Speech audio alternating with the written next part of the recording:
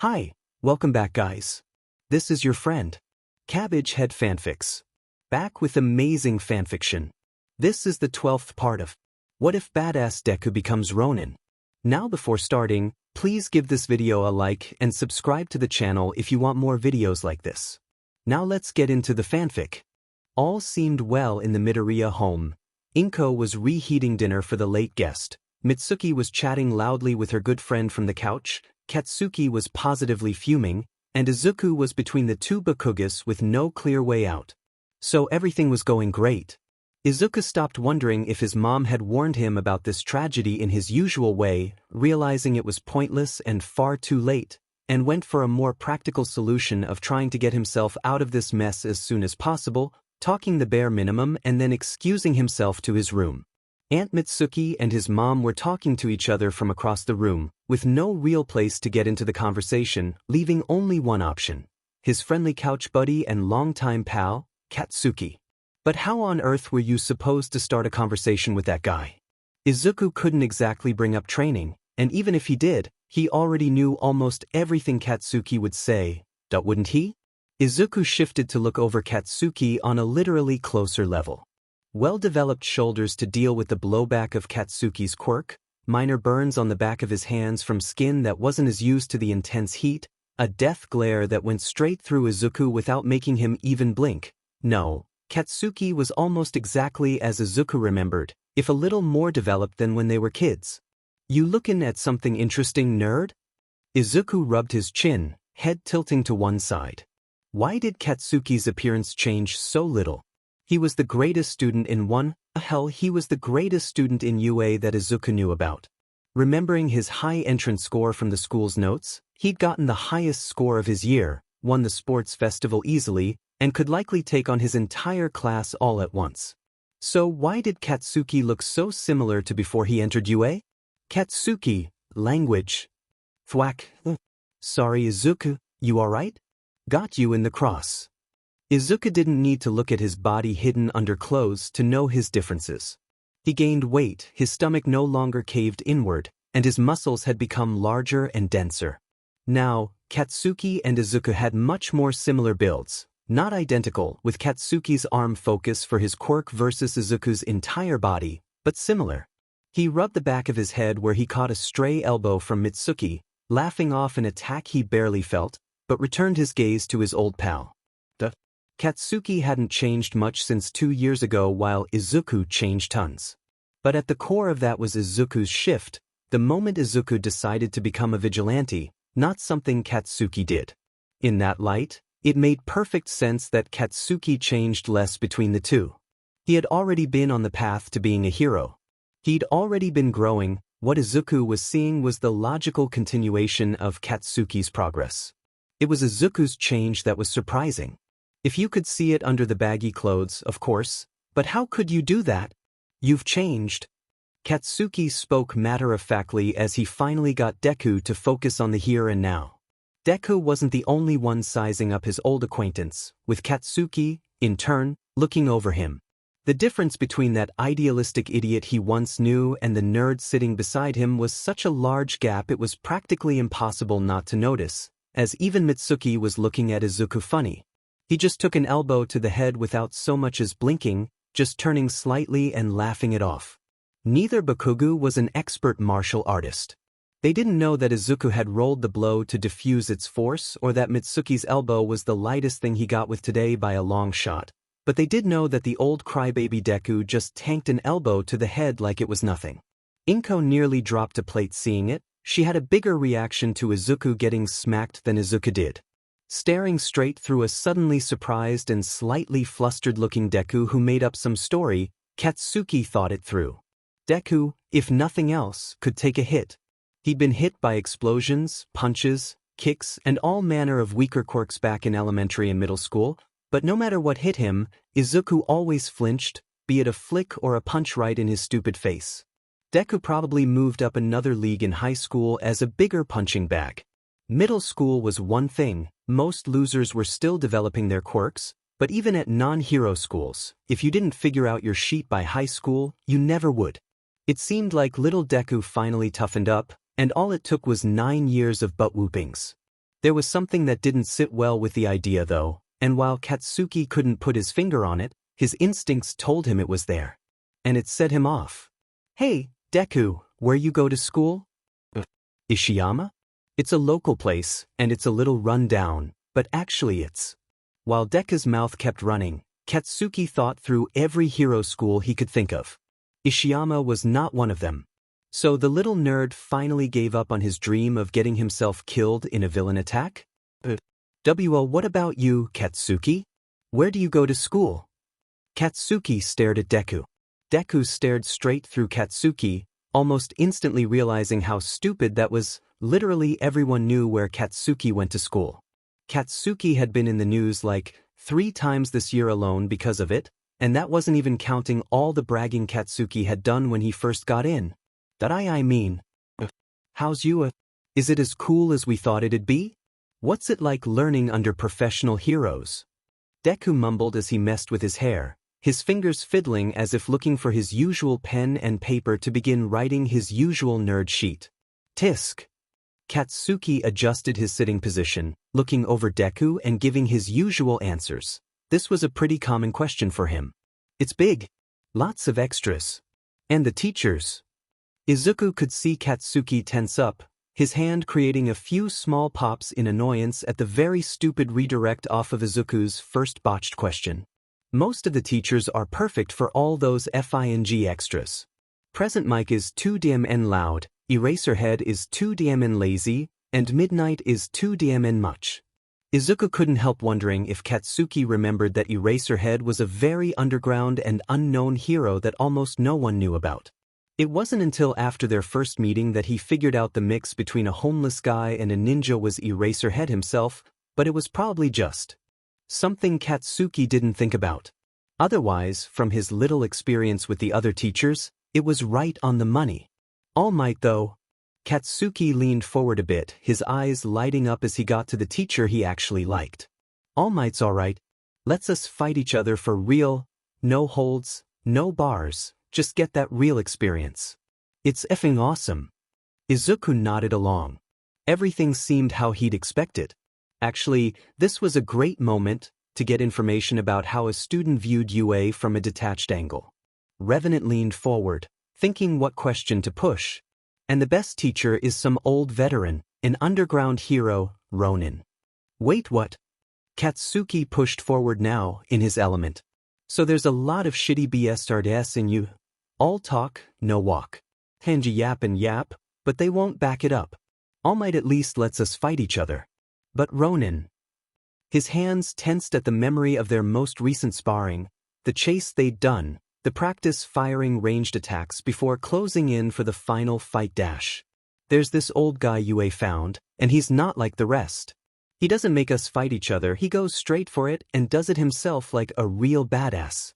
Katsuki spoke faster as he got more into the memory. So, most of the teachers just stand around with their heads up their buttes spitting bullshit to the extras, but this guy's legit. He's some FNG ninja samurai who fights everyone one-on-one and he's pretty good. Makes me have to try.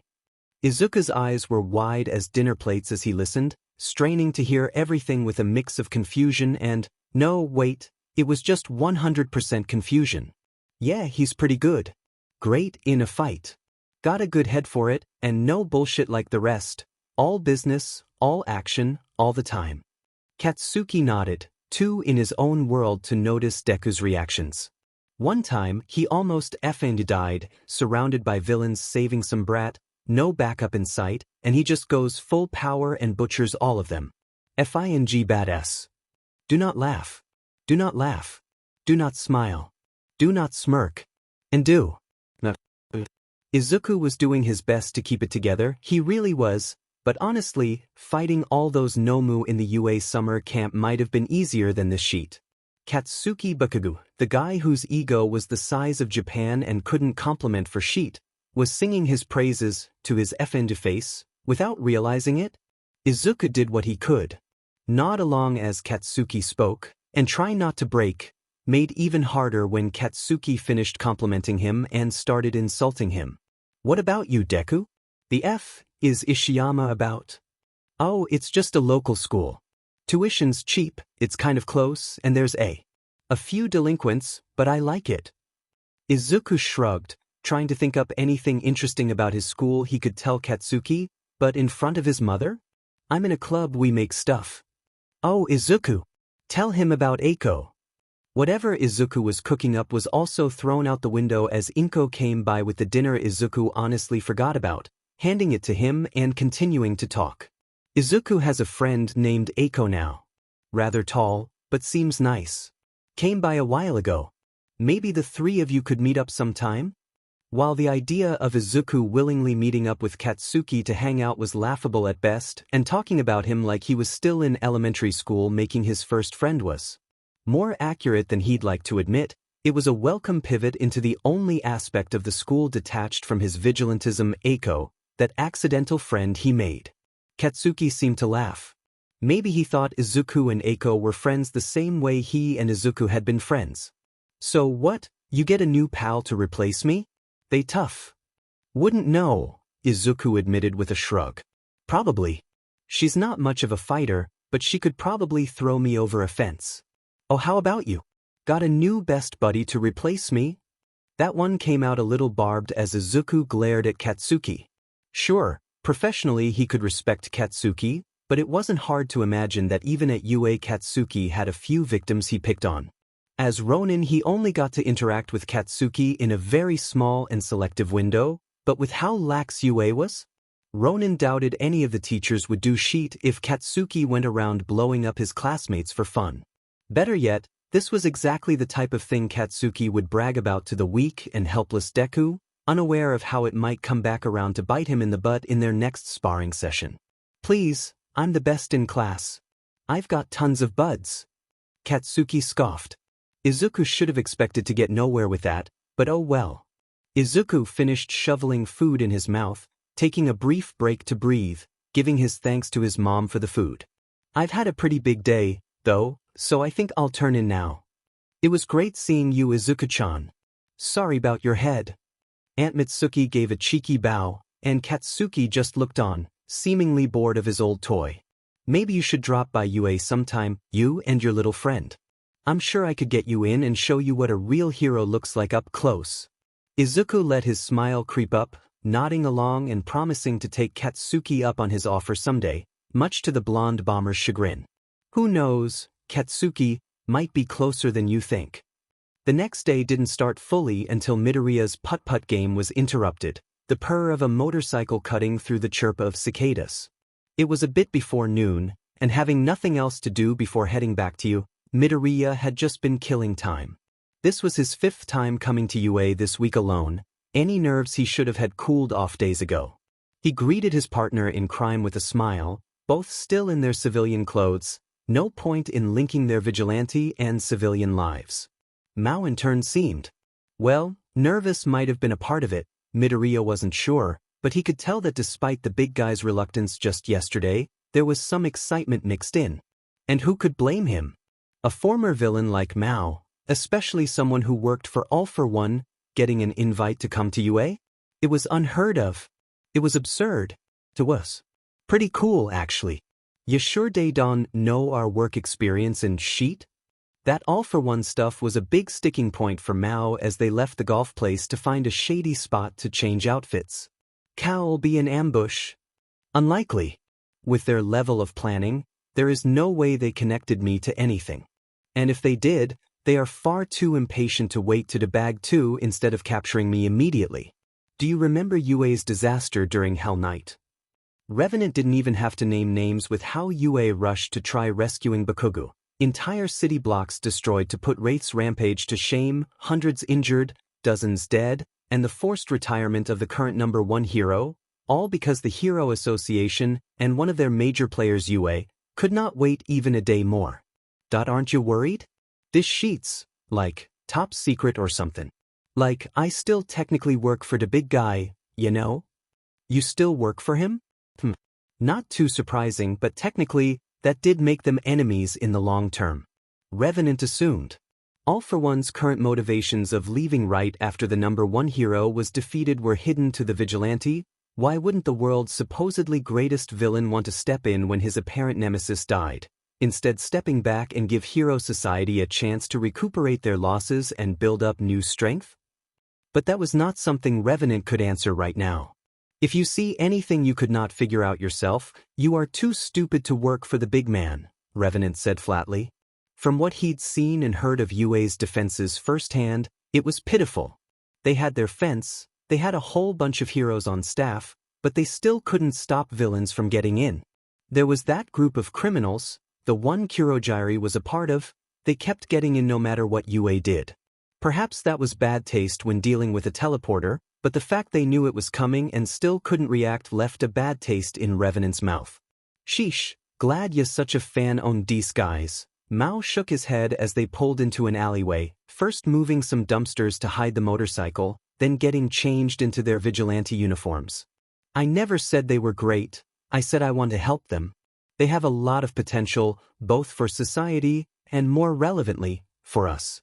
Those wrappings on your shoulders, my helmet, and the first gun sheath, all designed by UA, given as rewards for helping them, Revenant said, tapping the wrappings of the Yakuza Hunter outfit, a repurposed design for the capture scarf thing, a prototype of Eraserhead's current capture scarf that UA had lying around.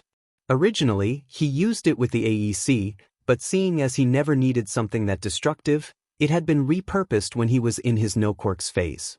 It had worked similarly to the bodysuit, an external source of power, like a second set of muscles that wrapped over his body. It had taken him hours to figure out how to wrap them to help him instead of just get in his way. Perhaps he could try experimenting with them more later? Something to note. Yee, and you got another mask. And what's the main man gettin'? I'm sure you can request something if you do well. Just try to impress the furry football and he'll probably get you something good. There was a fine line between helping a friend out in business, and venturing into enemy territory crossed that line. But while Mao would be incredibly beneficial for the students, Revenant couldn't pin down anything Mao would like in return from UA. Luckily, the big guy had a brain, and Mao could figure that out himself. Sheet, he better, Mao muttered as he continued to adjust his form, slowly getting shorter, becoming more pale, and then donning the clothes as he shrunk to fit into them one by one. What do you want me to gain? Well, basically, beat the shit out of some kids. Mao looked over Midoriya, nodded his up and smiling slightly as he grabbed the Yakuza Hunter mask. Alright, maybe I'll get one freebie. The best part of coming to UA is that Mao felt like he fit, the whole place was him-sized. If he'd come in his true form, it'd be practically perfect. The train ride over was pretty tame. Neither of them wore their masks, and seated next to other heroes taking the public transport, they fit right in. Sure, Mao was sizing up everyone in sight and they even got asked to sign something by some kid who was just getting signatures from everyone in the metro, but that was part of the fun for Midoriya. It really came together though when the big man met the big gate. Walking up the sidewalk, Midoriya and Mao stared at UA's front entrance for a moment, just taking it all in. The overly large fence and gate, the overly fanciful and wide front area. Even now, Midoriya thought it was all too much, aka just like UA. At least they had their brand down. With a mock bow from Mao and a cheeky, after you, they went in. Ronin strutted in front, as casual as can be while Mao seemed shady as sheet, looking in every direction, sizing up all the students, and ultimately getting distracted by the brickwork in the floor of all things. Nizu would be picking them up soon. Nizu never seemed to take long to get to the front when Ronin arrived, either because Ronin was too predictable or because that fuzzball had some alert on him and a fast way to the front. Until then, Ronin went over the basics one last time, gently pushing Mao out of the way of a few passing students who were staring in awe at the mountain of muscle walking through their gate. Unlike the seemingly old man, Mao radiated something that drew your eye to him like a professional hero. Ronin could even hear whispers from the students as they pointed to the big guy, muttering something about Vlad King's relative. So, 3 rules. Don't try to break any limbs. If you do, it's fine. This place has a world-class doctor who can heal just about anything, but don't try to do it. Concussions are fine. Apparently, no one seems to care about those except me, Midoriya said as he held the front door open for Mao, the pair stepping inside to the actual complex itself to wait in luxury AC while Nizu scampered from whatever corner he was hiding in. Try not to swear too much, alright? They're just kids, and this isn't a street fight, this is a school. Ain't you a kid? Shut up. Also, your style of talking is really distinct, so maybe don't talk so much. Lastly, do you even have a third fin? Not really, just saying 3 felt right. Great, 'cause I Alriata forgot de furs too. Midoriya shook his head, but he was smiling even if he wouldn't admit it. Whatever, just don't do anything stupid, or else forget the students, I'm gonna kick your butt. Got it? Got it. Got it. By the way, what are we talking about? Who is this? Mao and Midoriya paused, then slowly turned to one side. Walking in on the scene was the one, the only, the furry fucker, wearing his usual smile as he made his entrance. Mao leaned over, speaking the most quiet Midoriya had ever heard as they stared at the fuzzy football who was trying to listen in. No, I think I really will let you do all the talking. Thanks. Now, Nizu had questions, but he always had questions.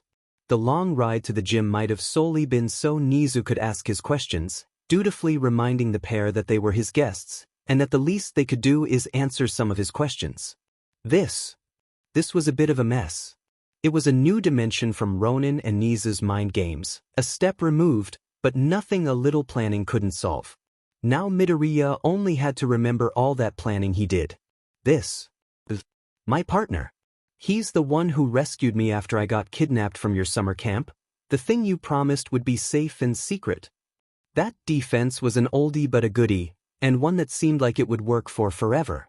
The press might have moved on and the masses forgotten, but Midoriya had no plans of letting go of the clusterfuck that was the UA summer camp, especially as such a good shield. It might have been one of UA's worst moments in recent years, especially as it led into UA's worst moment in a decade, but now that it had passed, it had been an overall well time for the vigilante. Yes.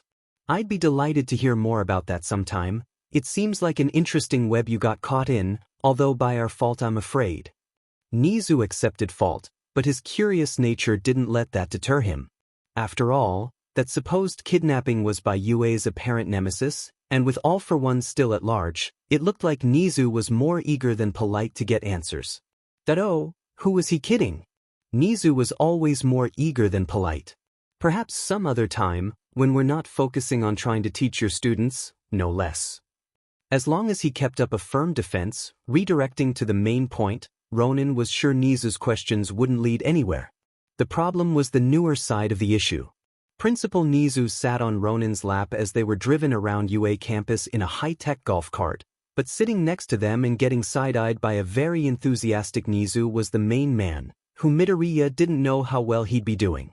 All the time Midoriya saw Mao, after all, the big guy was loud, proud, enthusiastic, and hyped. But for now, while Ronin dealt with Nizu as best he could, the main man sat quietly, taking in the scenery as they were driven along. Mao's costume was his own finally finished version of the Yakuza hunter outfit. Poofy pants for good leg motion range were tucked into what looked like custom combat boots, both brought by Mao. His chest and shoulders were wrapped in the proto-capture scarf, still with some red stains that Mao thought looked cool. His torso and legs were also partially covered by a long sleeveless jacket made of metal muscle, with a design similar to Ronin's coat to link them together. Lastly, at Mao's insistence, he wore a red bandana over his eyes, completing their matching look. Unfortunately for Nizu, Midoriya was more familiar with UA than ever, so he caught the furry fucker trying to take detours to make the ride take longer. In the end, Ronin had cooked up as basic blanket statement, Mao was Ronin's partner, they had been together for a while, Mao had a different fighting style to Ronin, and that Mao probably had a name, with even Ronin not knowing what exactly to call Mao in front of Nizu. Maybe just the main man?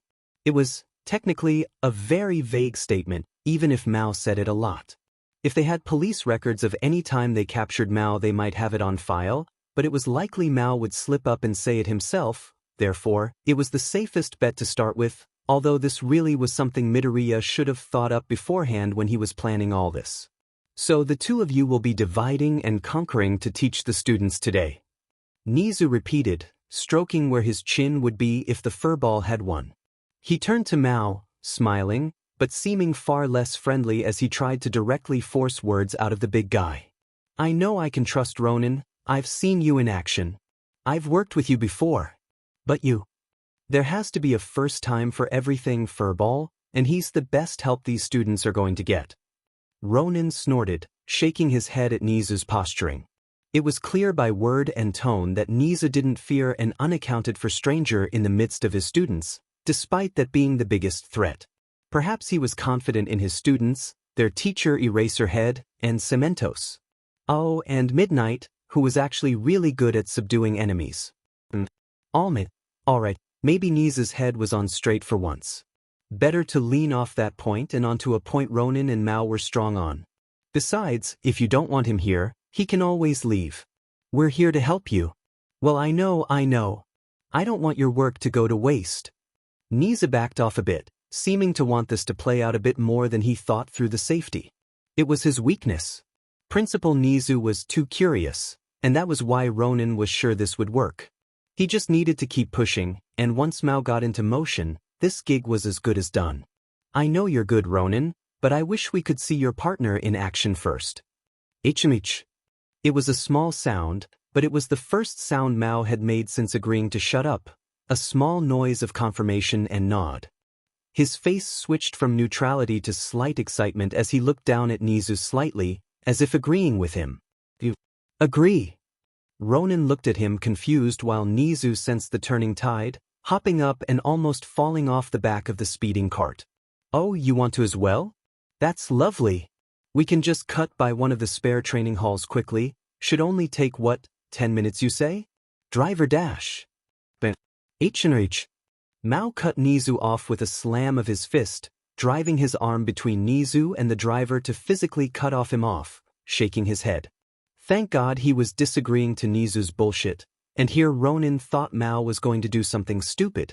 But I thought you wanted to be to show off. Nizu corrected himself a bit too late, looking between Mao and Ronin. Didn't he say he wanted to show off? He didn't say anything, at least, not a single real word. Well, he implied it. Huffed Nizu, crossing his arms and pouting like a disappointed toddler. And I thought you wanted to have some fun. Ichimich. Mao instantly nodded, agreeing again with Nizu. What was this fucker doing? They had a plan. He then finally uncrossed his arms, pointing one of them straight at Ronin. You want to have some fun with? Ronin stared up at him, his expression shifting from disbelief to disappointment. I should have seen this coming. Ichimich. Mao chuckled as he nodded, retaking his stoic position with a stronger trace of his usual enthusiasm. Oh. Nizu handled it exactly how Ronin figured he would, getting even more excited and not bothering to hide it. While the furball mentally prepared for the show, Ronin settled into the chair to relax while he still had the chance. He had a feeling he would be dead tired well before the day was over, and technically, it was all his fault. Ronin held the door to the gym open for his two problem children, then slammed it shut behind himself as he strutted in. He didn't even bother going to the main gym, skipping straight to their usual side gym. Everything was as usual, a cement city, a whiteboard with a schedule marked off to one side, and an annoying rat looking over his shoulder, but this time accompanied by a big, stupid bear that he invited himself. What irony! Well, let's get started. The students will be here soon, and I brought you here to help, not waste time. Ronin wore his emotions on his sleeve. Guarding his emotions wasn't his strong suit, he just put on a tough facade and treated everything as an annoyance. That meant his weak point was real annoyances. They could always get a reaction out of him. Oh, this isn't a waste of time at all. Isn't it proper for the teachers to be prepared and ready? One such annoying thing moved about like the rat he resembled, scurrying around while turning on sets of screens. The screens displayed a view of the city, presumably how the students and teachers who weren't in the pseudo-city could see the action during training. I'm sure you could use for a warm-up yourself before the action really starts, right, Ronin? Each, Mao said with a nod, still carrying his bag of things like how Ronin carried his. He walked to the lip of the imposter city with Ronin, building distance between them and the rat, then leaned down to talk to Ronin and give some actual answers. So Ronin instinctively kicked the giant in the shin to vent some of his frustrations and was surprised as Mao let out a small grunt of pain. The giant shook his leg, glancing over at Nizu as if checking to see if the coast was clear, then leaning down again to finish his thoughts. First, af fac ya. Second af, dis you place has like a miracle doctor you said? Man, fac dem kids. Dis a great time for us taught it, some trainin'. Mao gestured between the two of them, focusing mostly on his issues, but not seeing the larger issue. We can train later. Hell, if you want, we can just stay here a little later and F around. The students do it all the time, I've even done it a couple of times. Ronin shook his head, annoyed. And why are you shaking your leg? Are you trying to misguide what your quirk is? Acting like a simple kick to the shin hurt. It didn't matter that the Beowulf boots were steel-toed, Mao could shrug off bullets with enough hype. Ronin had asked Mao for help because Mao's defensive quirk was so strong, being practically invincible as long as he could. Midoriya stared at Mao as he realized it wasn't Mao, but himself who couldn't see the larger issue. He spared Nizu a quick and very obvious glance, shooing the little rat away and then suddenly moving towards Mao while talking in a fierce whisper. The F. You're not hyped. Your entire style is being hyped. How the F are you not hyped? Sure. Mao smacked Ronin gently, shaking his head. Now I know this is a new experience to ya genius, but quirks ain't perfect. If I was in the mood 24/7, I'd never need to catch C's. But this is UA. This is FNGUA. And those students are some of the best hero candidates in Japan. How the F are you not hyped? Nerves. Boring right. Seen it before. Look, that don't matter. Why does matter is there's a very simple solution.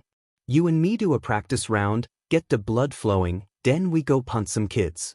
Mao moved in his own pace, which seemed to be slower than Midoriya's for once, but still right on track.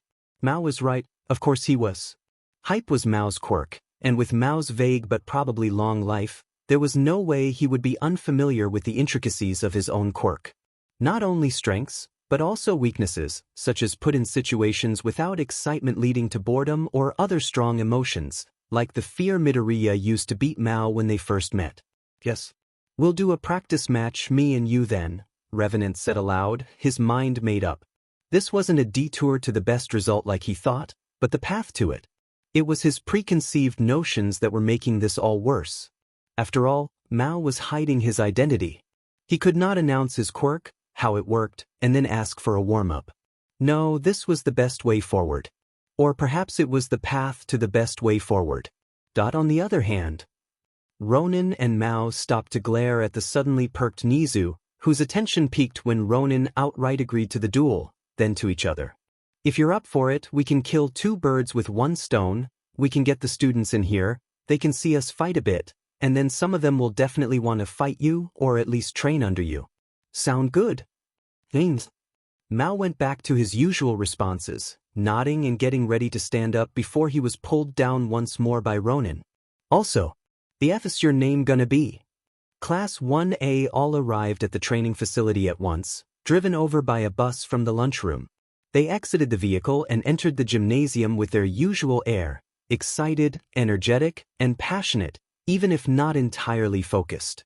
Escorting the students were the teachers. They also took the bus to get here, and it wasn't as if they were going to sit in an empty gym waiting for the students for an hour. Besides, it saved gas if they all arrived at once. A cool $1,000,000 or 20 on robots? Sure, but a little gas? Clearly not. Standing to one side as UA's students and teachers arrived were Ronin, Mao, and Nizu, with Ronin pointing out each of the students they'd be dealing with as he saw them. He gave extra care to the ones he wanted Mao to focus on, specifically Sato, Kirishima, and Bakugo. I can go with them first, show off what they do, and then you can take them off my hands and do whatever, or you can just run in and... Ronin cut himself off, him and Mao exchanging a look as Ronin realized the reality of the situation. Yeah, I realized it was dumb as I said it. Ichimich.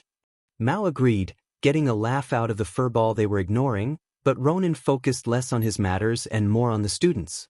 The teachers did a quick head count, organizing the students as best they could as they moved into the gym to set up. Ronin and Mao moved in from the side, visible but trying not to interrupt and giving Ronin time to point out each of the heroes, specifically focusing on Eraserhead and Cementos, the two strongest here in his opinion. Eraserhead was busy with his notes, but Cementos saw them coming and raised an eyebrow at Mao. Midnight, who Ronin hadn't focused that much on, just glared at them and huffed as she walked past. All Might was nowhere in sight, but he was a very busy man. He'd probably be late, if even. Nizu waited until Eraserhead wrapped up the head count to stand out, or rather, stand up on Ronin's shoulder to be visible to most. If I could have our lovely Exam F students please report to the neighboring gym, we'll begin your training post-haste. Anyone who wishes to watch can follow if they'd like. Ronin huffed in annoyance at the thought of more people while Mao got a chuckle, the two exchanging a sidelong glance, then turning and heading to the next building with a trail of excited kids following close behind. Once they got to the new building and the pseudo-city inside, they stopped to address Exam F. And it'd seem almost half of 1A. It took Ronin longer than he meant for to start, a little surprised, then to take his stance and begin the small speech he prepared. Good afternoon, everyone. The vigilante gave a little bow, then scanned the crowd, resting a hand on his sword subconsciously for a bit of comfort. This is the final day for training with me, as I won't be here over the weekend, so I wanted to address some problems we encountered throughout the week before I leave for good. Throughout this week, you've all been training for your provisional license exam in your own ways, and in some of my ways. However, I'm not perfect. Ronin gestured to his own frame, specifically his rather lackluster size. While he'd gotten used to referring to the students as kids, it was when trying to stare them in the face and seeing he was shorter than almost all of them that reminded him that he was a kid too. There are entire fighting styles I can't use, or at least use well. There are opponents that I can't simulate. Those, unfortunately though, are things I think you should train for. So I brought in some external help to allow us to train some of those situations. Everyone, I'd like you to meet my partner, Rudash. Good afternoon, students. Right as Ronin was about to introduce Mao, something strange happened. Something Ronin wasn't sure he heard right happened. It is both an honor to be here in your school and to meet you. I have heard much of both, but I am afraid I will try to push you to more. What was that something? Japanese. Perfect. Flawless. Japanese. Ronin's head turned almost mechanically in what could only be described as shock and horror as he stared up at the imposter who had replaced Mao while he wasn't looking, smiling calmly, even giving a slight bow as he finished his introduction with correct formal Japanese. Excuse my haste. I have not introduced myself. The Mousecurator gave a slight polite chuckle, matching and easily exceeding Ronin's old man vibes, then bowed more deeply with one hand over his chest and the other neatly tucked away behind his back. I have many names, Hunter, Guard Dog, but for today, you may call me Ruin. A plan was more than an idea of what was going to happen. What Midoriya couldn't seem to grasp was that a plan wasn't just floor plans and weapon picks. Just knowing what the enemy could do wasn't enough. You had to think about what the enemy would do. What will these Yakuza do when an intruder bursts in on their turf in front of clients? Settle things peacefully? Go for their strongest power to show off? Something in the middle? You don't need to know everything, no need to get a psychic, just make some guesses and get to thinking. When you could get in the other guy's head, that was when the plan really started to come together. Mao and Midoriya stood side by side, with Mao smiling pleasantly. His tone was relatively light and friendly, just the thing the boss had taught him was great for openings. After all, a bodyguard needs to speak a little of the local language if he's going to be useful, even if he thought learning traditional Japanese down to writing was a waste. We are here to train, not speak. Now, before we start. Mao trailed off, trying to sound smart, but he had forgotten the word he was looking for. He knew the Japanese for this word, not brawl, not match. We shall do a demonstration. Mao finished with a bow to the students, but he wasn't looking at those small fries. He was only looking at his main man, Midoriya, and the man was looking in good form. That little punk was good, but he wasn't at his best when he was training. Was anyone? No threat, no risk, no push, no power. He'd seen that punk, and punks were best when they had dirt in their eyes and blood in their teeth. It was time to make him spit blood. He deliberately moved away from Ronin, moving towards the students briefly. Now, one of these fuckers was Kaminari, the one Ronin would never shut the F up about, but which one was he? Mao snapped, figuring it out. The one with a sword, obviously. Now, if he remembered correctly, that Kaminari kid had gone apes hit and nearly KO'd himself trying to beat Ronin. Now, was that funny or what? Ronin lecturing someone on pushing themselves too hard after that whole mess with the boss and fighting his prized Nomu with all might. Still, they were here to teach, so Mao strode over, bending down slightly to speak a bit more directly to the students, focusing specifically on Kaminari, but applying it to all of them. Now, watch closely please. We'll begin with a demonstration on what anger can really do in a fight, so don't blink. Ronin said. Of course Mao could speak Japanese well. Why wouldn't he? Eiko spoke Japanese perfectly well. Literally every one of Mao's co-workers that Ronin had ever even heard of was Japanese, and on top of that, his boss was the greatest villain in the world, like a real-life James Bond villain. Of course his henchmen could all speak formally, it's just Mao was in with him. It didn't even occur to Midoriya that the real reason he'd never heard Mao speak formal Japanese before was that he always met Mao in the big man's off time when he wasn't working. He'd gotten himself in such a rut he couldn't think otherwise. He'd have to end his current line of thinking and backtrack out, and right now, he was in too deep, just where Mao wanted him. Ronin moved to the center of the faux city, his frustrations feeding into his anger as he prepared for the warm-up match with growing annoyance. Mao was taking him for a fool. It was ridiculous. Sure, it wasn't that big a deal, but it was pretty DMN annoying.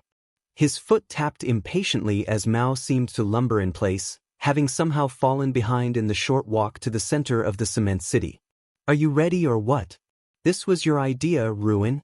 And why on earth is that what you chose for your name? I needed a name, and I came up with one. Was ich matter? Mao had already switched back to his usual accent, laughing it off and pushing more of Midoriya's buttons as he slowly got into position. Alright, he was definitely lumbering. This motherfucker was going slow on purpose. Besides, this is a great opportunity. Don Mr. Fours for the trees, brother. Mao gestured around with open arms, taking it in.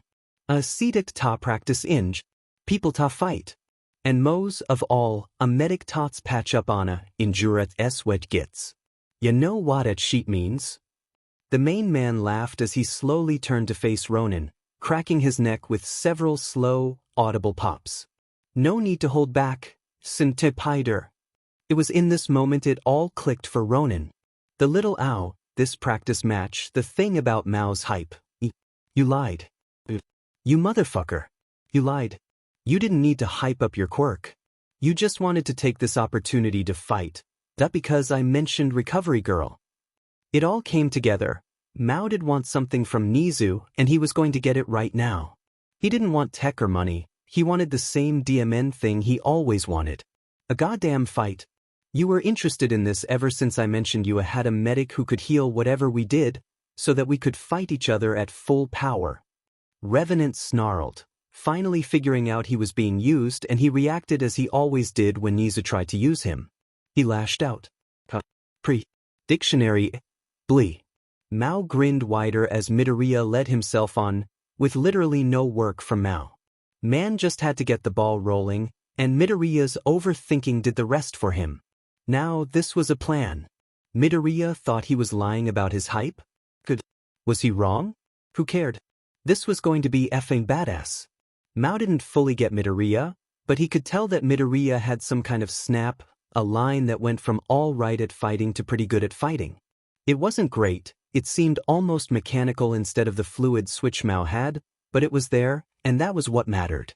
Now, all he had to do was push it, and the rest should come easy. Admit it. Ronin slammed his helmet on, then pointed a finger at Mao accusingly. His offhand gripped his katana hard, his entire body tensed. This was it. This was the line.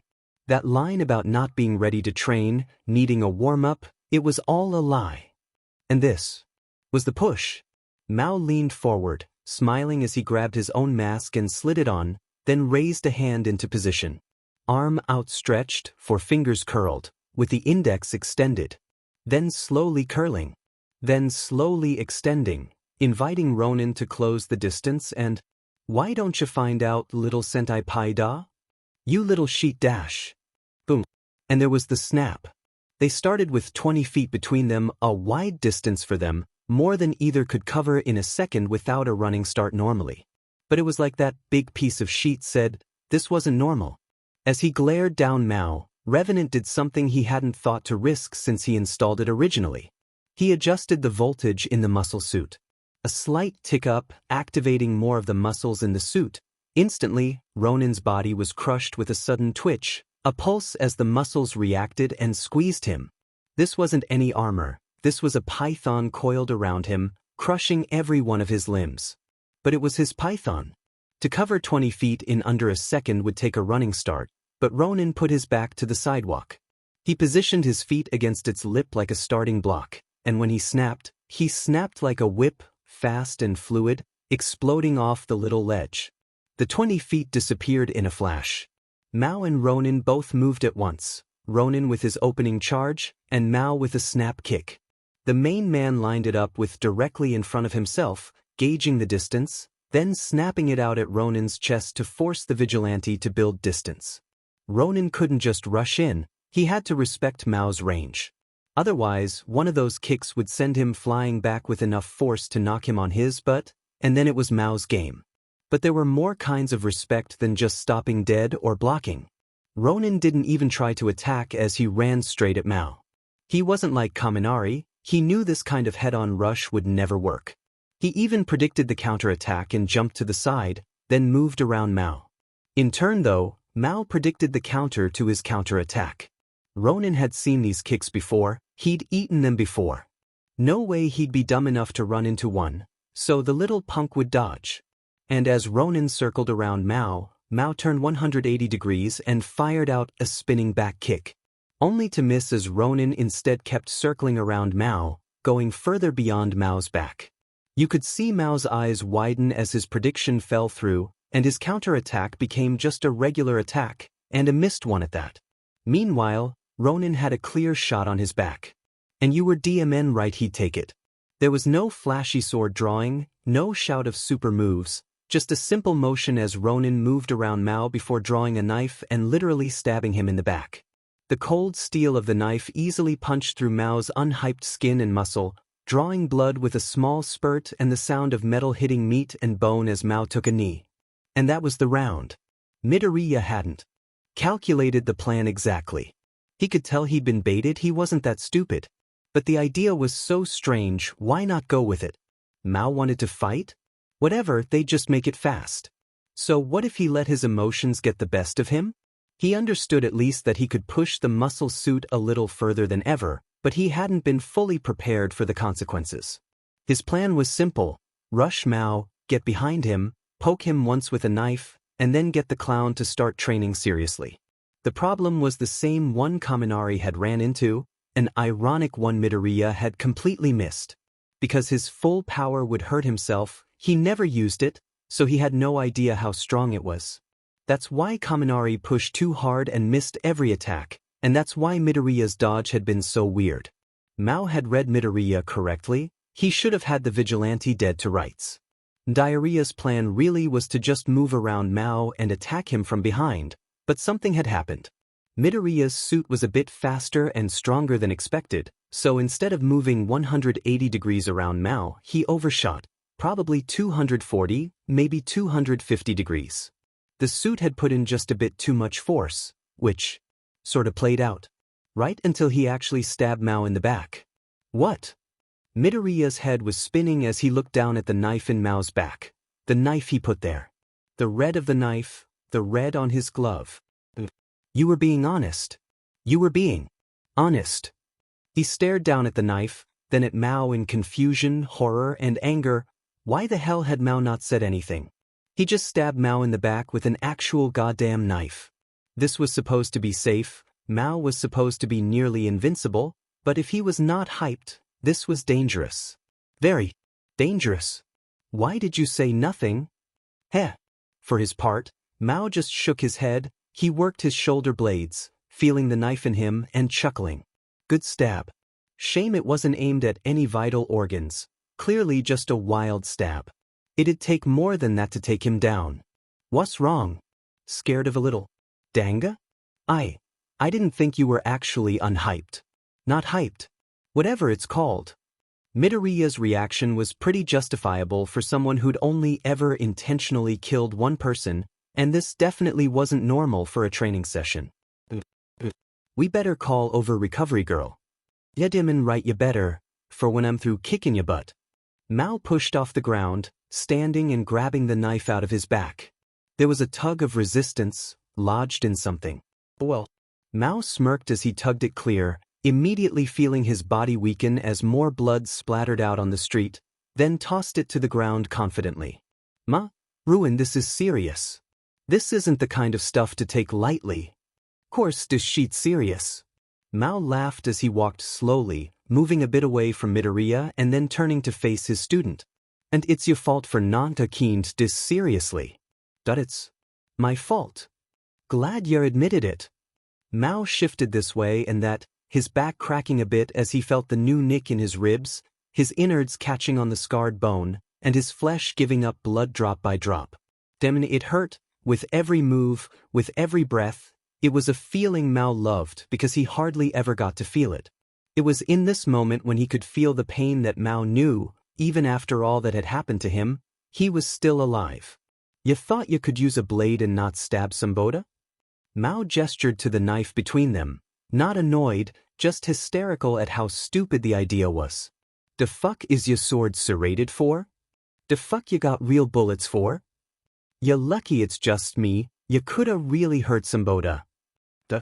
There were probably some words Midoriya should be saying, but he really didn't think this would happen. He couldn't have imagined that Mao was being honest with the quirk thing. It seemed exactly like the thing Mao would F with him about. But it was true. You're right. Revenant went for the blade, going to put it away, but suddenly Mao stepped in with a snap kick. Revenant had to respect it, jumping back to get out of the way and once again pushing himself a lot further back than he intended. Nah, you don't get nothing, bout nothing. Mao's chuckles had grown louder as he slammed his foot down after the kick, standing taller and taller. Yeah, I'm thinking, you just goin' with the flow. Mao gestured around them again, clearly enjoying himself despite his wound, a pretty serious wound to most, even Mao if he wasn't hyped. A few stabs? Don't give if dash. Bleeding out? Couldn't give a sheet. But not taking a fight seriously. This is the one chance we got to go all out. Mao's voice didn't become formal, but his tone did become more serious. This was likely his real speaking voice after all. It had a good commanding edge to it now as the main man looked down at Midoriya, making his stance crystal clear. You can use sharp sheet. You can use dull sheet. But the moment you decide to do that, you gotta be all in, ball out. None of this half but sheet. I want cha all. Mao's smile was so big you could see it through the mouthpiece as he raised a fist, clenching it at just the idea of an all-out fight. And this is our chance to do it. Ugh. Now Midoriya didn't know what to think. He shook his head at Mao, looking him over. Look, sure, we can fight pretty hard here, but that doesn't mean I can just chop you up. And you can't snap my neck. There's limits. Oh. Mao, for one, didn't seem too sad as he crossed his arms, looking down at Midoriya. Go on. Yue's healer isn't perfect, she can't fix dead. And she probably has other limits too, so we shouldn't just go all out and hack each other to bits. Midoriya continued, trying to explain his feelings and thoughts, but even he could tell he wasn't the best at this. It was frustrating. But, strangely, Mao didn't seem to be getting mad. He nodded along, listening and thinking over Midoriya's points. So? What should we do? Mao did that gesture again, opening his arms and pointing to the city around them. He must have really liked the faux city. Here we are, given the chance of a lifetime, and you don't want to use it to its fullest? What are ya, stupid? Maybe. Alright, you know what? Maybe I am. Midoriya was going for a counter-argument, but failing that, he agreed. But maybe I'm not. Maybe. Our fullest is more than this place's fullest. Duh. Mao stared at Midoriya, one eyebrow raised. He even took off the mask so Midoriya could see his doubtful expression before Midoriya continued. Look, this place is nice and all, but it can't heal everything we can do. So, we shouldn't do everything we can do. We don't have to pull our punches completely, we can definitely go a lot further than usual, but if we go all out this place won't be able to keep up. Midoriya took in the place as he spoke, trying to think it over before taking a deep breath and putting some thought into his words before he said them. Let's try for 80%. We try to fight at 80% and see how that goes. If it's too much, we pull back. If this place can handle more than that, we push up. How's that sound? Mao stared down at Midoriya, his smile growing wider and wider, as for the first time, he heard something he liked. Not a set of instructions that would definitely go wrong at the first turn, not something that fate could intervene in on, that sounds like a goddamn plan. What is happening? While the fight had started pretty interesting, Ronin seeming to disappear, then reappear behind Ruin and winning the match in just one move, what had followed was nothing but talking. I thought they were going to fight, to show us a match. To show off. What happened to all that stuff about anger? I wouldn't take it so seriously, Principal Nizu.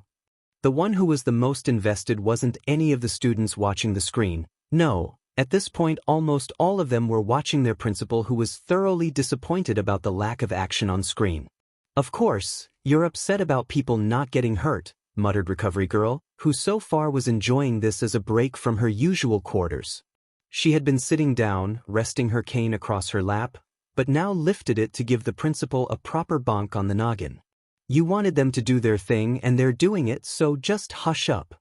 Still, this really isn't what I had in mind. Kirishima said as he looked up at the screen. They could see from several angles the two figures as they stood, barely moving. I mean, what was that line about using anger for if they're just gonna stand there? Maybe he's saying not to use it at all? Mina shrugged, stretching. I mean, that's kind of a lame lesson though. There's probably a lesson we're just not picking up, Kaminari tried justifying, a reason most agreed with. Ronin's always trying to teach lessons, so this is definitely one of them. I'm sure he'll explain it once he gets back. And maybe he can explain why it's so boring. Nizu grumbled, clearly unsatisfied. Hey, there they go, they're moving again. Zero sat in his chair backward, leaning it forward as he pointed on the screen, and sure enough, they had finally started to move. A nod, some hand motions, there they go. Maybe they'll bust out some moves dash. And then Ronin cut off Ruin's entire goddamn arm in one hit. Duh. Recovery Girl stared. Duh. Nizu stared. Duh. Everyone stared as the big man's arm gushed blood, yet he didn't back down. He ran up and began pummeling Ronin with the severed stump and his good hand, almost audibly laughing as he punted his own limb to the side. Hua! I'ma get going. Recovery Girl muttered as she slid off her chair, beginning to hobble over while Nizu stood up on his chair, cheering. Yes. Yeah. With Mao's hype building up, Ronin was capable of generating enough force to punch straight through, so he did. A clean, early victory, before you can get your momentum. Ronin only had to grab Muramasa, lining up the shot, and then went in. Both fighters had just been standing there before going in for the kill, Mao rushing forward with an arm extended to grab and grapple Ronin, and Ronin countering with his gunshot quick draw. The serrated sword was fired out of the sheath at maximum force, actually helped by the muscle suit running at a higher percentage than normal, and steered directly into Mao's arm. The blade bit into Mao's rapidly hardening flesh, tearing through it violently before coming out the other side. Good try dash. Mao's arm was still attached actually, a few tendons and the skin held on, but not for long as Mao just kept on coming. With his grab thwarted, Mao steamrolled into Ronin, slamming his broken arm stump first into Ronin's face. But tryin' ain't doin'. Blood immediately covered Ronin's face, blinding him. He was pushed back as Mao moved in for another attack. He couldn't see it, but he knew Mao would probably try to complete the grab with his other arm. If that grab landed, it'd be bad news, so he needed to disable both of Mao's arms. Even blinded, Ronin dodged Mao's next grapple by leaping to the side, not by jumping far out of reach, but by jumping into Mao's bad arm. Couldn't grapple without a hand, but he was too close to use his sword properly now, standing just to one side of Mao, and he still couldn't see. Ronin swung his katana gently as Mao turned, feeling where the giant was.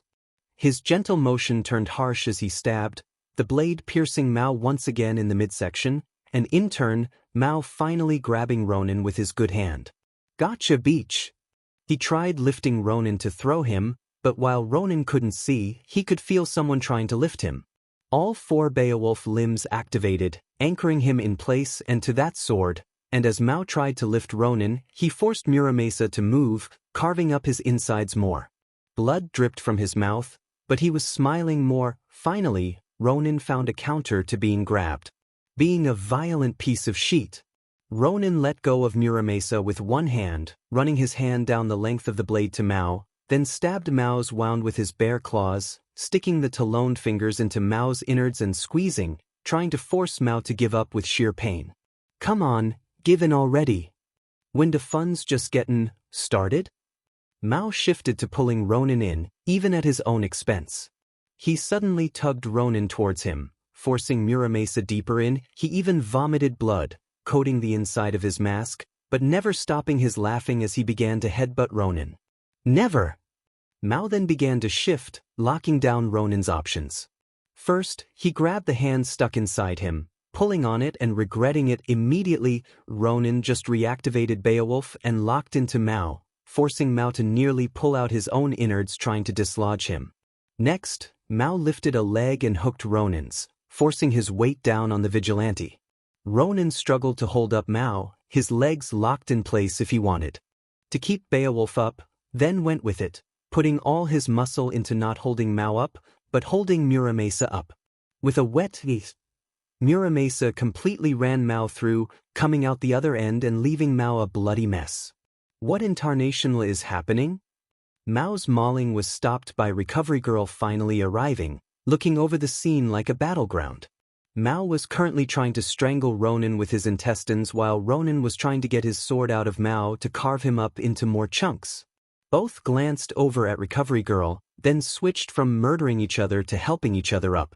Good move with the blood. I still can't see sheet, Ronin led with, trying first to wipe his face with his metal gauntlets. Bad idea. Nearly scratched the lenses. Next he tried to wipe it on his sleeve, but his gauntlets went up to his forearms.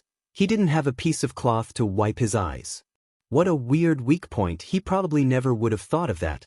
But don't you think most people would stop fighting after being skewered? Maybe, but that ain't my Ada person, Black. Mao banged a hand against his chest, laughing before spitting more blood. He then turned and waved to Recovery Girl. Main man first, please. The Recovery Girl just stared, then looked at all the blood on the ground, then at Mao again. How on earth are you conscious? Forget that, how are you alive? How much blood do you have in you? Not that much right now, so please, fix me up. Mao stood as confidently as a man with most his innards hanging out could, as if it didn't even faze him. Sure enough, even getting Recovery Girl's kiss didn't seem to faze him, despite how much energy it took to fix so much as a simple broken limb. Midoriya didn't even want to think about trying to reattach an arm. Mao's arm seemed to reattach just by Mao holding it in place while he got kissed, probably also using his shapeshifting or some other bullshit to mend the wound, 'cause he was stupid broken. Recovery Girl stared at his arm for a moment, thinking over what to say, then moved on to Ronin. Ronin just took off a glove and held up his hand as he sat down, taking deep breaths to brace for his turn. When he was kissed, he felt a burst of energy pass through his entire body, seeming to come and go with most of his energy along the way, likely mending all the bruises he was getting along with the dislocations Mao had done, like up his shoulder again. Now you too, you shouldn't fight so hard, this is just training. Ye the best trainin' of my life. Ya a miracle worker, Doc. Mao laughed as he flexed his arm, trying it out, then punched the two together, a sound like two hammers colliding as his hype kicked even higher. That sudden rush strategy wouldn't work twice, it? Good call on da arm, but that sheet one work twice. I know. Ronin pushed up, grumbling about how he had already thought that, while Recovery Girl realized these two weren't going to take this any easier. If that doesn't work, then I'll invent something new to beat you. Ya always do. They both took their positions, but now beneath their masks, they were smiling. After all, it wasn't every day you got to beat the sheet out of your best friend. A close-ranged exchange of blows, highlighted by the moment Mao's hype grew enough to deflect sword blows, his arms creating small showers of sparks as he blocked Ronin's swings, only to get cocky and get stabbed in the eye while breaking Ronin's leg. A long-range chase with real bullets, ending when Mao reminded Ronin that he wasn't the only one carrying heat, and in fact his accuracy was nothing compared to the main man shooting him directly in the face, the mask deflecting the bullet but breaking Ronin's nose, and his watering eyes fang up his parkour just long enough Mao could catch him and throw him through a wall while Ronin left him a grenade. A high-speed fight in closed quarters. Ronin jumped off the wall, shooting Mao constantly while circling around for an opening. He was a natural dancer, moving in and out of Mao's range with fluid steps, coming just close enough to hit the big man and then fading back before he could be hit back.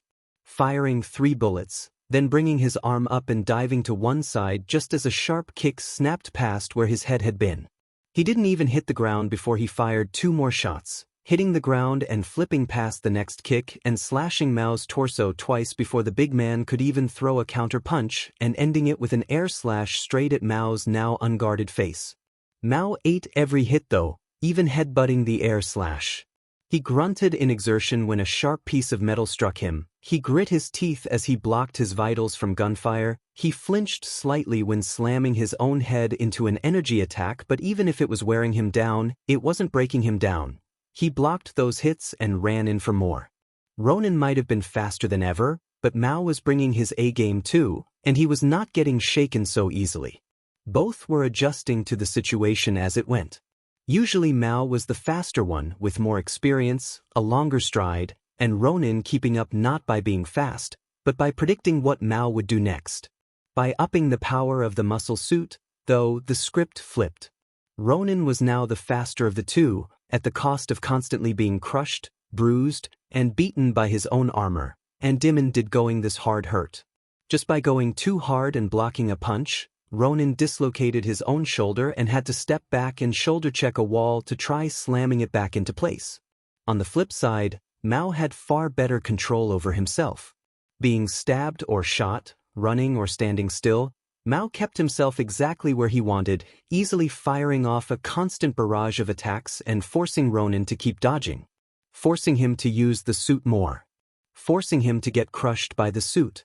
Without even hitting Ronin, Mao was breaking Ronin down, forcing him to lose control by going faster than ever all while he stood steadfast. Mao broke the wall a second after Ronin moved out the way, then grabbed a large chunk of rock and hurled it at Ronin, nailing him in the arm. In his own measure, Ronin might not have as good control over himself, but he had enough speed to correct.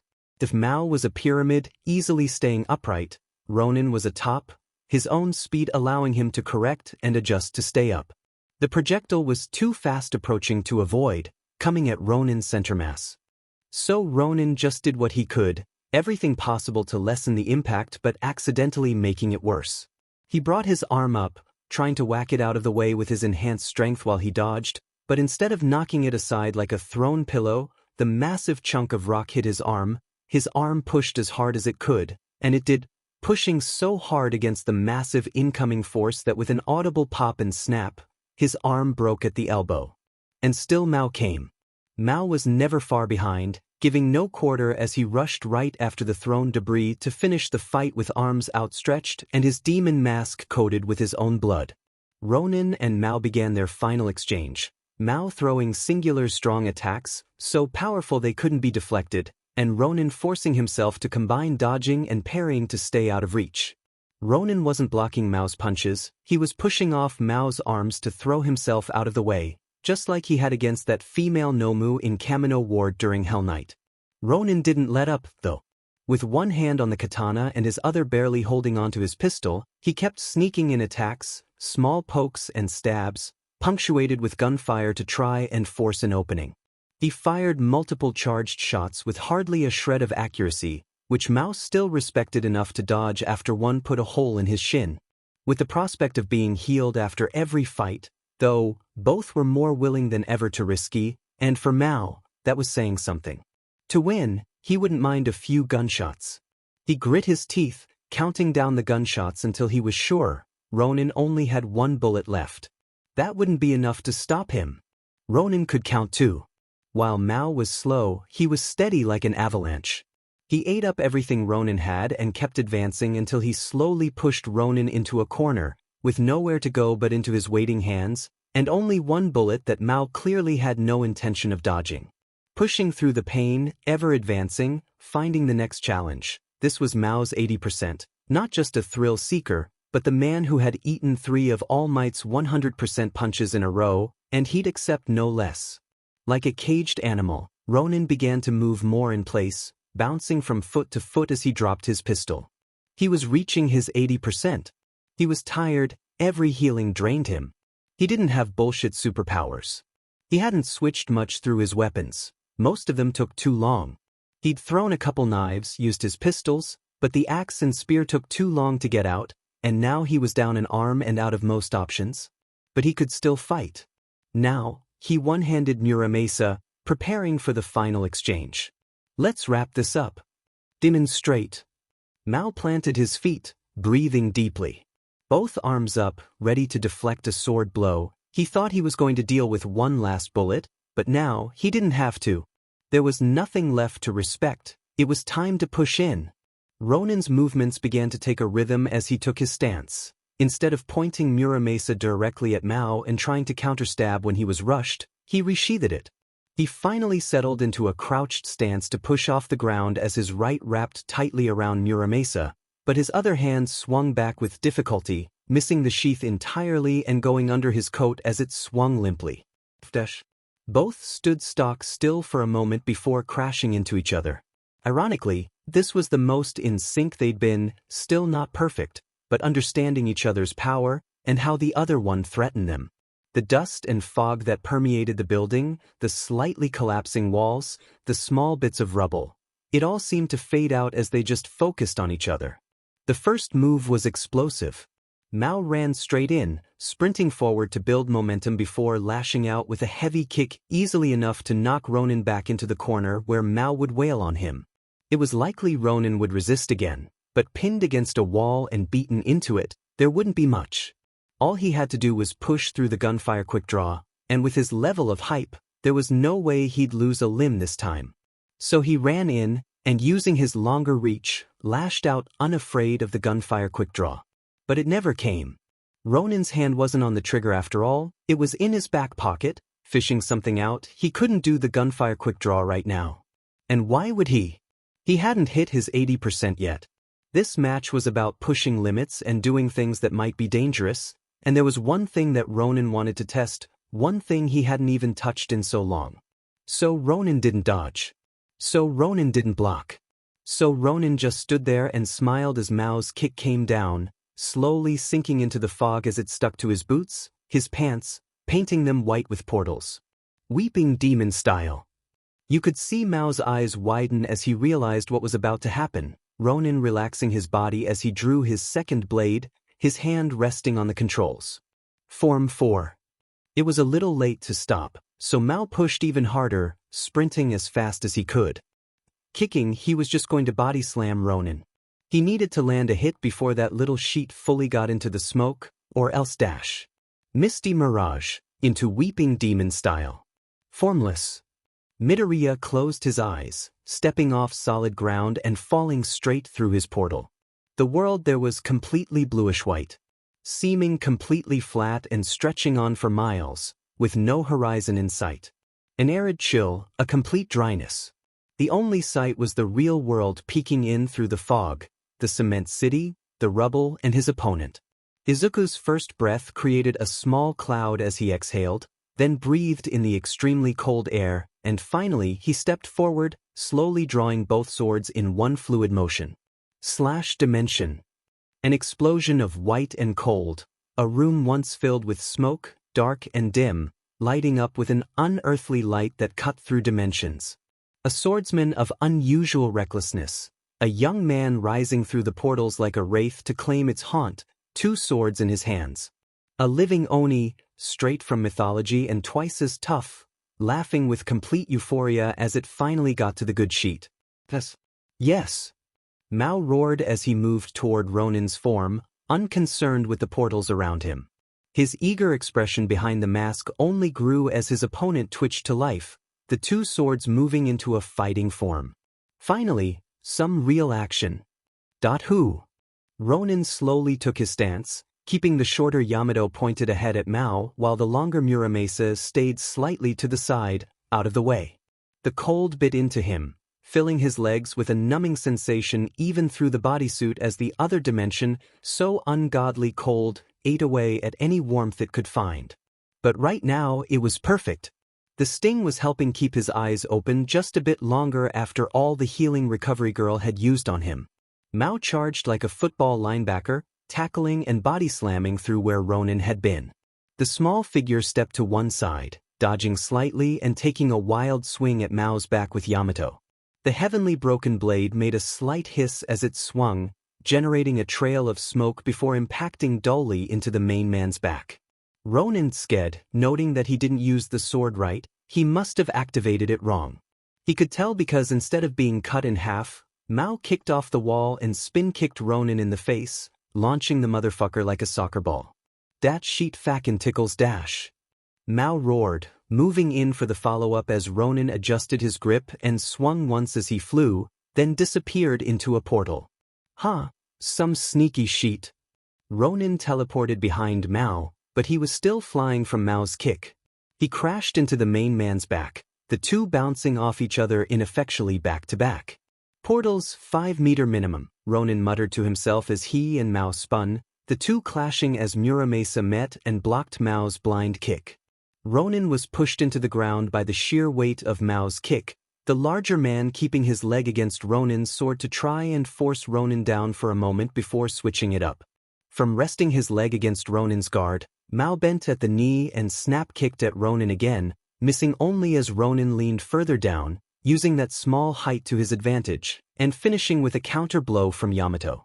A clean line dash, Ronin said as he rose off the ground, striking with Yamato at Mao's back leg. If Mao wanted to kick, how would he do it with only one leg to stand on? For a clean cut. The sword clearly activated this time, creating a white line as it sailed straight through Mao's pants at the thigh, but instead of cutting straight through Mao's leg, it impacted dully again. What? Ya quirk ain't shit to me, motherfucker. Mao hopped from one leg to the other, his former back leg spiking up to knee Ronin in the chest, hitting Ronin's guard so hard that in spite of blocking, the vigilante still ate it, slamming his swords into his chest and flying a foot off the ground. And that's why dash. Ronin's arms shook with the impact, but he still put his swords up to try and guard, only to get grabbed instead, their heads quickly being slammed together before Mao threw Ronin straight into the ground. I'm the main man, baby I. Ronin at least activated Yamato before he hit the ground, teleporting from below Mao to above him and turning his fall into a dropkick. Ronin spun midair, lining up his feet, then slammed both boots straight into Mao's neck, getting the big guy to move back a few inches while Ronin spun backward, landing gracefully from all the parkour practice. You're hype. You're too hyped for Yamato to affect you? Ronin couldn't help but speculate, it was in his nature. He still worked while he talked, firing 2 air slashes with Muramasa to try and harass Mao. What the hell? Yamato worked on you before. Wasn't this hyped before, Bayich? Mao laughed, eating the 2 red slashes to the face, then being blindsided as Ronin had charged, using the slashes to block Mao's view of the real attack. Sorry, but you're gonna eat shit cause you too exitin'. We'll see. Ronin shot back, now using both swords at once to try attacking with clearly ineffective results. Muramasa, the serrated sword, couldn't pierce Mao's skin anymore, and Yamato had never even been sharp. On their own, it was pointless. Mao didn't respect the sword at all, charging in constantly now and letting both swords strike him, only focused on trying to get a grasp of the slippery snake. Ronin would teleport this way, swung both swords, then teleport that way and do it all over again. Could this what a fight should be? Mao couldn't help laughing as Ronin made another portal, only to be grabbed by the leg mid-escape and pulled into a kick. Gets the blood pumpin'. I'm glad one of us is having fun, each. Ronin tried blocking, but Mao easily manhandled him and twisted him so the block missed, kicking him again and keeping a firm grip on the vigilante. If he couldn't cut Mao to escape, then, oh, you know you love it. Mao firmly planted his back foot and pulled for one final kick to Ronin's face, but as he pulled, all he drew in was Ronin's leg as the vigilante turned his blade around and cut off his own leg. And that's what I'm talking about. Ronin stumbled back, having just cut off his own leg below the knee to escape. It wasn't serious, he could reattach the leg as soon as Mao let go of it, but while it was the only way he could think of to escape, he wasn't quite sure how he'd fight without being able to stand. But that was what improvising was all about. Ronin didn't bother trying to stand, now using more portals and seeming to swim between dimensions. He moved through the foggy portals to the other side, coming out only to attack and prod at Mao until the main man punched one of his portals in two. As soon as Ronin went through the portal, Mao's arms seemed to cease to exist. He could tear apart the portals, but... You might be immune to Yamato, but you're immune to all of Yamato. Ronin realized with a start as he rolled on the ground near his leg, stopping near the limb and deactivating the smoke first to reattach his lost limb. That means... Ye no sheet. Mao predicted what Ronin was going to do, who wouldn't want to get their leg back. And so he managed to catch Ronin with a wild kick to the arms. What, that sheet wasn't obvious? I cannot cut you with Yamato, but you cannot enter its portals either. Ronin did something that spooked Mao a bit. He dropped all those fancy moves as he flipped onto his feet, dropping both swords to his sides before slowly raising them together, each arm crossing over his body to form an X while the blades rested at his shoulders. And that means this will work. Probably. Weeping Demon style, final form. Ronin shouted as he stepped through a portal, activating both swords at once, Muramesa's air cannon and Yamato's smoke. And portal, creating a mix of bright white smoke and red sparks as Mao barreled forward, trying to hit Ronin and unaware of exactly what Ronin said, not his formless move, but a new one, a better one. Judgment cut. Both swords swung once, Yamato releasing a large wave of smoke and Muramesa blowing it all around the room while forcibly deactivating it. The floor, the walls, Mao's clothes, all of it was chopped as Muramesa and Yamato mingled with each other. Yamato's smoke erratically cutting through things as it lost and regained power, a surely lethal attack against most. But the main man wasn't most. Even in the face of the gale and portals, Mao stood strong, taking a second to stop dead, inspecting his shredded clothes and laughing. The entire room was devastated from floor to ceiling, rubble dripping and dropping down onto the broken ground, but Mao stood tall with a cocky smile, brushing his chest off. Dat all you got? Gonna need something a little heavier than dat. So, with a loud crash drawing Mao's attention up, a few more bits of the ceiling dropped. Then, all of it dropped as the entire building collapsed right on top of Mao while Ronin quietly dipped out through one of his portals. Well, Ronin muttered as he stepped out his portal, now standing just outside the building with an amused smirk, still hearing Mao's confused and surprised shouts through the rubble. What do you know, I did enjoy that. Ain't that funny?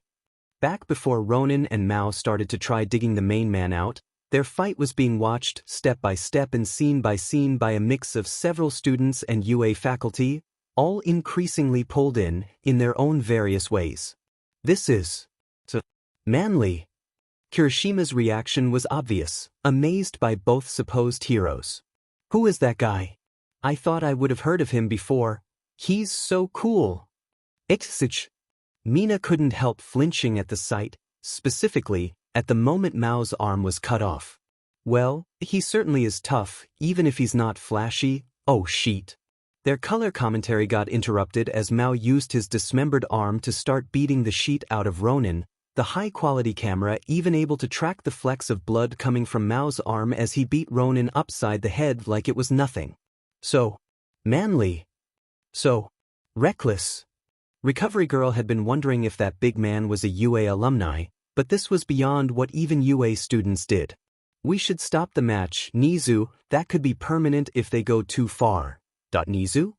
While the kids looked on in a mix of awe and horror, the on-the-ground heroes just stared in straight horror. Little bit of awe maybe, but mostly horror, because who or what the F was this? Well, it was obvious. That's Yakuza Hunter. That's totally Yakuza Hunter, agreed Cementos to Eraserhead, the two staring straight at the giant man. And was he growing larger as he fought? He didn't look that tall at first. But why? Midnight stared up blearily at the camera, in a mix of disappointment and horror. Why? Why is he here? Why did Ronin bring him or Dash? Why Dash? Yeah, thanks for the insights, Midnight. Nizu somewhat lurked into the background, not by not doing anything, but by becoming Principal Nizu for a moment to clearly think this through. A villain who's taken on multiple top 10 heroes and won here, fighting Ronin. It seemed like defeating Yakuza Hunter could be as easy as denying him medical aid. He was missing an arm right now. On the other hand, Ronin had brought him in and seemed to trust him, more than he trusted Nizu at least. Offending one might offend the other, but was Yakuza Hunter's risk worth Ronin's reward? Nizu really liked Ronin. He wouldn't be doing all this if he didn't. Hard work for a cheap price, with no complaining about the work, just the interference. He did good work, was thorough and had been very helpful before, but he had brought Yakuza Hunter into UA, and seemed to want to have Yakuza Hunter teach children. Yakuza Hunter. The man who beat the Shield hero Crust and the Rabbit hero Miruko into a hospital bed. Two top 10 heroes within an hour of each other. If it was by credit, then the Hunter's card was good. Anyone who could take on two of the top 10 heroes was overqualified to teach at UA. Unfortunately, there was this thing that Nizu had to consider, sometimes called safety, and having someone who went out of his way to track down and beat down two top 10 heroes didn't quite fit well with that safety concept. Ronin clearly trusted Yakuza Hunter, and Nizu trusted Ronin, but could he trust Ronin's judgment? Was this bridge a stretch? Could UA count on Ronin's judgment? No, Ronin wasn't part of the staff yet, so it had to count on Nizu's. And how did Nizu judge this circumstance? Nay, this opportunity. Well, there was such a thing as having your cake and eating it too. Principal Nizu opened his phone, scrolling through his contacts, past number 1 Westabu, All Might, Tryhard, Endeavor, Cocksuckers Anonymous, the Hero Association, and even past his favorite contact, future principal, Ronin, all the way to the top, selecting All Might 2. BRing. Birdash. Hello, Principal Nizu. Hello there, Lemillion. Say, do you happen to have a moment? As the fights ramped up in intensity, so too did the interest and the horror as 1A. All of it by this point had come to watch the brutal cage match the two vigilantes had willingly put themselves into and were loving every second of, a fight that was single-handedly making some people question how far heroes really had to go. That insane, Mineta voiced as the main screen switched cameras to get a better view of the action. They're treating Fifth like it's a death match. How far are they gonna go? How far will we have to go? At this point, more and more people agreed with Mineta for once. UA told people to go beyond, but this just seemed like senseless violence. Shut up, sidekick. On the other hand was Bakug, almost the only person who looked excited to watch this, drinking in every moment like he was dying of thirst.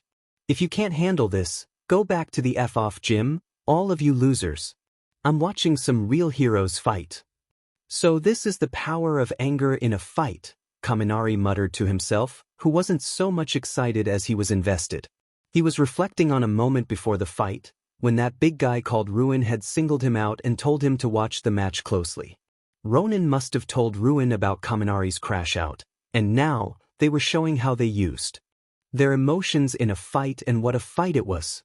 Look at that, pushing through the pain, giving 100%, refusing to give an inch.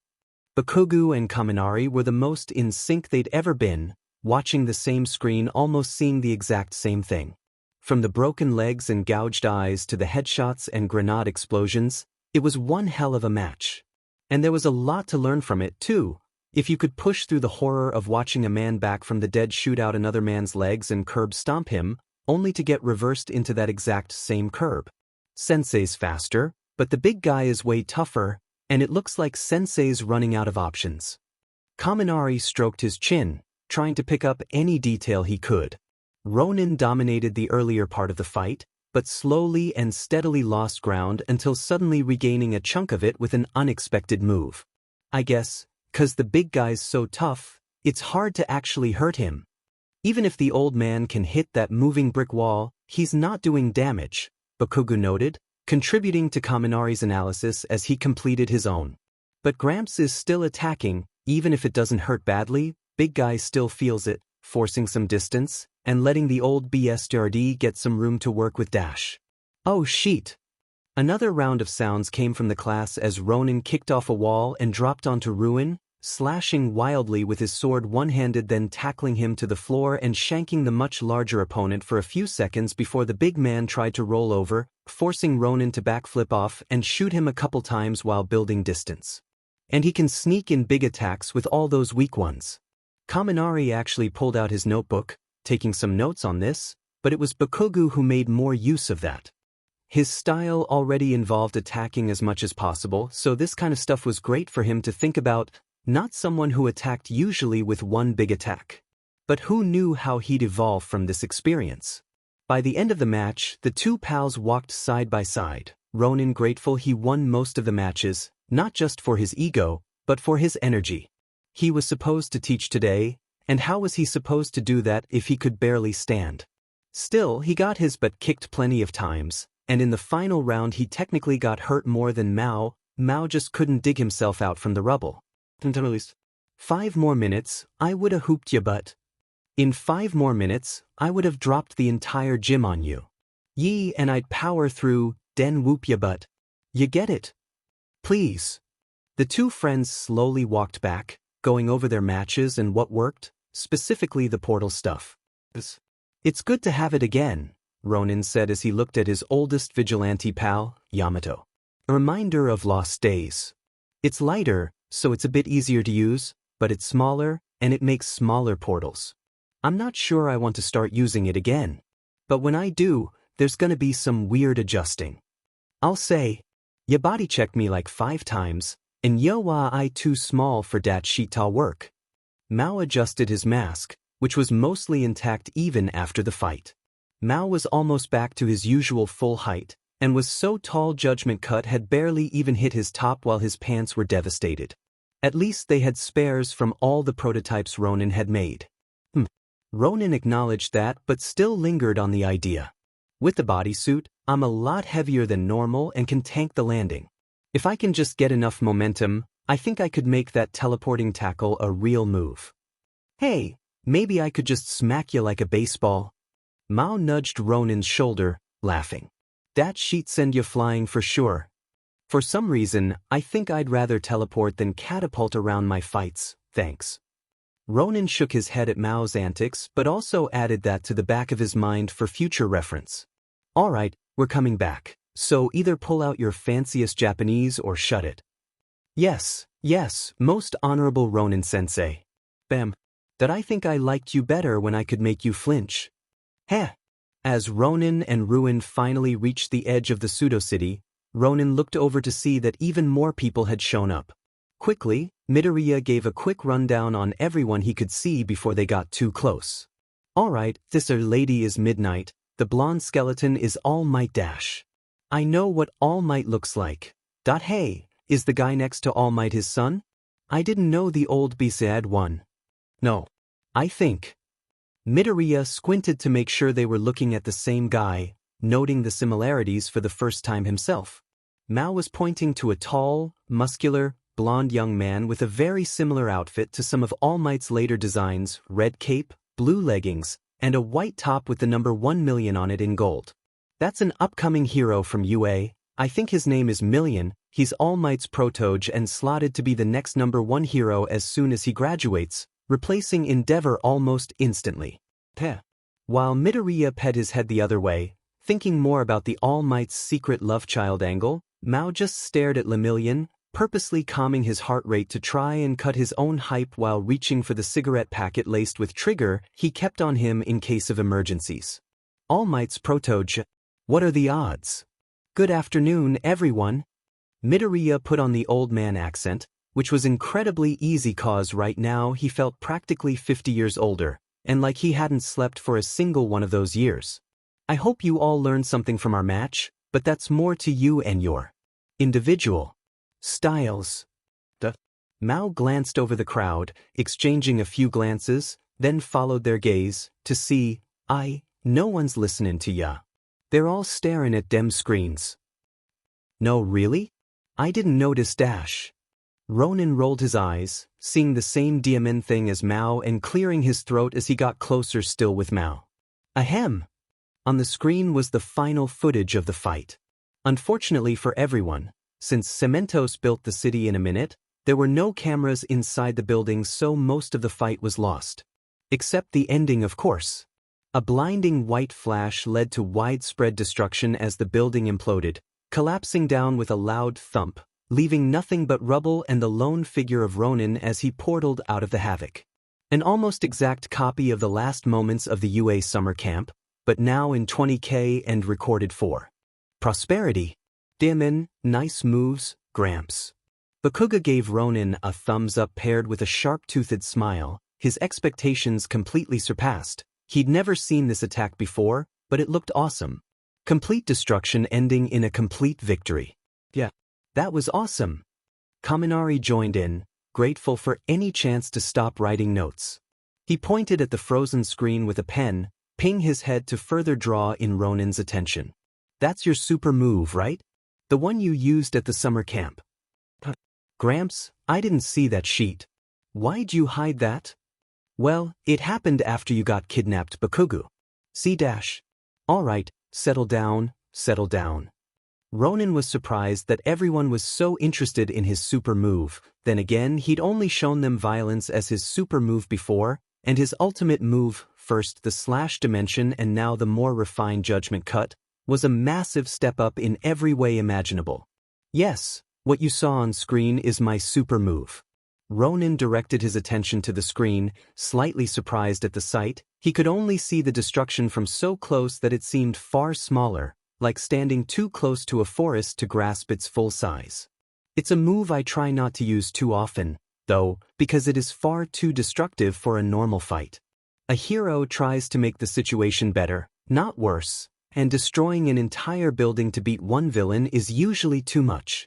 Even if it was, this move would likely kill my opponent too. Ronin prepared to give an age-old hero speech, one that aired almost every year with at least some heroes saying it to kids. Although quirks are extremely useful, they can also be extremely dangerous, so it's important dash. Pissed. Mao interrupted Ronin's speech with a slight kick to the leg, and shaking his head no. Ronin turned his attention back and saw that, once again, no one was listening. What a shocker. De Pralel Riata heard it. Move on, genius. I'm moving. Ronin shook his head, trying to figure out how to actually get the class's attention. This wasn't usually this hard. What fascinated them so much about the screen? It was just a super move and it looked about on par with one of Bakugu's, or Todoroki's. Maybe he'd ask later. But that's enough of that, we're here to train. Ronin raised his voice to draw more attention, and with that, Mao took his spot next to Ronin instead of behind him, smiling beneath his scarred mask. Anyone who wants to train with Ruin, come to him.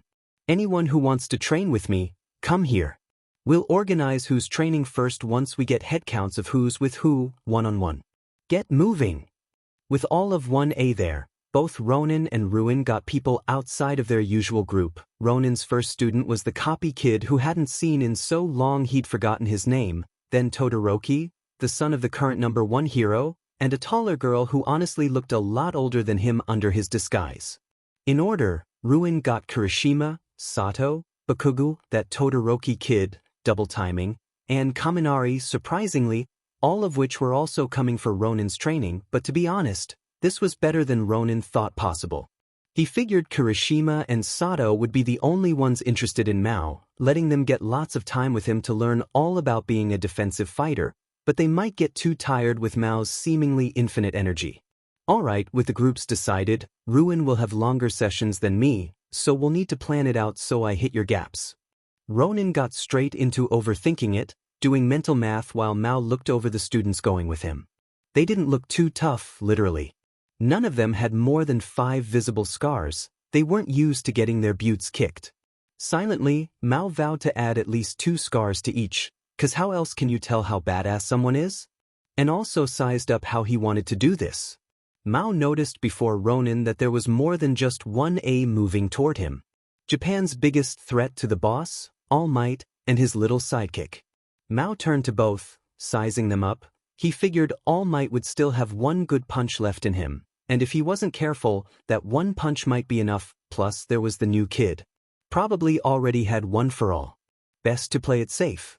Mao nodded at both of them as they approached, keeping his stance as neutral as possible even as his instincts shouted for him to start going.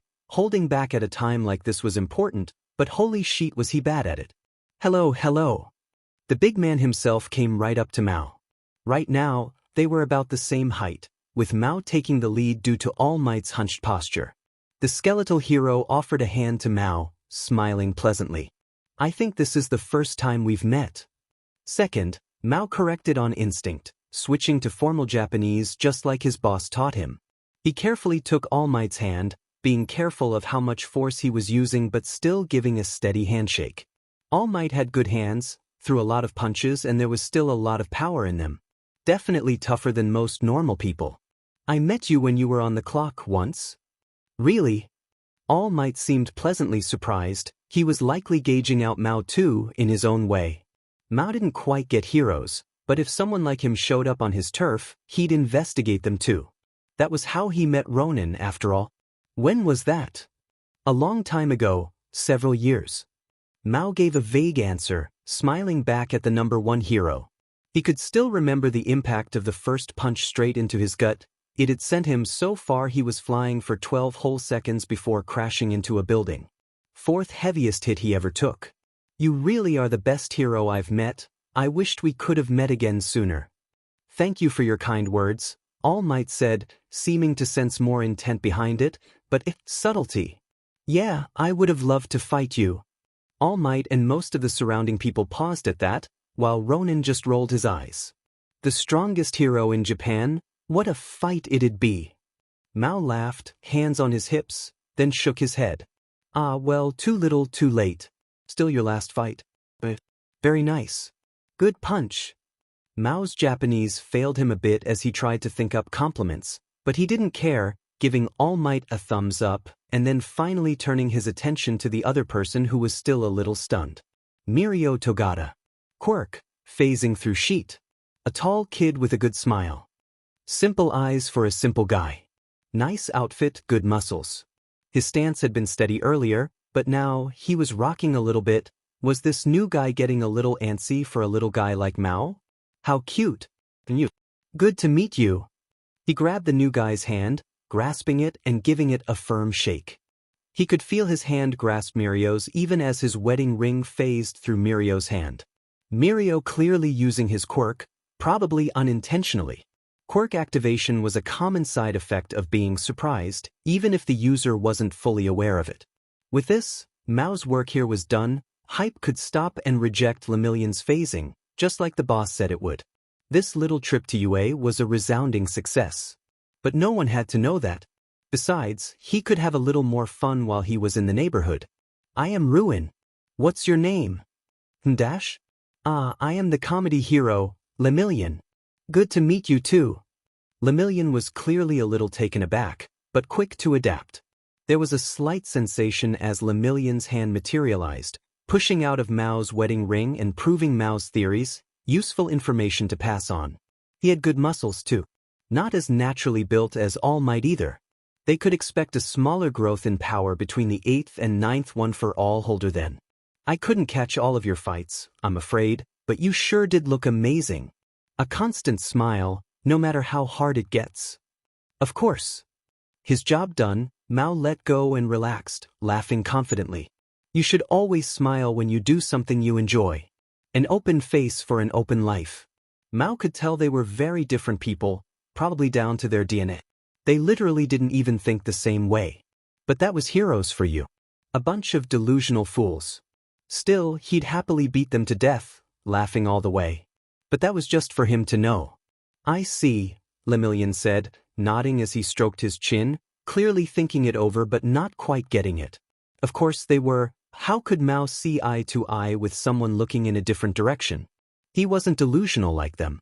I think I get that. I think I smile the hardest when I'm saving people. Things. Mao stared straight through Lemillion and All Might. They weren't here for small talk, they were here for him, and what better way to throw them off their game than to give them what they wanted? A good motto for a hero. I am excited to see how you do when you go pro. But, before that, you're a UA student, aren't you? Mao leaned forward a little conspiracy, drawing Lemillion and All Might in a bit before nodding to the pseudo-city behind him. If you're interested, I'm sure you can take one of my training spots. We've got plenty of time, and I'd love to go a round or two with you. If you're interested, of course. The subtle shift of expressions was immaculate. An exchange of glances from escaped experiment number 322 or whatever the F that Rat called himself these days, the slight widening of All Might and Lemillion's eyes in surprise. They probably thought Lemillion and All Might would deter him from acting up, but who could resist when faced with such strong people? Mao's orders from the top were to study Lemillion in action, and now, instead of camping out some night guy's agency and trying to jump him or watching him tear apart a few Nomu, the opportunity came right to him. It was, Ruin, stop making problems. Mao's great machinations were cut off as a sword smacked him upside the head, ruining his fun. Ronin stared up at him in annoyance, shaking his head. We're here to train students. If you wanted to find fights, wait until we're done. Unless you want us to finish sparring right here and now.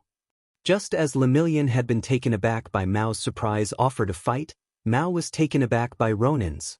Ronin should have been exhausted, and if he was willing to keep going, he definitely had some idea up his sleeves. No thanks. Bah. Mao acted like he was completely unbothered, laughing loudly. We can train while we fight. And you can start focusing anytime you'd like, moron.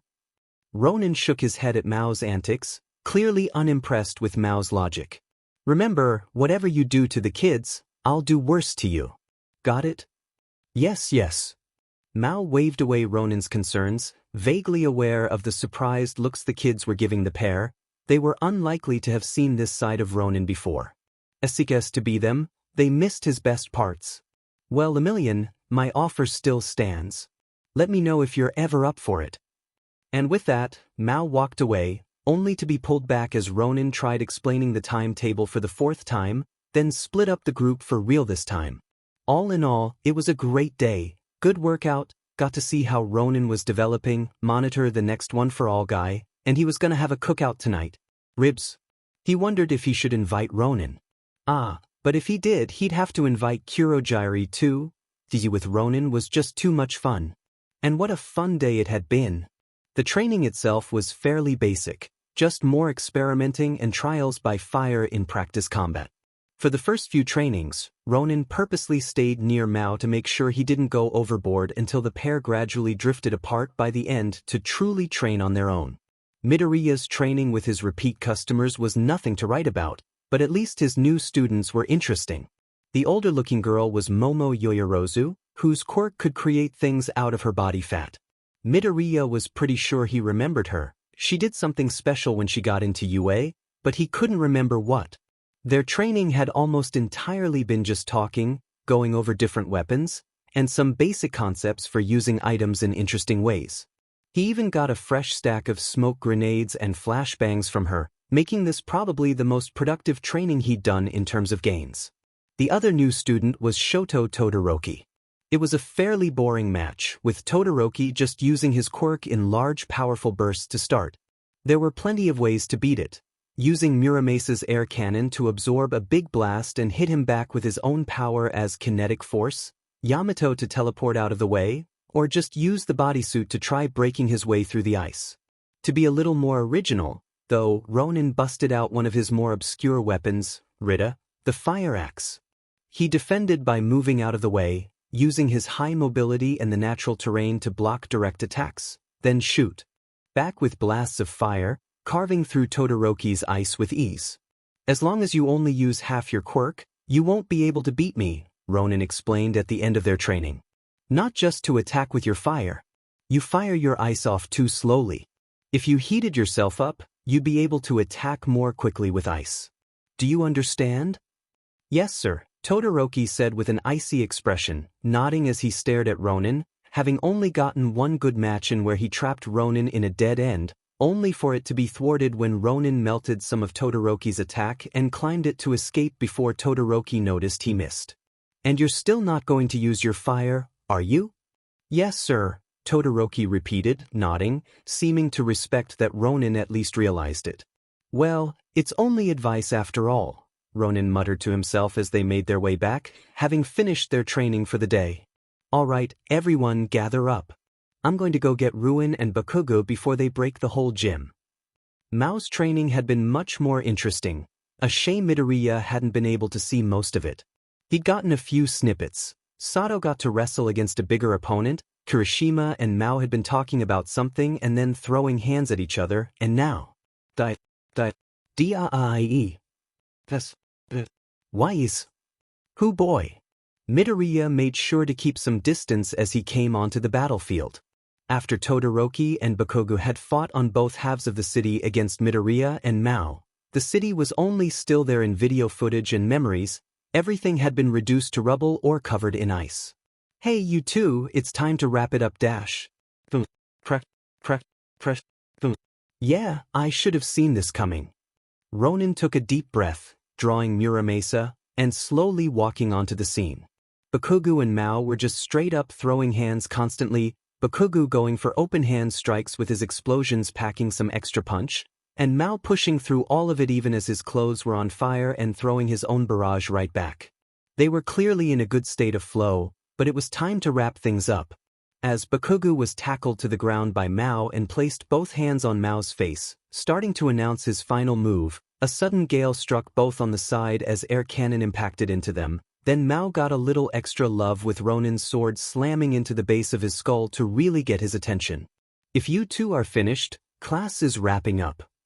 Ronin squatted over the pair of a grown man about to beat a student into the street and a punk about to hit that grown man with enough explosives to send him into the next gym over with a surprisingly air of calm. He wasn't surprised that these two would take things too far. Here. He helped the pair up, then walked a bit ahead of them to let them talk to each other, taking the time to organize his thoughts until they reached the front of the gym. It was time to bring this whole mess to a close. By now, 1A was back in the main gym and the teachers had drifted apart to do their own things. They couldn't stand around staring at him and Mao all day, or else they'd be busy assigned to do some other work no doubt. At that exact moment, though, things were starting to die down. After a week of hard training, everyone was starting to run low on energy, especially after such a big day as today. Ronin made sure to gather up Exam F for one last time, wanting to say a few things to each of them before they took the provisional license exam. He didn't even bat an eye as more of Class 1A lurked around, listening to his words. He was starting to get used to this. Alright, everyone. At this point, it's too late for big changes. With your provisional license exam right around the corner, there's no time to turn course. Ronin took his usual stance in front of everyone, one hand resting gently on his sheathed sword as he looked over everyone, hoping this advice was useful to someone. Right now, just fine-tune what you can do. You are in UA's hero course for a reason, so believe in yourselves. The work you've put in this last week will be what carries you through this hardship, and with how hard you've worked, you have nothing to fear. Nothing you're encountering should be at the level of the two of us, Ronin said, nodding his head towards Mao as the big man stepped next to Ronin. But you should still take this very seriously. To be blunt, we should have never lost to a single one of you, but we did. Because you exceeded our expectations. And others can exceed your expectations. Be weary, be ready, and be the best you can be. It will take you further than you think. Anything to add, Ruin? Glancing up at Mao, Ronin wondered if the big guy had any words to add. He had been a gang leader, so it was worth a shot. The big man glanced down, shrugged, and took a little step forward. Remember to fight.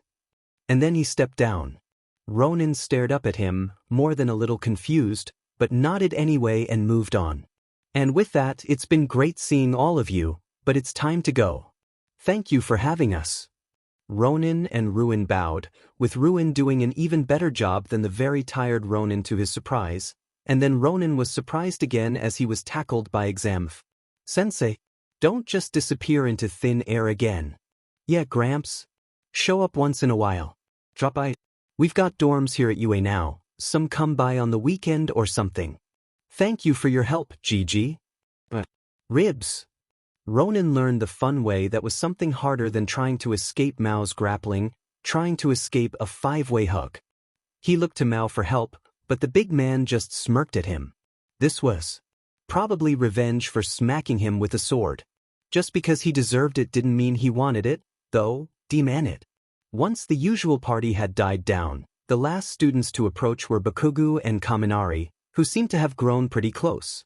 Bakugu adjusted his gauntlets and Kaminari fiddled a bit with his sword, both a little unsure of something, but to no one's surprise Bakugu spoke up first. Old man. He pointed accusingly at Ronin and Mao. I'm gonna take what we did here and blow it the F up. The next time we fight, I'll crush you both, you got it? So look out for it. Oh, a challenge? Mao nodded, stroking his chin under the mask. Hear the old-timer? Guess we gotta get even stronger too. You two are still trying to get stronger at your age? Kirishima said with his head ped, amazed, probably thinking they were in their 60s. Of course. Both responded immediately, with Mao laughing boisterously and Ronin answering much more seriously. I fight to push myself, why would I ever stop? I'm going all the way until I can go no more. Mao slammed a fist into his chest confidently, as if to show how tough he was even for his supposed age. With the rise of villains and the retirement of All Might, heroes need to be stronger than ever.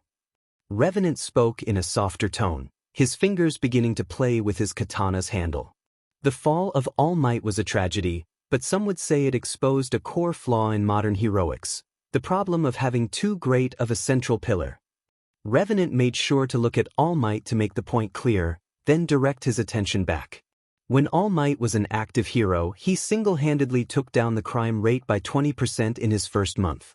This was thought to be a short time blip, until by the end of the next month it had gone down by an additional 40%. This continued on, with the crime rate steadily dropping until it hit the rates we saw roughly 1 year ago. Ronin summed up most of the percentages, using the students' experiences of living in the world All Might shaped. But when All Might retired, crime didn't just start to rise, it began to return to its original rate. All Might didn't just stop crimes. He stopped crimes from ever happening. Just his mere presence deterred criminals, but with his retirement. Ronin sighed, thinking about just how many Yakuza he took down. Some days, it felt never-ending. Hero society wasn't stopping villains. All Might was stopping villains. And when that central pillar vanished, the villains stopped hiding.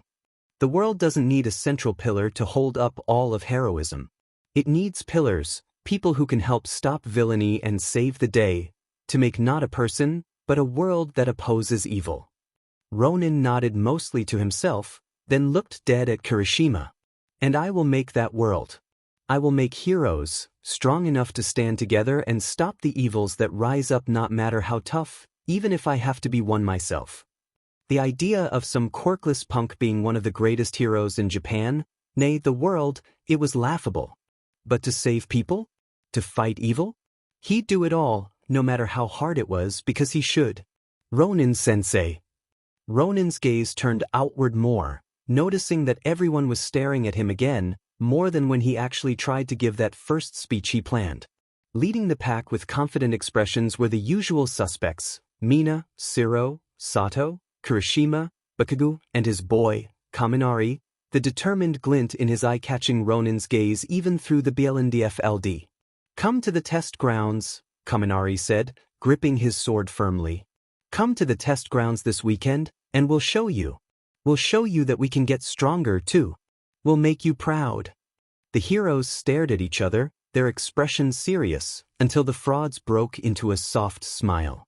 He reached out, grabbing Kaminari by the shoulder and, for the first time, returned his hug. You already have. Ronin gave a lot of hugs that day and got cried on a lot, surprisingly. How long ago was it, when he was the one crying constantly? 2 years? How far he'd come. Sorry, Sops. Mao chuckled as they walked out the gym, no real venom in his words. Look at him. Gotcha own fan club already? I suppose so, Midoriya admitted, not bothering to fight the allegations. They seem to like you too, in spite of your best efforts. Hey, they can't help it. Everboda loves me. Mao laughed, patting Ronin on the back, then stretching. You know, was alright. Pretty good. Yeah. Another nod, the two starting to walk through the rows of gyms. Could have ended better, though, my legs hurt like hell after all that fighting and running. I'd kill for another one of those carts, just to get us to the entrance dash, scree. That Nizu's pulling up right behind us, isn't he?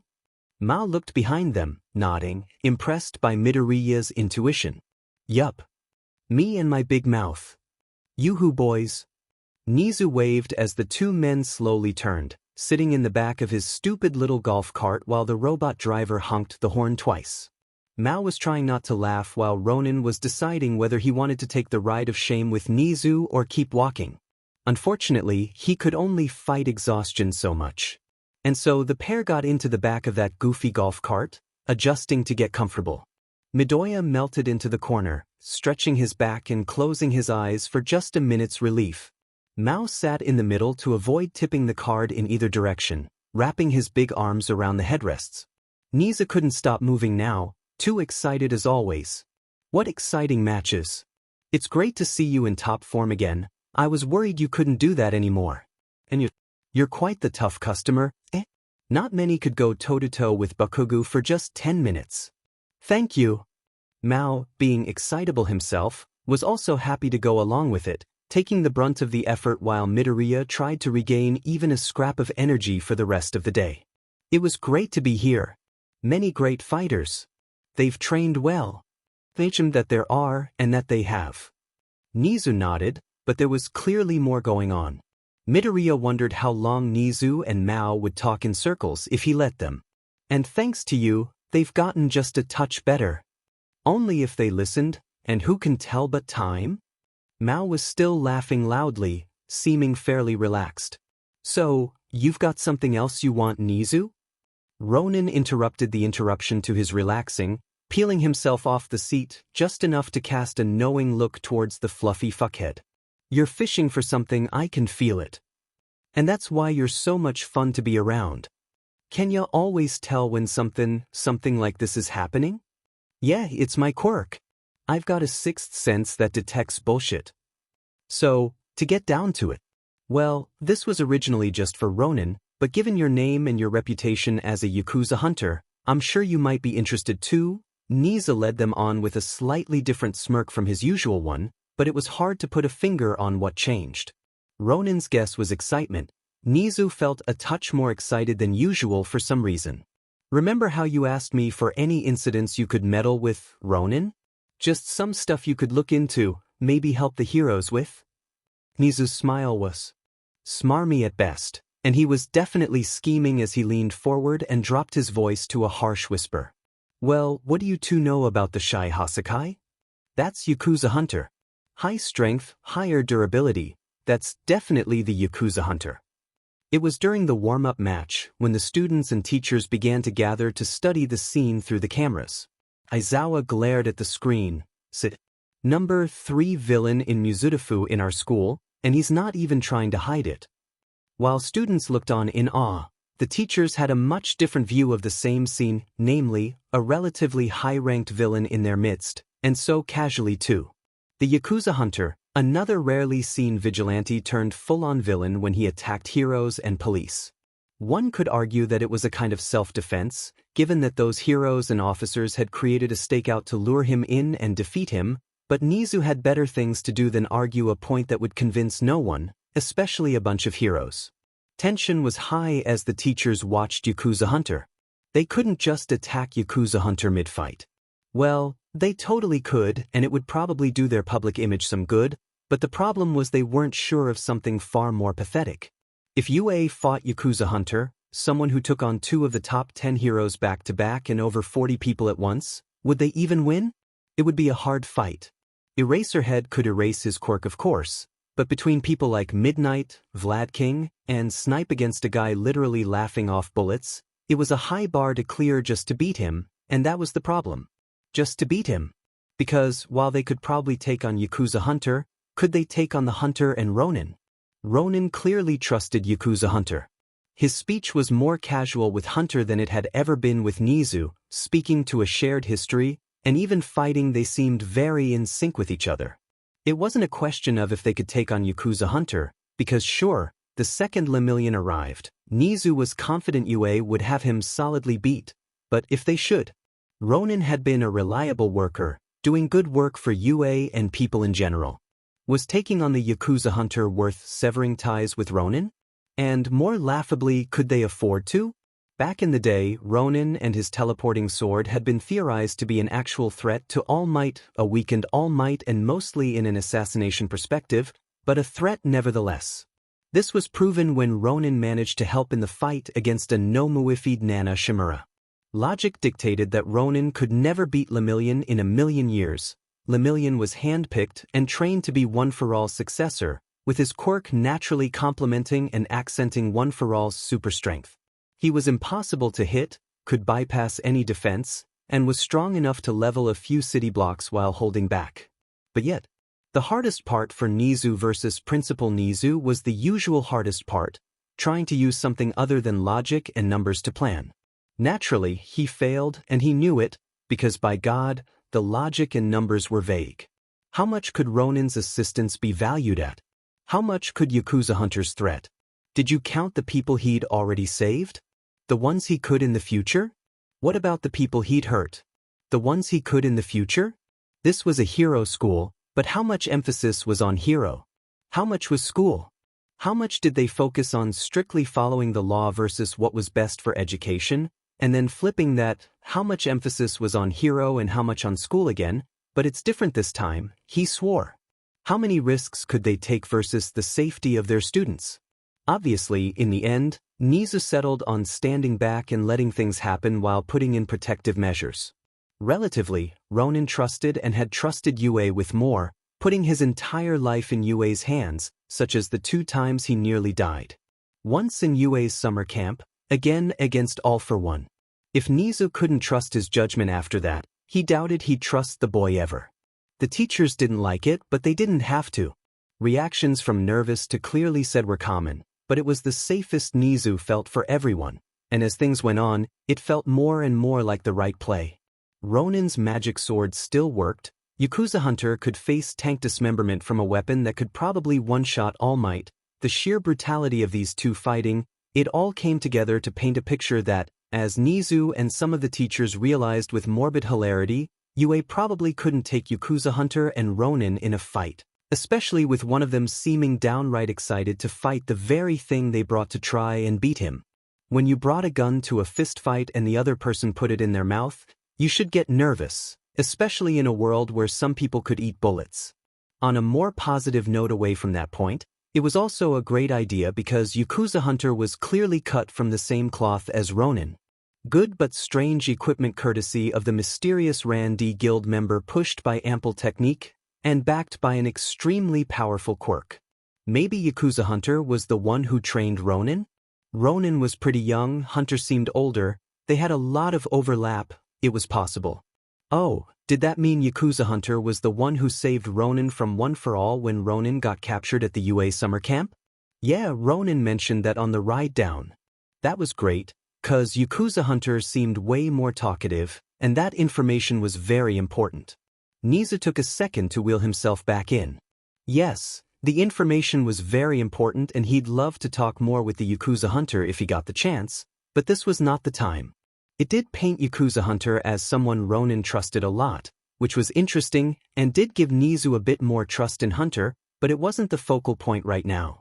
The training was. That training also painted a very interesting picture, as Ronin and Yakuza Hunter were very similar in other ways. Both took their training very seriously. While Ronin training on a professional level and showcasing some very technical fights was expected, it was very surprising to see Yakuza Hunter teach in almost the exact same way, even more so, in fact. Yakuza Hunter's quirk clearly helped him defensively, and he pushed that to its limit by having his students train their attacks directly on him. He would give feedback as he pushed through Todoroki's ice or Bakuga's explosions, laugh as he outgrappled or punched Sato and Kirishima, and didn't even try to block Kaminari's thunderclap and flash. Now that he saw it, Nizu felt fairly confident this had to be where Ronin got his teaching style from. It seemed too similar to be a coincidence. The teachers had mixed feelings. No, wait, it was barely mixed. Almost everyone hated this. But the best and worst part was they could tell something extremely obvious. Yakuza Hunter was good at this. Clearly explaining what he wanted from a student, then bringing it out. Unfazed by failure, and energized for success. Confident, boisterous, and knew just about everything he said. It was clear, despite the hubbub and complaints, that Yakuza Hunter knew his stuff. It made sense, he kind of had to. The man did take on 2 of the top 10 heroes. Not just anyone could that, but that didn't mean they had to like it, as Nizu heard plenty of until training was over. But that was just what Nizu heard his subordinates talking about. There was probably more. If they wanted to talk to him about it, they would, so he'd leave their errands to them and his errands to himself. And with the 2 guests being stuck with him, riding back to UA's front gate with nowhere to hide. Well, what do you 2 know about the Shy Hasakai? Yakuza. Drag dealers. A few strong villains, supported by over 1,000 weak villains at least. Operating across several cities with multiple drag dens. The strongest villains could give some of the top 10 trouble, in the right circumstances. The weakest are easy Shi targets. Barely worth noticing, totally untrained, and rarely with combat quirks. Well, that takes care of most of my errands, Nizu admitted, skipping ahead in his little internal plan. As you can probably imagine, the Hero Association has a file on the Shy Hasakai, Nizu said as he pulled a tablet from the front of the cart, searching around on it for a moment. He still didn't trust Yakuza Hunter, but on the other hand he did trust Ronin, so there's a lot of things we've got, but because of red tape, time, and a few other things, many things we can't look into in time. Ronin looked over Nizu's shoulder, checking out a long list of locations with annotations of crimes and people under each one. He remembered asking Nizu about any crimes or loose ends that needed looking into, and it looked like Nizu remembered too. Is that for me? Well, if a concerned citizen could look into just a few of these places time-sensitive and all that, never know when the Shy Hasakai will cover their tracks and move on dash. Do it quickly, got it? Man, you were right, this guy only talks in circles. You get used to it. Nizu smiled, clapping his paws together. Great. I'll send you the list. Got an email address for me? No. Do you have it in paper? I would ask for a flash drive, but I don't want to think about what else you'd put on it. Wait. Nizu at least feigned surprise, putting his paws on the sides of his head.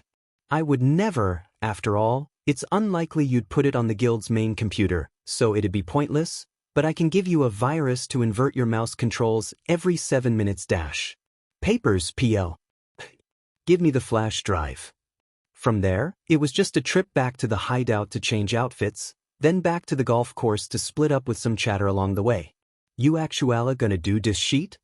Mao asked over the roar of his motorcycle. Midoriya couldn't see his face, but his voice seemed to say, amusement? That was amusement, right?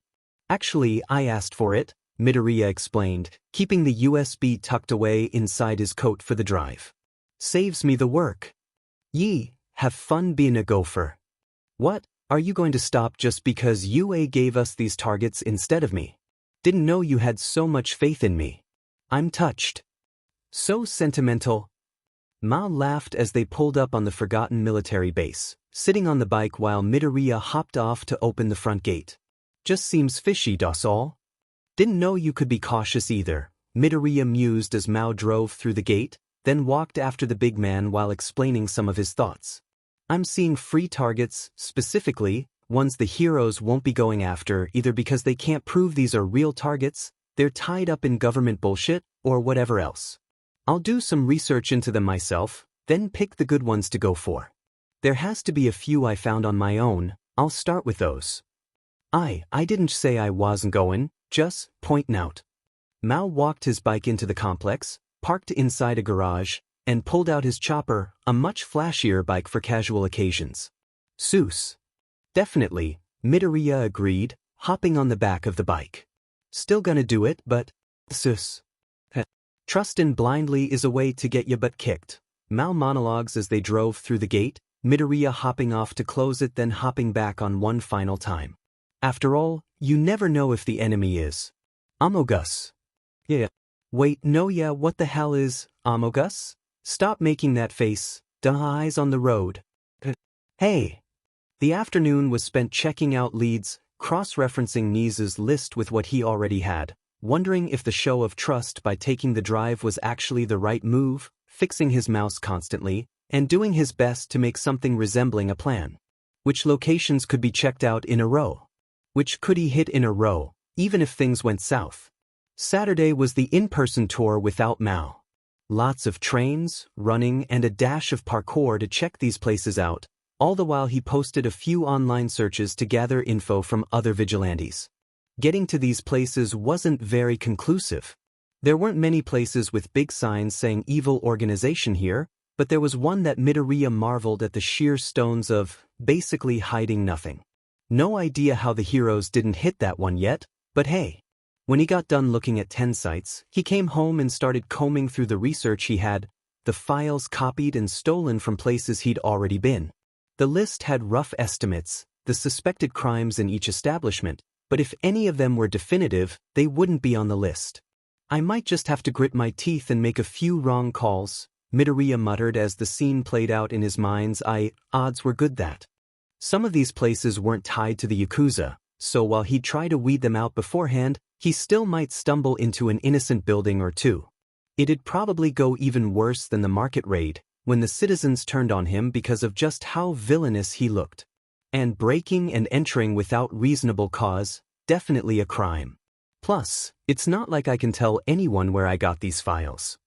Scrolling through the files, Midoriya imagined that this could lead to more run-ins with heroes. When doing hits on the street, there was basically no chance that a hero would show up and interrupt. The risk was a smidge higher with the warehouses and abandoned buildings, but villains set up there for a good reason. They were so out of the way, heroes would basically never be near them. Heroes like to patrol in populated areas, be it for cynical reasons like raising their popularity or more optimistic reasons like standing by to protect the citizens. Some of these locations weren't so out of the way, though. To start with the furthest or closest. Midoriya leaned back in his chair, arms crossed behind his head as he stared up at the ceiling. Start further, little to no chance of heroes, higher chance of heroes on later hits. Start closer to society, and you start with a good chance of heroes arriving, but the first hits won't be prepared, and the later hits will be easier than if you went far to close. I'll just bug Mao, he can pick.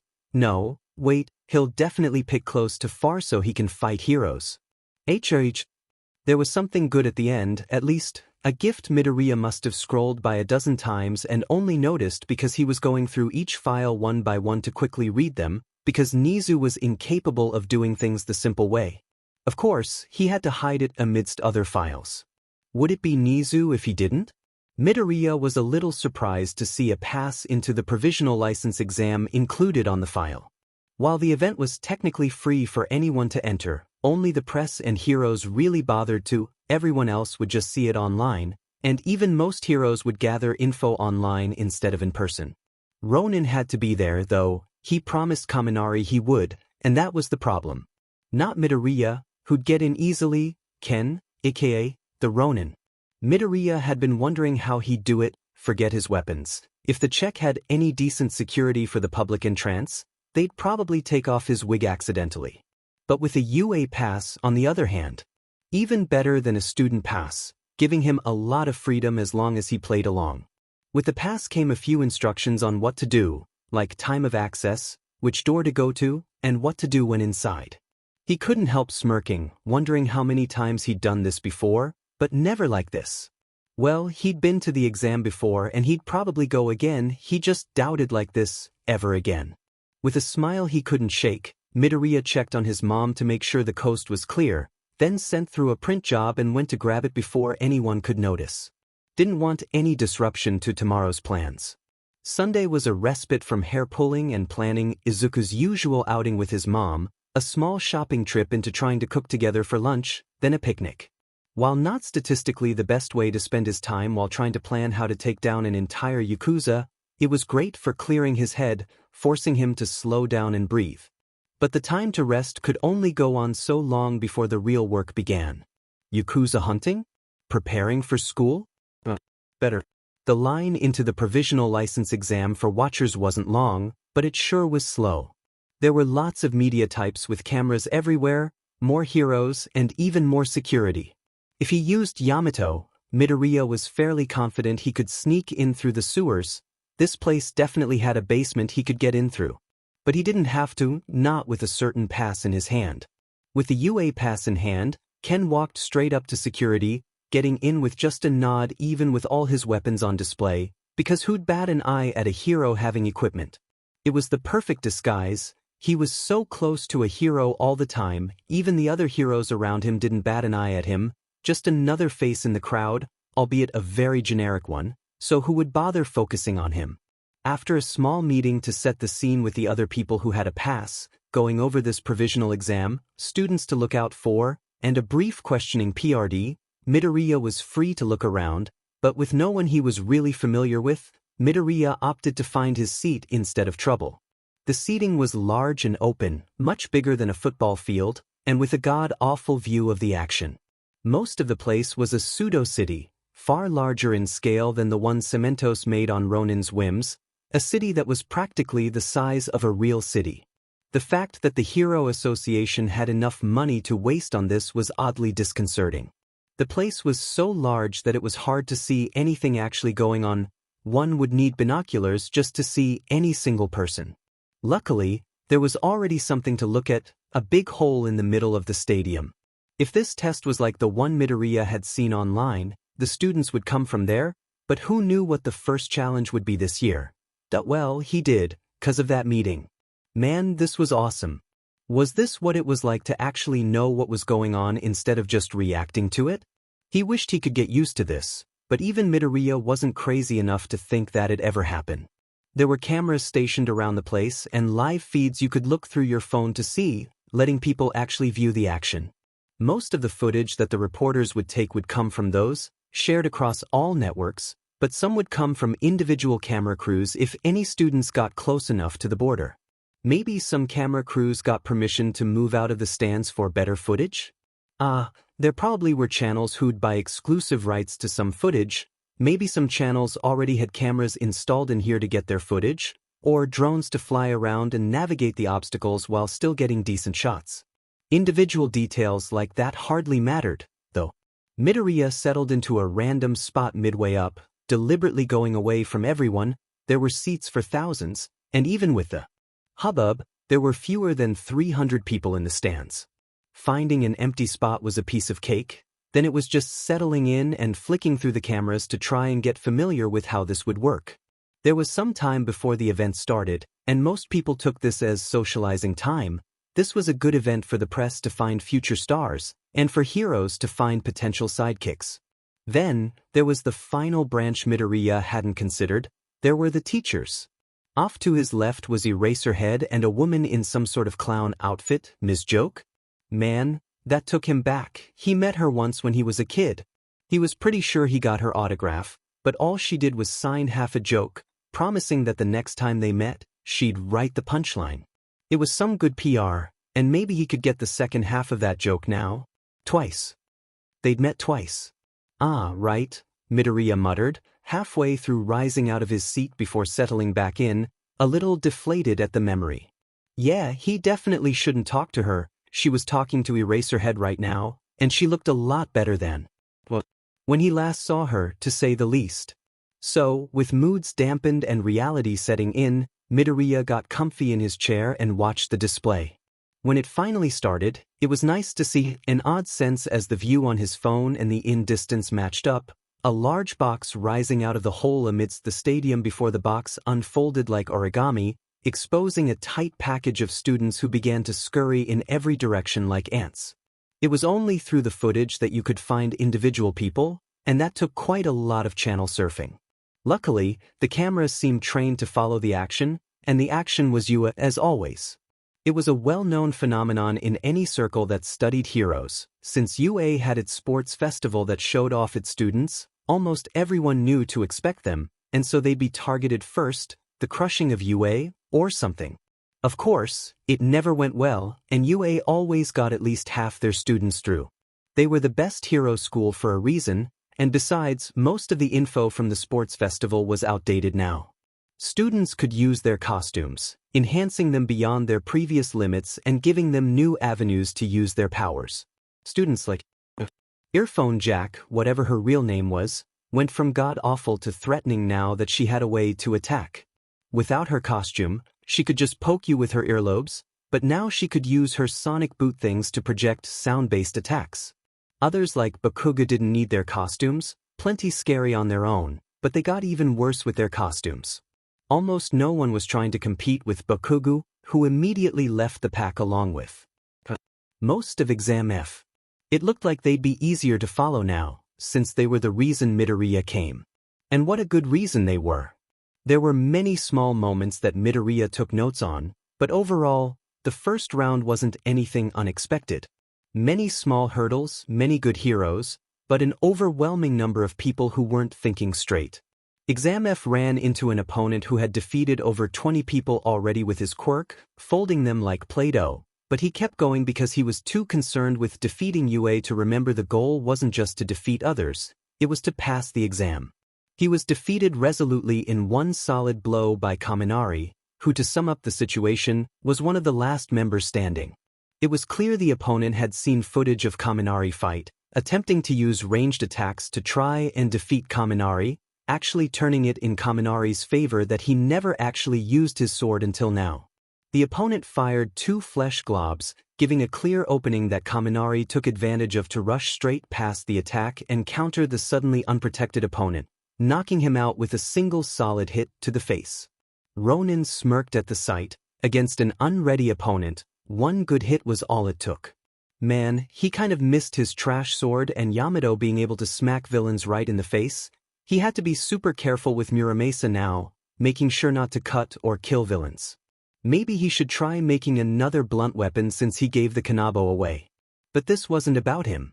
He smiled as Kaminari helped the other members of Exam F. He laughed when Exam F remembered that they weren't the only people that strange opponent hit and had to scatter to escape, and he nodded in approval when, before the round was even halfway over, all of Exam F made it through. The small moments Midoriya took notes on weren't just Kaminari, Sato and Kirishima's fighting was good, but it was time for them to start supplementing it with some movement, be it parkour or just old-fashioned climbing. Mina and Siro were vice versa, very developed movement, still needing touch-ups on their direct fighting. Bakugo was just getting distracted and barely using his teammates. Clearly, the blonde bomber and Midoriya had more in common than he, though, if they both succeeded at having teammates this much. By the end of the first round, a lot of the competition had been hazed out. Only 100 students were allowed to pass on from the first test.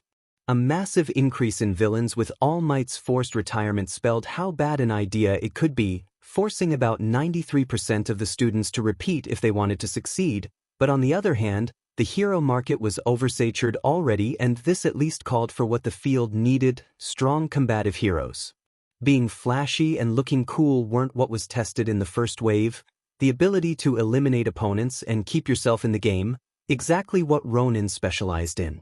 He probably would have done great in this round if he'd been in, but again, this wasn't about him. He could at least take pride in seeing that his training paid off. Everyone had super moves or ultimate attacks, but the basics you could repeat over and over were what affected students the most on a moment-to-moment basis. Exam F's harsher combative training against an overwhelming force pushed them to be the best candidates he saw.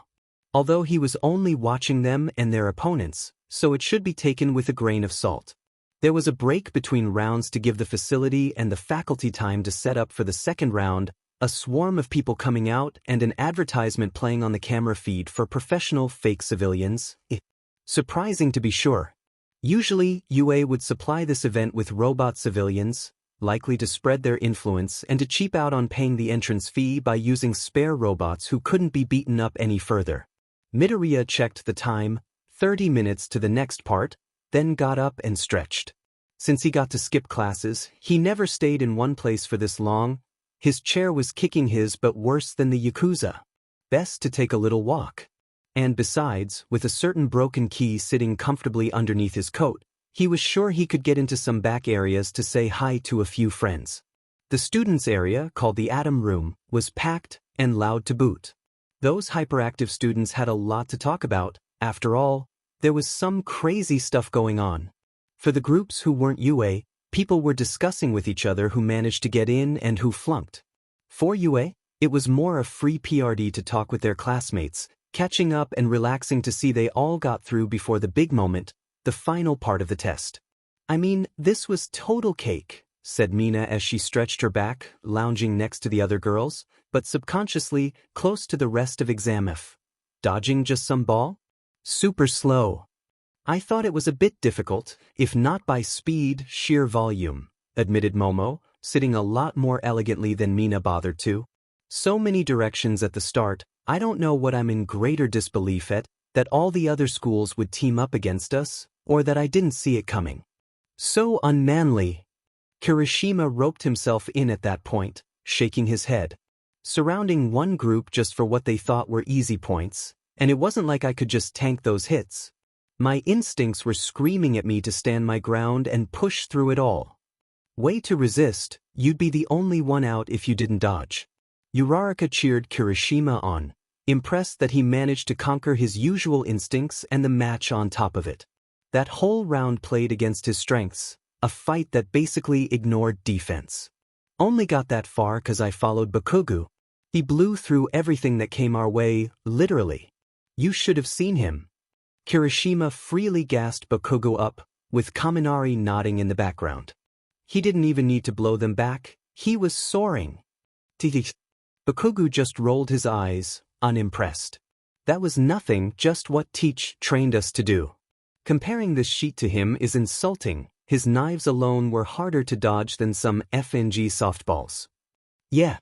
Most of UA just bowled over Bakugo's less than stellar attitude, with Exam F in particular even agreeing with him, even if he came off like AD, cause he was one. Mina pet her head, scratching her cheek as she thought about it. You know, between all the movement practice and him constantly using ranged attacks. Do you think he knows what's on the exam? Like, in advance? Cause it feels like we totally were prepared for it. Not unless he knew the exam half a year ago, Kaminari said, jumping in as he polished his blade, a little ritual to calm his nerves. First thing he ever taught me was a movement trick, and whenever we train now, he seems to keep polishing it. Maybe being good at moving and dodging's a big part of being a hero. Of course, Sparkplug, how can you beat crime if you can't even get to it? Bakugo roared, yelling at everything while his classmates took their number one student's words with an optimistic tilt. They could ignore his tone, but his words made a bit of sense and explained a few things. Even when he came in to be a practice villain, he was teaching movement, reflected Jairu, sitting beside Momo as she cycled through her playlist. I just figured he was playing into his strengths. He seems to be a hit-and-run hero like Aizawa-sensei. Guess it's just generally good for heroes, Kirishima agreed, nodding as the advice settled in his brain. Kaminari and Bakugo, though, felt a bit more pride in their teacher, in seeing someone you respect respected, and in turn, coming to respect them a bit more. It also played into itself because if his teachings about traveling fast and dodging were good, what about the other things he taught? Both took their brief PRD of free time to dig into their personal bags, drawing seemingly identical roughed-up notebooks and giving them a brief flick-through. As a suspicious grandpa was stopped by security in the background, sternly told no parents could visit their students at this time, the announcements came on to direct the students' attention to a big screen dominating a wall. The students got to watch live with the audience at home as the previous battleground was blown to bits, buildings and natural terrain exploding then collapsing down, only for a veritable horde of people to rise up through the rubble. The Help Us Company, a business of professional people in need of rescue, showed on the big screen, along with the basic instructions of the second part of the exam, rescuing bystanders from disasters. A few of the students reflected this to recent events, like Hell Knight in the Kamino Ward, to further back events like the Nomu attack on Hosu City, large events that put huge amounts of people at risk beyond just heroes. The students were given a few minutes and a brief rundown on the scene villain terrorist attack. The building they were about to be deployed to had just collapsed. Some very basic stuff that, while helpful, left a lot of gaps, things the soon-to-be heroes would have to fill in while in the zone itself. And fill in they would. Badly. The students left their little room to find a mess of different messes, specifically multitudes of smaller messes building off each other to create a massive mess. They were dropped into the ruins of a collapsed building with rubble all around to start, and off that, people were in that rubble, crying and screaming for help. The students were in a rush to try and help, directing their attentions to the pseudo-civilians, but it wasn't as easy as just diving in and offering a hand. People actually lost points for going in too fast, not properly assessing the situation or the people they were dealing with, and not even just the victims. For not properly assessing each other and working together, too. The first part of the exam might have been all about you, but the second half was all about teamwork. All heroes were on the same side, after all, and these students would have to be good at working with whomever they met in a scene, no matter who they were. But with a little effort, things started to move in a direction. Students who knew what to expect took charge, directing the others, creating an area for a rescue helicopter to arrive, clearing a spot for the injured, and following through with first aid to help the injured until help could arrive. The students formed two groups without realizing it, or perhaps three: those who would go out into the destruction to search for the injured, those who would stay at the base to treat the injured, and those overseeing the groups to direct them. The last group was more a collection of individuals often interpreting with one of the groups, such as Momo, who would first overview a situation with several UA students before guiding them and entering the fray herself. With such clear teamwork, though there were a few bumps, to no one who knew him's surprise, Bakugu was god-awful at this. Even when followed by Kirishima and Kaminari, the blonde bomber terrified even the victims, shouting at them and generally making the situation worse. Todoroki wasn't the greatest either. He was so used to using his quirk at full blast, he often went a step too far. Luckily he used his ice side, not his fire, so it was never too dangerous, only reckless.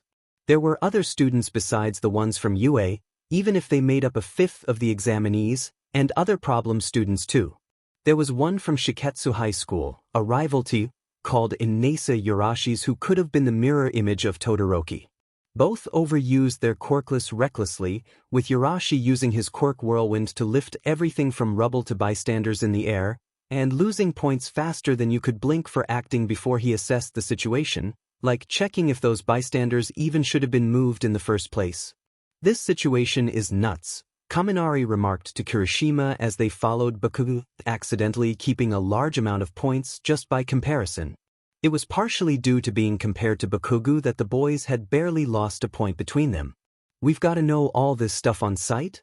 What an injury is, how to treat it, how to tell the victims, how to interact with them at all. Kirishima listed it off on his free hand as the pair overviewed Bakugu getting into a yelling match with another practice civilian. It sure is a lot. Makes you wish we got some more rescue training, huh? Man, if only we got attacked by a horde of injured babes instead of those League of Villain guys, lamented Kaminari, stepping up to the edge. I'd gladly trade some combat experience for a bit of rescue right now. Hey, we see you down there. Hold on tight, we're coming to get you. Injured babes? Real manly, Kaminari, Kirishima lamented, rolling his eyes, then rolled his body as he jumped down the cliff, hardening himself for an easy descent and stopping himself before he crashed too close to the civilians, then getting up to help them on the ground floor while Kaminari tried calming down the firecracker up top. Still, Momo had a dangerous look in her eye as her team brought back another wave of victims. Not dangerous in the way Bakugu always looked, like someone smelling a storm brewing, but unable to put their finger on where it was coming from yet. Don't you think it's too easy? Too easy? Mina, Uraraka, and many more guffawed at Momo's words. What do you mean, too easy? You ever try to aim acid? I've got to rescue people. With acid? I'm pretty sure I'm one of the hazards here.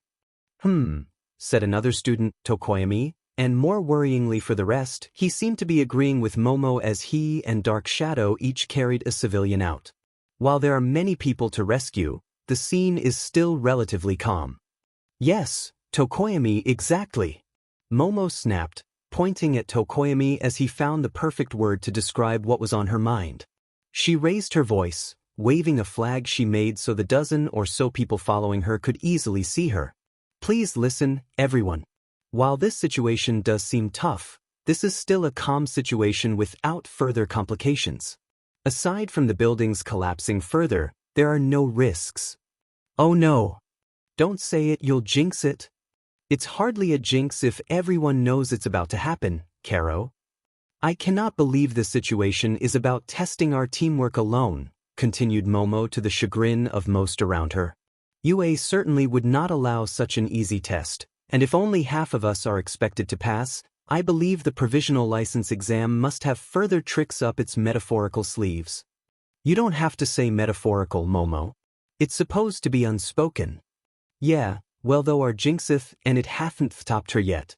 Therefore, Momo concluded, her voice carrying well over the rubble to her fellow examinees and the fake civilians, who might have deducted points from her, weighing the plus of alerting her teammates against scaring civilians if this were a real situation plus the comedic irony of knowing what was about to happen. We can only conclude that this is the calm before the storm. Everyone be on guard and be doubly quick. For we never know when further disaster could dash. Boom. That's strike, finished Momo, glancing in the direction of a massive eruption. An entire section of the stadium exploded, sending bits of rubble and smoke scattering about. I thought something would explode halfway through her speech, to be honest. Same. All across the scene, everyone everywhere heard that thunderous explosion that shook the whole stadium. For most, a dawning horror as they realized the situation was about to get a whole lot worse just after they barely started to make it better. Swarms of minions straight out of Super Sentai poured from the exploded hole, with Midoriya trying hard not to snicker at the scene, getting to see his students deal with the same bullshit he dealt with every night. Eraserhead got a chuckle, imagining his students having to do something they'd never done before, balance all their fighting practice with their massive inexperience rescuing people, and trying to make judgment calls. All across the stadium were similar reactions. This was where teachers got to see how their teaching method was working, and which of their students were paying attention in class. Not in tournaments with an unrealistic one-on-one focus, not in obstacle courses with one goal, in a chaotic clusterfuck with 3 things going on and you barely had time to focus on one. Saving people, keeping yourself safe, and of course echoed a voice from deep within the explosion as the last of the minions trickled out, a massive figure slowly walking out, one of the top 10 heroes, in fact. 6 feet 8 inches and heavy for his size, with more muscles than you'd believe and several scars from first-hand heroism. Overviewing the situation as the smoke cleared, his voice was clear and deep as his eyes narrowed, the number 10 hero, Gang Orca, and for today he and his crew would be the villains. Screening the injured and performing first aid. Just moments ago, the displays of the stadium were filled with the students, observing them as they did their duties, observing what and how they took care of the pseudo-civilians to make sure everything was going smoothly. In the short time before emergency responders arrive, heroes must act in their stead and ensure a smooth transition after their arrival. The students were doing a good job so far, a designated area for the injured, sectioned off by severity, and squads of students to search for further injured. How are they doing? The Hero Association in charge checked his radio, flicking through the screens before responding. During the initial response? The usual. Lot of messes. This group cleaned up their act very fast, though, looks like we've got a few natural leaders in there. Always good to see, agreed the narrator with a chuckle. But in order to protect everyone, heroes are expected to multitask. Saving people, keeping yourself safe, and of course, the villains. The wall before the narrator detonated with pre-planted explosives, going off in a safe but spectacular fashion, visible from every spot within the arena. With that gone and the scene set, the pseudo-villains arrived on the scene, 100 villains, to match each of the students present, and with the heroes also needing to take care of civilians, direct combat should be straight, outright, and completely impossible. The man in the chair huffed as the narrator moved into the stadium, speaking mostly to himself. From dealing with the Wraith in Mizudafu's industrial district to the League of Villains search and destroy operation in Kamino Ward, a top 10 hero here just for us, third in rankings of heroes who look like villains though. Are you having fun up there? Through the radio, the narrator, or rather the number 10 hero, huffed and rolled his eyes. He was Gang Orca, one of Japan's best combat and large-scale heroes for his large organization with many sidekicks, but apparently it still wasn't enough, given that the test had given him a few extra sidekicks as well. Little bit. Go scare the crap out of Sakamata. Gang Orca subconsciously cracked his knuckles, like he did every time someone told him he was scary, but carried on regardless, leading his pack forward and giving orders. All right, everyone, new hires, follow your kohai. Seniors, lead on. Spread out, we want small packs for maximum impact. As Gang Orca began his arrival on the scene, the Hero Association rep turned on the loudspeaker to talk straight to the students, his voice echoing over the last crashes from the earlier explosions. Villains have appeared and started their pursuit. Hero candidates at the scene should continue their rescue efforts while also suppressing the villains. On the ground level, the students were taking this sudden rise in stakes as well as was to be expected. Not well. Continue rescue efforts while fighting? Ida repeated aloud, glancing at his fellow UA students in surprise. Jeeth, are they there Youth? Cried out Mineta, head in his hands. Aren't they expecting a little too much? Even on the intermediate level, those not even in the action were a bit surprised. This situation would be difficult even for a pro, chipped in Aizawa as he shifted from leaning back to sitting upright. I'll say, chirped up Ms. Joke, sitting beside him. Situations like these make you wonder how well you would do, huh? Ichinrich. That slight wince said everything Aizawa couldn't looking at the scene. This kind of problem was not his specialty, every way to Sunday. Dealing with scared civilians, open fighting with villains, being on the defensive, any one part of it would have been a huge hurdle for him, especially when the villains didn't use their quirks. To think the provisional license exam is going this far. The Hero Association, though, had a very difficult time pinning down exactly what they should do for this year's exam. The exam was designed to pull forward whatever Japan needed that year. On one hand, it filled gaps in the current hero market, but on the other, it was always reactive, adjusting to whatever Japan needed at the moment and never what it would need after. Ball throwing? What is this, a carnival game? No, the goal isn't to be good at throwing, it's to deal with the chaos. How they'll use their quirks, how they'll work with and against each other dash. Couldn't we just have them fight normally? The healing heroes can't be everywhere this year, we have too many sites. We need something that will keep injuries down. PSSSE, fine, carnival games it is. And what of the second exam? Papers were rustled as everyone in the boardroom had switched papers, the only thing thicker in the air than the boredom being the bureaucracy of it all. A mix of a rescue scenario against overwhelming villain numbers.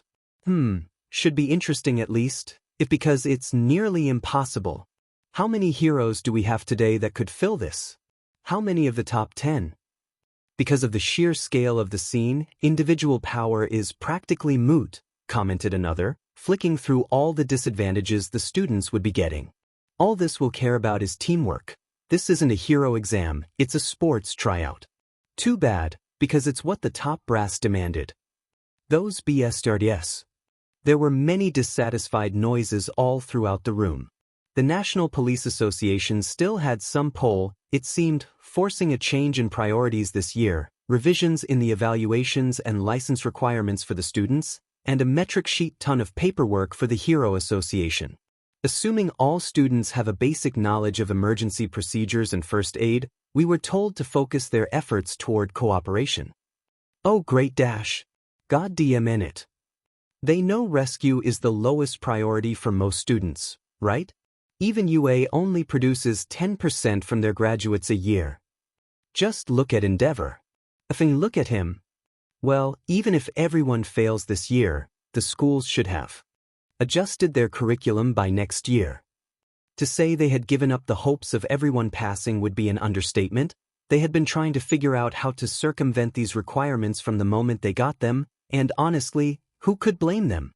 They were told to make and run a test that even 100 current heroes would likely fail, matched 1-to-1 with villains, trying to save civilians, and dealing with the fallout of the previous natural disaster. It was secretly a 3-in-1 special of catastrophes. The rescue and wreckage weren't big problems, but doing anything and fighting competent villains? It's worse, you know, said an older man, his hands laced together as he stared at the papers and said the truth no one wanted to hear. It's necessary. Tiskya. The worst part was that this was very important because almost no active heroes could deal with this kind of situation. Usually, heroes worked in groups. Multiple heroes being deployed at the same time to deal with a single threat or villain, putting the odds numerically in their favor. Only the best could take on multiple by themselves. Usually, heroes split off to do their specialties, the vast majority of them fought with varying levels of rescue, and full-on support heroes took care of the rescued civilians. Usually, though, heroes would fail at this challenge, overwhelmed by the sheer number of villains, they'd lose, then the villains would push on to attack the civilians. A complete wash. Japan needed heroes who could take All Might's place, though, heroes who could be like him, rescuing tens of people at a time, then turning around to beat the villains back one-handed. This test was designed to create those kinds of heroes, and if they couldn't measure up, we might get a dead year, admitted one of the associates, but it's for the best if we do. We'll have to prepare some remedial tests for the close calls, those who do the best, to try and inflate our graduation numbers. The public will be in an even worse mood if they see only 10 to 15 hero graduates. That at least got an agreement, the remedials being the way the Hero Association could force heroes who should have gotten their license to graduate, with a usually fairly easy test that had to patch up whatever problems were faced in the actual exam. It was a method for getting people through the test since the tests were started. Balancing those who can solve this crisis with those who should. What a mess we're in, someone muttered. Usually, the need for more heroes wasn't that urgent, but with All Might's retirement and a sudden uptick in powerful villains moving, the Hero Association couldn't just rely on the same heroes who'd been floundering around in All Might's shadow. Hopefully, some fresh blood would pump some life into heroics. All Might was at the top of everything, strength and charisma.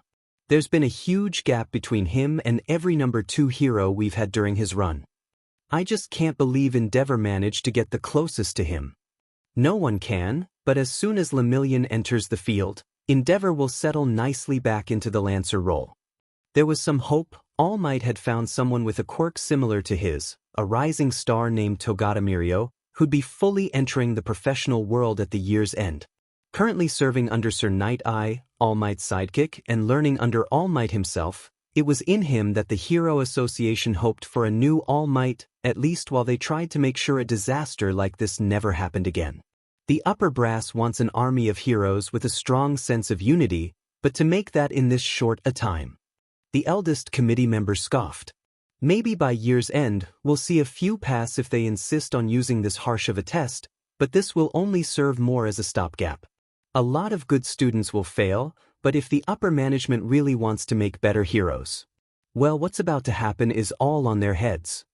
What was about to happen was very simple, a coordinated assault as Gang Orca's boys spread out from their entrance quickly with sticky guns, armed with a fluid that quickly solidified and trapped whoever hit where they were and covered in some of the best armor in the business. They were great for a safe test like this, but especially for avoiding injuries.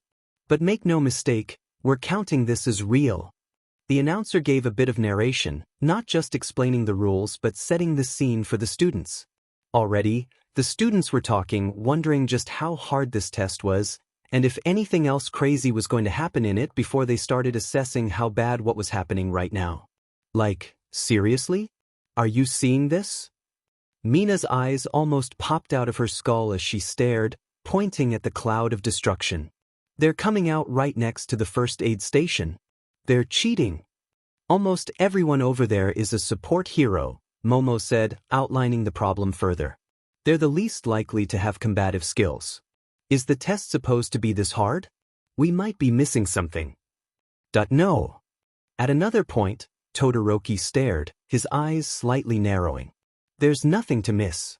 It was just unlucky. Unlucky, Karo? Next to him, Tsuyu tilted her head, blinking. That area was chosen to be the first aid area because it was large, open, and flat. It's perfect for the first aid section, Todoroki explained as he stretched, letting his body regulate before he used more ice. Or a combat section. Wait, so Dash. Those dipshits just happened to pick the same spot the test makers decided to put the fight. This isn't complicated, dumbass. Bakuga barked, already flying over to the scene. Man, doesn't that mean we made the test harder? Kaminari and Kirishima were having a hard time keeping up, trying to stick together and still spot anyone in need of rescuing, but steadily losing the boy who boomed. Oof. Real heroes don't give a shit how hard it is, they push through. Bakuga's teeth glinted as he built height for safety before he started really flying. The old man wouldn't back down, and we won't either, you got it? Don't f this up, and meet me there when you're done around with the weaklings. Yes, sir, the boys said, sharing a smile as they saluted him before heading off to try rescuing a few more people. All across the stadium, the students were being monitored, and rather than gaining points for succeeding, they were simply losing points for failing, technically forcing the best of the best to shine. Through with a few flaws dragging it down. If someone did badly at the start, tough luck. If someone did too much and accumulated a few bad points every time, tough luck. If someone had one big fail at the end, tough. Despite its imperfections, it was sadly close to reality, where doing good was no longer enough. You had to do great and do it constantly. Each person had their own member of the Hero Association studying them, making sure everything was going smoothly and monitoring them, ready to report when any student dropped under 50 points and failed the test. There were, luckily, a few combat heroes at the first aid area at the time of the attack. Not only were some of the support heroes also good at combat, but most of the entire rescue team were combat heroes, and there were plenty of them around from bringing back more injured people. One of the students immediately took charge, issuing orders to the rest. Move everyone to the far side, I'll cover the retreat. Move now. Quick decisions and a clear goal, that was the rough idea that could lead to success. The student raised his hands, taking a breath before dropping both arms and causing the ground to shift and vibrate. Before the villains could arrive, the ground began to tear itself apart, forming a difficult terrain and spreading forward to continue imploding underneath the villains to buy more time. But one of the villains wasn't interested in playing along. One hero? Not good enough. Gangorka closed the distance by jumping straight over the destruction, then pushing off the rubble to slam headfirst into the lone student and creating something that sounded like a sonic boom on impact. From sheer force alone, the student went flying, ragdolled, sprawling out on the dirt as Gangorka stood and stretched. This was a test that measured everyone's ability to make decisions, to see the goal and work toward it, while only being possible to achieve together. Only a single rear guard when there's this much of a difference in abilities? Gangorka straightened upright after his headbutt, wiping a speck of the student's blood off his face as he towered over all the children present. It looks like you're underestimating us, Dash. Dash. Gangorka had to turn suddenly, creating something like a sonic shield as a barrage of ice almost hit him in the back. And in turn, you're underestimating us, Todoroki said as he slid along his ice, quickly covering the distance and replacing the earlier student as the new rear guard. He planted his feet, not intending to let this fight move another step.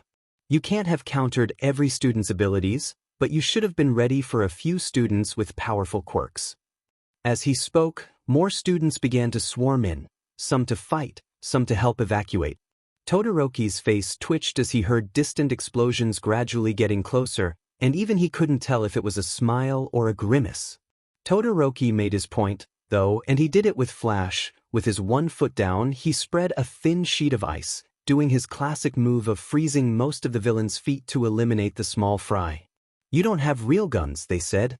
That means you won't have any means of escaping morning frost. Either you're strong enough to break through, or you're nothing.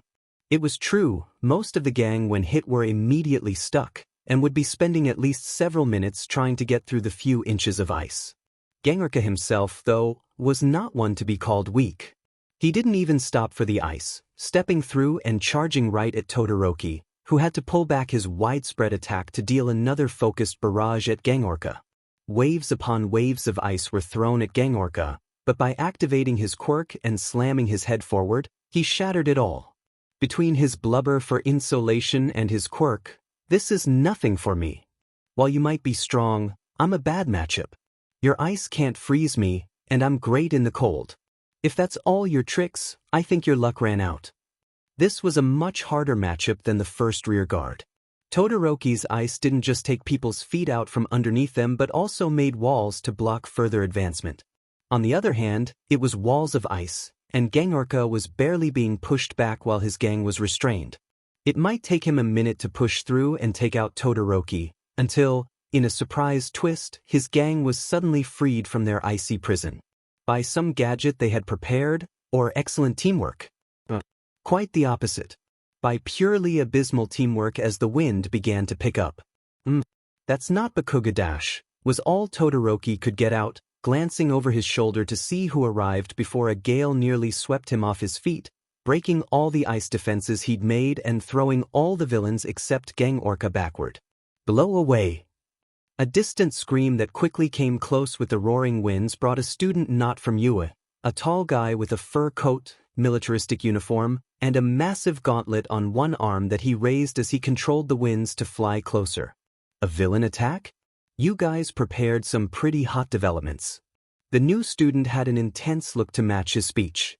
Inasa Yorashi, the best student at Shiketsu High School, Yue's largest competitor in Japan. Alright, things are heating up dash. But his intense joy at the fight, something he'd be good at, was whetted down as soon as he realized who the other student here was. It's you, Endeavor's son. I haven't forgotten about you. And I can't remember you. Focus on the fight. Todoroki was unsure who exactly Yorashi was, other than one of the students who'd been recommended to Yue but decided not to go. Whatever his reason was, it was his, and as long as he stopped bringing up Endeavor, they could ignore each other just fine. Gangorka stood ready. He knew what facing down the son of the current #1 hero meant, and someone who easily swept away Todoroki's attack was no laughing matter either. In his mind, this exam wasn't hard enough. They should have given him a lot more than just some extra hands to fill out his gang if he had to take on these kinds of students.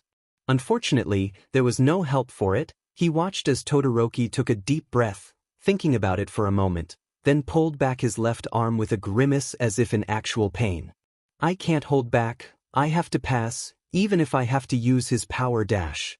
With almost a pained snarl, Todoroki threw forward his left arm, curled like a claw, and only gave an instant before a huge wave of fire burst from his body like the ice had before. It was fire, Gangorka's biggest weakness. He didn't do as well when dry, and he knew it. He braced for impact by lifting a large piece of rubble right before the fire blast should hit, then watched as it suddenly petered off to the side and partially died out as intense winds bashed into it. It took everyone a second to figure out what just happened. The second student with the air quirk must have also launched an attack at Gangorka, using almost the same line. When the attacks hit each other, however, they did not combine or double in power, they cancelled each other out. Gangorka was most surprised of all, patting himself down a bit in shock before glancing over in confusion. What on earth? The two students immediately got to bickering. Why did you use fire? I've seen your file, you never use fire. Because he blocked the ice. I have to use it to hurt him, it's his weakness. He was not moved by your last air blast, so your presence is pointless. Stay out of my way. Oh dash. There it is. That glare in your eye. I will not be moving just so you can steal all the glory. Glory? This is an exam. The only goal is to pass as efficiently as possible. Why would I do that? Why wouldn't you? You're the son of Endeavor. Who? Todoroki took a deep breath, his scowl deepening. Say that name. One more time. Say that name and I dash. Splat dash. As they were standing around arguing, two chunks of goo flew across the battlefield, striking Todoroki's right arm and Yorashi's left, seeming to be both their favorites. This is outrageous. I can't believe you two would start arguing here. You're in the thick of it. You two are the last ones who have time for chit-chat, or worse, arguing. Gangorka could scarcely believe the nonsense he was seeing. Two of the students he'd been worried about the most canceling each other out, both in quirk and in action. Without a motion from him, the gang began a volley onto the bickering students, who managed to continue their argument as they evaded the attacks. Todoroki formed another ice wall, while Yurashi began to fly between the shots, using his winds to bat them aside, and seemingly towards Todoroki, perhaps intentionally. To me, heroes are passionate. They inspire others with that passion, their passion pushing through to go beyond them. Yurashi's words were directed at Todoroki even as his motions were focused towards the gang, beginning a counterattack by picking up the cement globs as they hardened in his grasp and pelting them back down at the attackers. But endeavor, he has no passion at all. I've seen his eyes, nothing but a cold, cold anger. Yurashi finished his attack, weaving in a new direction as the gang broke up into squads to escape his large effects and continue attacking. I met you in the recommendation exams for UA, and I knew who you were instantly. Not by your hair. Not by your quirk. Yurashi rose up to escape the shots, going higher than they could hit, creating a tornado to catch and spin the shots around before launching them again. Because you had the exact same eyes. The same? No. That's ridiculous. I shouldn't have used the fire. I knew I shouldn't have used the fire dash. Gangorka had no idea what was happening. He wasn't advancing, and by just the sound of Todoroki's voice, the kid was taking a battering. This sounded like something to be sorted in therapy, not on the battlefield. He knew Endeavor's son hated him, but just how far did it go? Not the same as him. I'll never be. No one could even hear Todoroki's internal meltdown as he instinctively grasped his cursed left side. Externally, Todoroki was doing great as always. The continuous shooting of quick-hardening goo had actually built up on the ice barricade, forming a wall of hardened putty that was actually harder for Gangorka to break through, and before he knew it, Gangorka was in a tougher situation than he realized. While the two boys weren't trying to cooperate at all, they'd accidentally done a great job. Todoroki's meltdown caused him to make more and more ice, the supermass being so heavy it formed a huge wall separating the villains from the civilians. Meanwhile, Yurashi's constant pelting of his own projectiles forced Gangorka to respect the students' airspace, being unable to easily advance to the ice wall to smash it down. Instead of the hammer and the anvil, these two had accidentally become a great mountain and its wind, nearly impossible to scale. Nearly. For the wind's brute force. Gangorka spread his weight out, hunching forward before breaking from the pack straight towards an unguarded section of the ice wall. And for the ice, sonic headbutt. A shrill cry echoed as Gangorka shattered the ice before it could even touch him, then carried that momentum straight through into an unsuspecting Todoroki.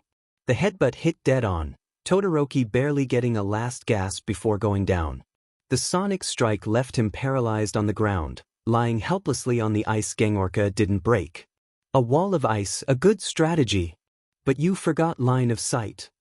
Gangorka was quick to scold as Yurashi turned his full attention to beat the top 10 hero, but with just a single hand sign, the gang's efforts to shoot Yurashi redoubled, the gang splitting off into multiple sections to shoot from different angles and force Yurashi's attention. I have my gang watching my back, but when you unleash your full power, you lose the ability to see past it, literally. A common weakness of emitter quirks.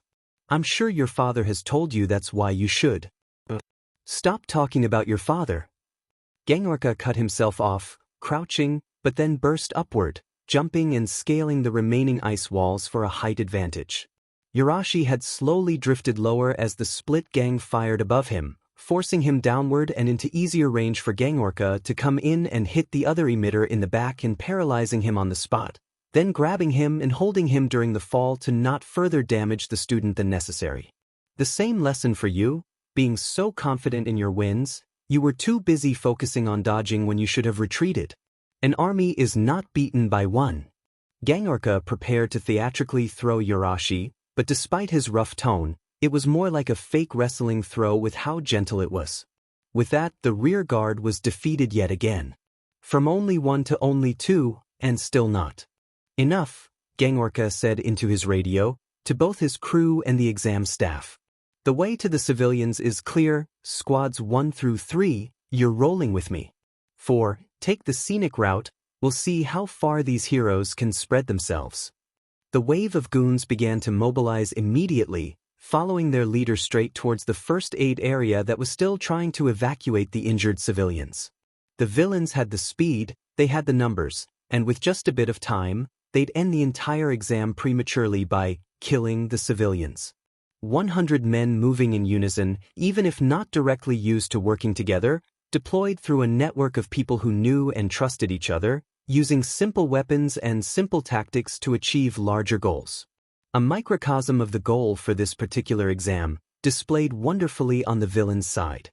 Even now, the heroes were still approaching one by one, trying to rush to get between the villains quickly instead of calmly planning things out. One even tore across the sky, likely not even seeing any of the other heroes. He'd arrive far too soon to get. Gang Orca paused mid-step, listening faintly to the background. A sound like fireworks was coming from the approaching hero student. Yes, but there was more than that. He was definitely saying something. Was he trying to coordinate with the other students? Saying something to the civilians? Gang Orca and a few of the other villains leaned towards him, trying to pick out the words coming in the distance. All right, you never weres and never wills. Watch a real F-hero in action dash. On live television. So loud he was picked up by almost every camera, and so flashy you couldn't miss him. Katsuki Bakugo was flying straight towards the action, swearing profanity and making one of the most villainous-looking heroes in the entire association look like an actual hero as he trailed flames, smiling like the devil himself higher and higher before pausing and looking over the scene. No civvies in his way. No limp D losers miming bout daddy, or some energetic dipshit who kept getting in everyone's way. No villains, either. Just targets. Bakugo raised both arms, laughing maniacally at the chance as he could feel the sweat dripping off his body towards his arms. He paused just for this moment and to steady his momentum before. There was a soft ping as his grenade gauntlet was primed, straight at Gang Orca from over 200 feet in the air, easily in his range, but well outside those stupid sticky guns' range. The blast radius was so large, Gang Orca couldn't get out of the way, and it'd even take some of those extra losers with him. The range was clear, nothing for him to accidentally destroy, only rocky open ground. It was just like the old man told him. Different heroes specialize in different situations, he had explained as they stood in the rubble of the city. Endeavor might not be popular, but in a crowded city with things you don't want damaged, his quirk control makes him a far better pick than All Might, even if he is weaker. One important thing to being the best is to know what you're the best at.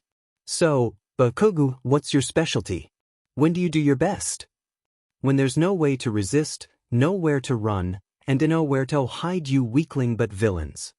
Bakugo's voice echoed down just as everyone's eyes widened, realizing he was really gonna do it. At that moment, almost every channel decided to cut to commercials. Everyone but one watching from a distance flinched before the flash, and everyone in range stared up in a mix of horror and honest awe as they realized what they were about to be hit with. My best ultimate move yet. Bakugo seemed to chuckle as he started to fall, necessary for offsetting some of the recoil of this next attack as he steadied his main arm, took aim, and remembered to take a deep breath in to avoid messing up his sights just like that old badass taught him, then grabbed his grenade gauntlet's pin and with one fierce yank, created the scariest sound yet as he smiled almost softly, leaning into it. Bang! The provisional license exam's entire combat zone disappeared in a horrible flash. Ear-splitting blast giving way to earth-shattering power as a column of fire descended on the arena. Intense heat completely outmatched by sheer force that hit the ground like the hammer of God. The ground was flattened at the point of impact, blasted back like a meteor had hit it. Pseudo-villains were slammed into the ground so hard they were embedded where they had stood, then pushed harder, the ground itself breaking before the blast. Lastly, Gang Orca stood as best he could. He used a large chunk of rubble as a shield, bracing against it as it absorbed the first wave of force, then taking a direct hit as the blast overwhelmed and pushed through it, bombarding him with fragments of his former defense. It was visible throughout the entire arena, that massive pillar of flame and destruction, a modification and new application of an old technique. His grenade gauntlets had always been capable of this kind of power, he just didn't apply it this way before. By adding some verticality, the unleashed attack could strike a large area with focus, hitting a large spot with a massive direct explosion, then hitting a larger area with the runoff. It was huge, fast, and almost impossible to dodge. It was perfect, and almost everyone who saw it knew it. Aizawa and Ms. Joke stared, their ears ringing still even as they clutched their heads. Ms. Joke leaned over, shouting to try and speak louder than the slight ringing in her head. I didn't know he could do that. What? The other students watched in sheer amazement. Whoa! Mina put a hand to her head, squinting against the sun at the tiny speck in the sky, Bakugu's form, seeming so small from the distance, but so large from the sheer power he displayed. Was that his grenade gauntlets or his bare hands? Crazy! He must have reworked the storage tanks for his gauntlets, theorized Momo as she couldn't help but stare a little longer, head tilting as she worked the calculations. Maybe? Actually, he might have modified the release mechanism, getting more air in to fuel the explosion. I'll have to ask him later. All right, everyone. Focus up and keep moving. First Kaminari, then Bakug. Exam F's really getting that plus ultra stuff, huh? Sato said to Shiro as they glanced up, then got back to sorting through the rubble. Guess so, Bakugo was always the best, so it's funny that even failing makes him better. Shiro laughed. Applying the last strip of tape, then acted as a counterweight, lifting one chunk of rubble while Sato barehanded another. Think we'll get our chances soon?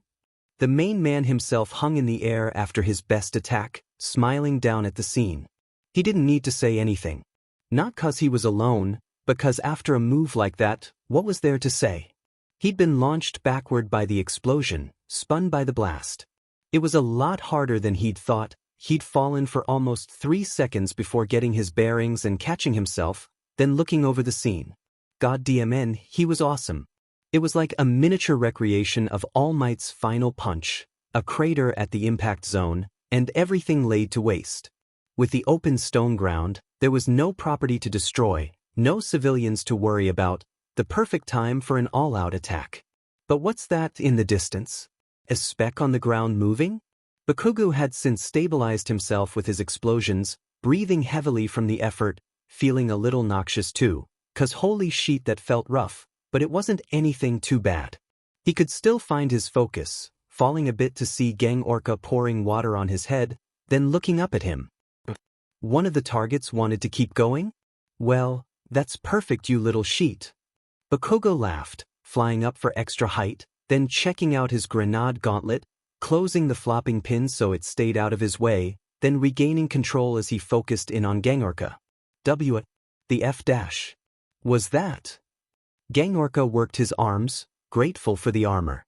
He'd been given weights to slow him down, trying to give the weaker students a better chance, but it also doubled as protection. Its original purpose was as a powerful armor, but it was so heavy heroes never used it in the field.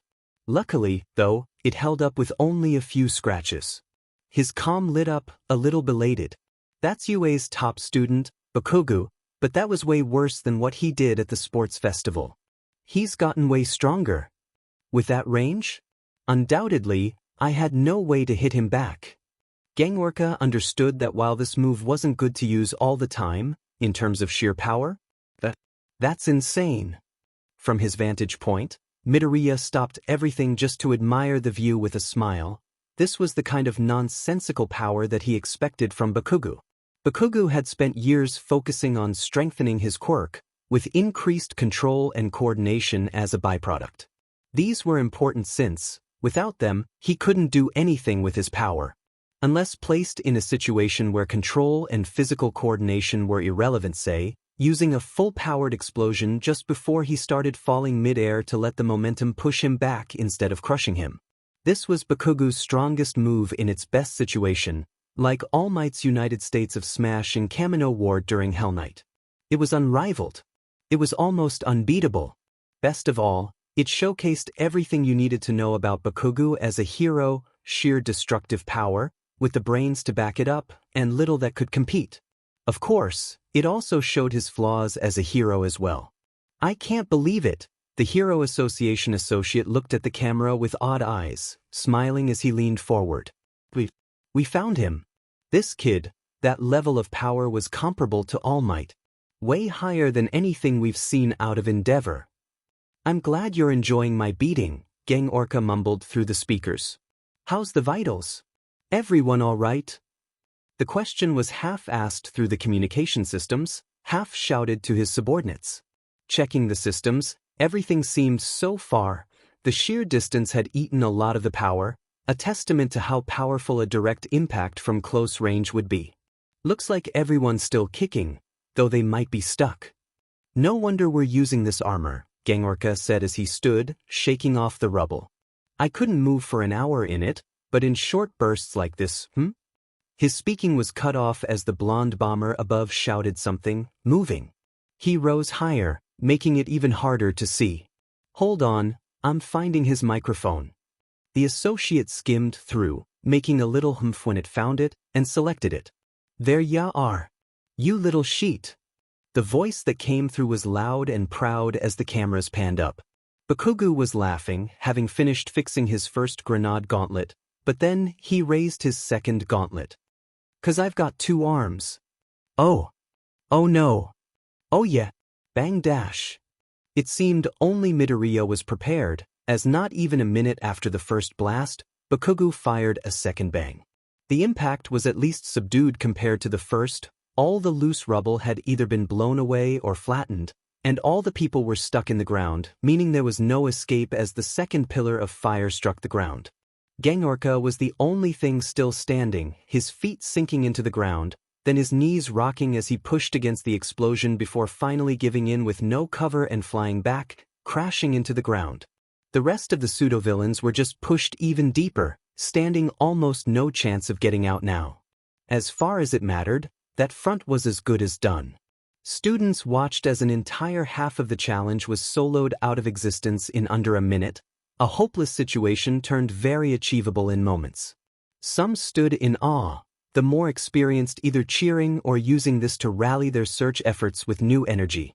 With the pseudo-villains almost entirely taken out, all that was left was just a measly 1/4 of the pseudo-villains, the group that Gang Orca had told to flank the first aid station. All right. This is way more doable. Mina cheered as she finally arrived on the scene, smiling. With the first aid station being so close to the border, it took quite a while to reach it from the far side of the arena where most of the students were searching now. Finally, the reinforcements were arriving in full, even if only to take out the last 1/4. Good to see you, Mina. Ida said as he arrived just a step before her, but quickly outpaced her. I'll be taking the far side, so reinforce the close side dash. All the students who got here were the high maneuverability types Ida, Mina, Freebie, and others like them. Kaminari and Kirishima were bringing up the rear, bringing back their last rescues before they tried to join the front. The mood was generally good as the pseudo-villains took a quick pause, checking their orders now that they didn't have their leader, then moved forward to try their best.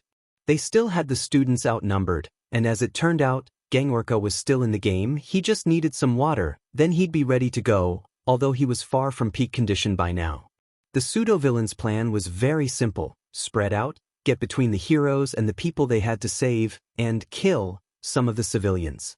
The problem was that the villains lost all momentum. Now, the heroes were in high hopes after Bakugu's bombastic counterattack.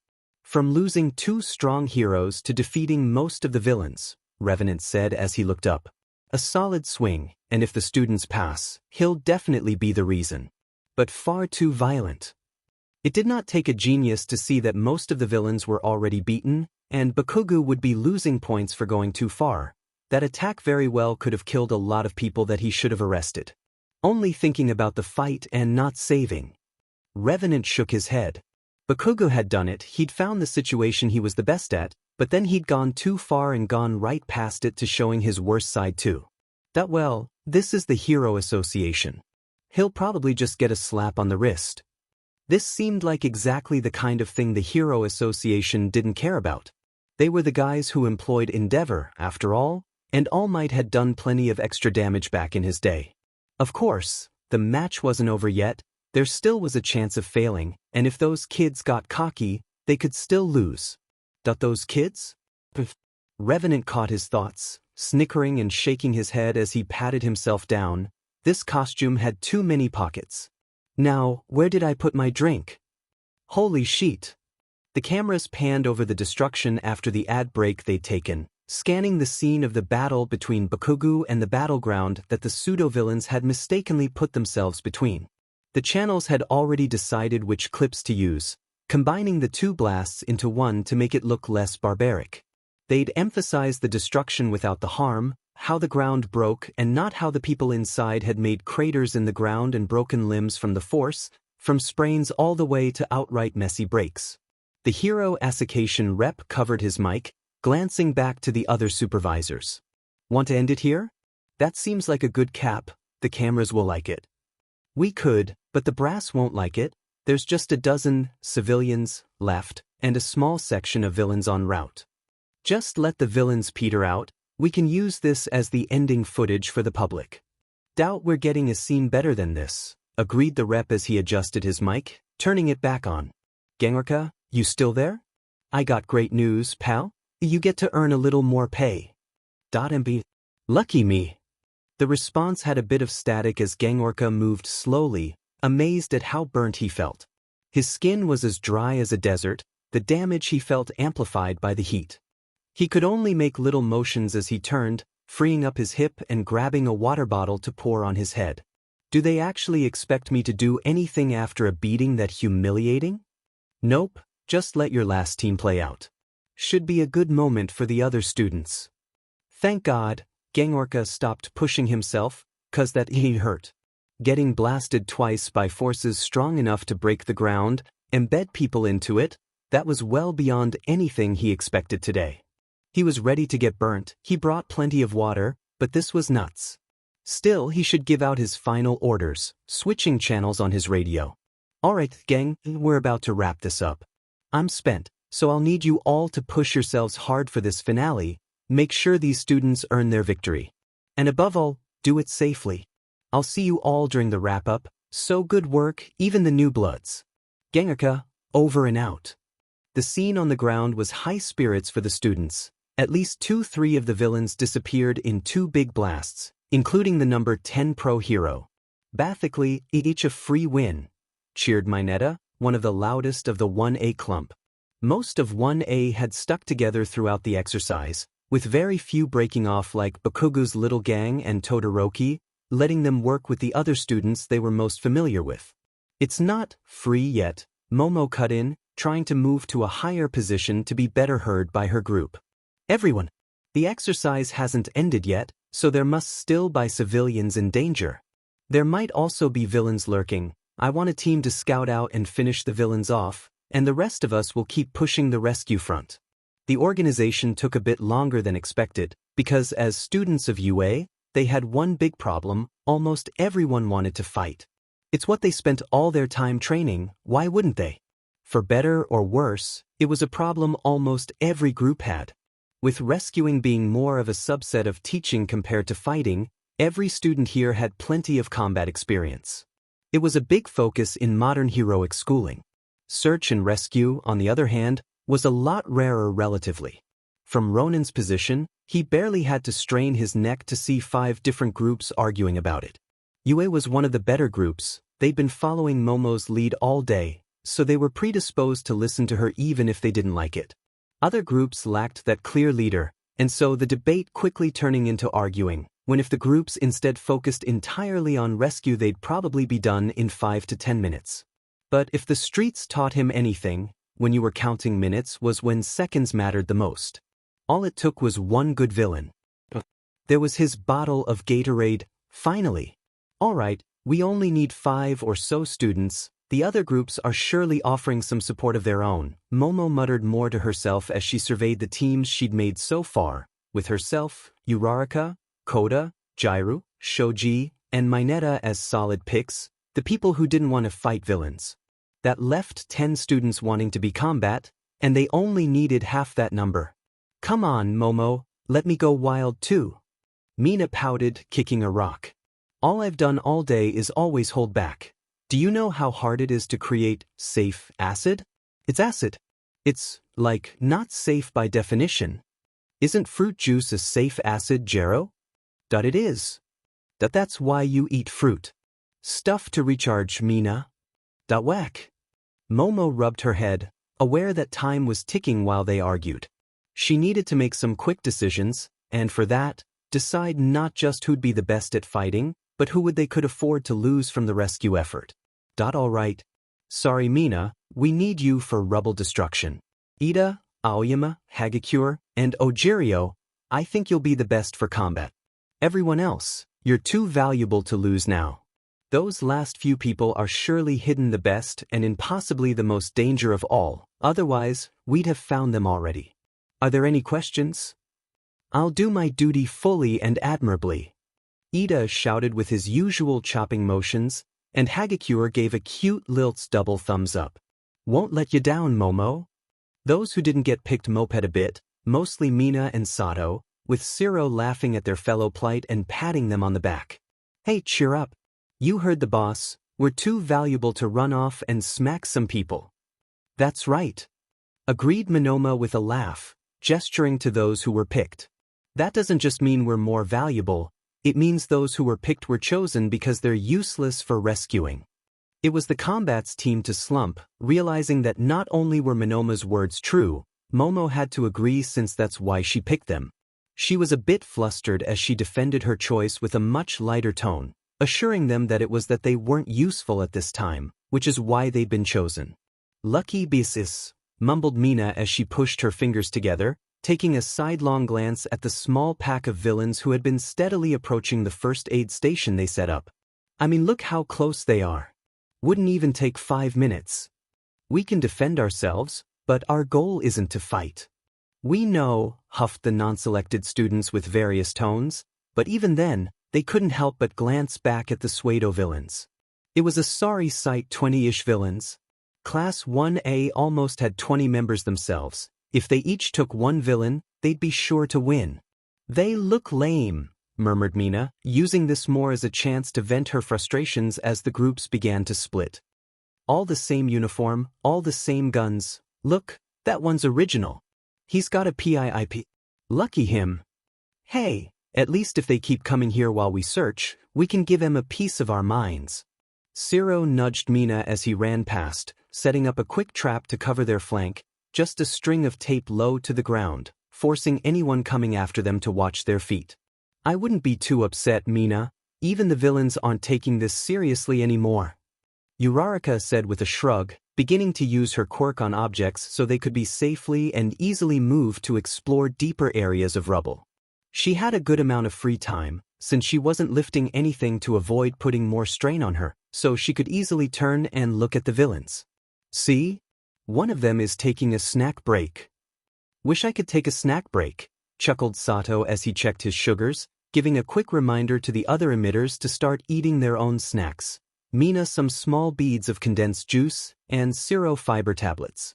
Currently, the three were relaxed, albeit various levels of mift, Sato and Ciro helping lift with sheer muscle or using tape like ropes while Mina moved next to Uraraka, squinting at the approaching small pack of villains about to meet their group of combatants. So, whatcha looking at? Is our resident snacker eating anything good? And which one is he? Oh, he's right in front. See, it's that guy with the pipe you were talking about. Uraraka smiled as she pointed to one in the front, not just the front row but clearly a good dozen feet ahead of the rest, resting a broken pipe he must have picked up from the rubble on his shoulder and holding a bottle in his hand. Well, I guess snack's a big word, he's just drinking soda or something. Maybe an energy drink? Gator Dash. Gatorade? Three heads suddenly snapped up, all complaints gone and a cold sweat running down their backs before changing glances and laughing nervously. In no way, they wouldn't dash. B, but if this is anything like the summer camp dash. T, they would totally dash. All three glanced over at the pack of pseudo-villains, led by one particularly short and bulky villain. His face, hidden behind a cloth. He walked easier than the rest in armor, his stance with his sword, confident, and just a bit of skin visible. He'd pulled up his mask to drink from a bottle of Gatorade, but that wasn't the scariest thing. Not even the inch of scar peeking out, it was far too far for anyone to see that. But as he lowered the bottle from his lips, they could all see the worrying thing. He was smiling. That lead villain, armed with just a pipe having ditched his glue gun and outnumbered 5-1 by the heroes, was smiling with an all-too-familiar cool confidence. How had Ronin gotten into the provisional license so easily, one might ask? The answer was easy. So, you want me? Ronin said right after he accepted Nizu's flash drive, and before they'd left UA. This was during Friday, the final day that Ronin had intended to train with Exam F, and right as they were being driven to the front gate after a long day's work. You want me too? To show up during the provisional license and beat the snot out of everyone, yes, you get it. Nizu was talking excitedly, and had already pulled out the next thing, a pass to the provisional license coming bundled with a few instructions. I get the action. I'm not sure I get why you want me to do this, because this sounds like a horrible idea, Ronin had said as Mao laughed, completely uncontained. Well, you see, every year the provisional license exam has a combat portion, and I'd like you to be a part of it, Nizu elaborated, giving not nearly enough details for the vigilante. Isn't the combat portion done with robots, though? What, did you want to disguise me as one? It'll be obvious I'm not a robot. First off, you underestimate how good my disguises are. Secondly, don't tell anyone, but this year we're going to be using real people. That's something about them wanting to rely on UA less, but we've still got a lot of influence, Nizu explained, making Mao snort and mutter something about politics. The Hero Association is trying to minimize our control of the greater hero space, but we can use our influence to get a few people into the exam. We can't do any teachers, they'd argue about biases, and say our teachers went too easy to let our students pass. But I am not a teacher, Ronin concluded for the rat BSD. This the bullshit you be talking about? Mao whispered, leaning over. Ronin snorted. This is tame. Favors are a wonderful thing, Nizu concluded, smiling up at Ronin. If you do well, it raises our influence despite the association's meddling, meaning we can keep control over our own affairs, and keep working with you. You're basically helping us to keep helping you. What I am basically doing is helping you to help yourself, maintain your image, influence, and I assume budget. That as well. Even when called out, Nizu didn't flinch. If you do this for us, I'll do my best to keep you anonymous not just here, but I'll help you deal with Yakuza from my end. You've never had a thing for paperwork, have you? Besides, we might have a big break coming up soon. I'd love to let you in on it. You'd let me in regardless, Ronin said with a snort, but he took the pass and papers anyway, so who was the real fool? So, is there a specific reason they need me, or you think I'll help raise your reputation? Well, Nizu rubbed the back of his head, then leaned in conspiratorially. The upper management of the Hero Association is in a tough spot. They need to start controlling the incoming wave of heroes better, and they want to fail a lot of them. We need to make an ordinary-seeming challenge to push this wave of students to be their best, to let only the best through. Secret selectivity got it. In a weird sense, Ronin got it, probably better than he got anything, ever. This was the entire reason Ronin existed, technically. The Hero Association wanted exactly what he wanted, generally better and higher-skilled heroes. Sure, it might have felt scummy to some to secretly be trying to make more students fail, but when lives were on the line, you didn't want flocks of morons on the ground trying to save people and fang it up. Ronin wouldn't admit it, but he was hooked. Not by Nizu's offer, hell no, it was far dumber. Ronin had accidentally hooked himself, seeing exactly how this played into everything he wanted.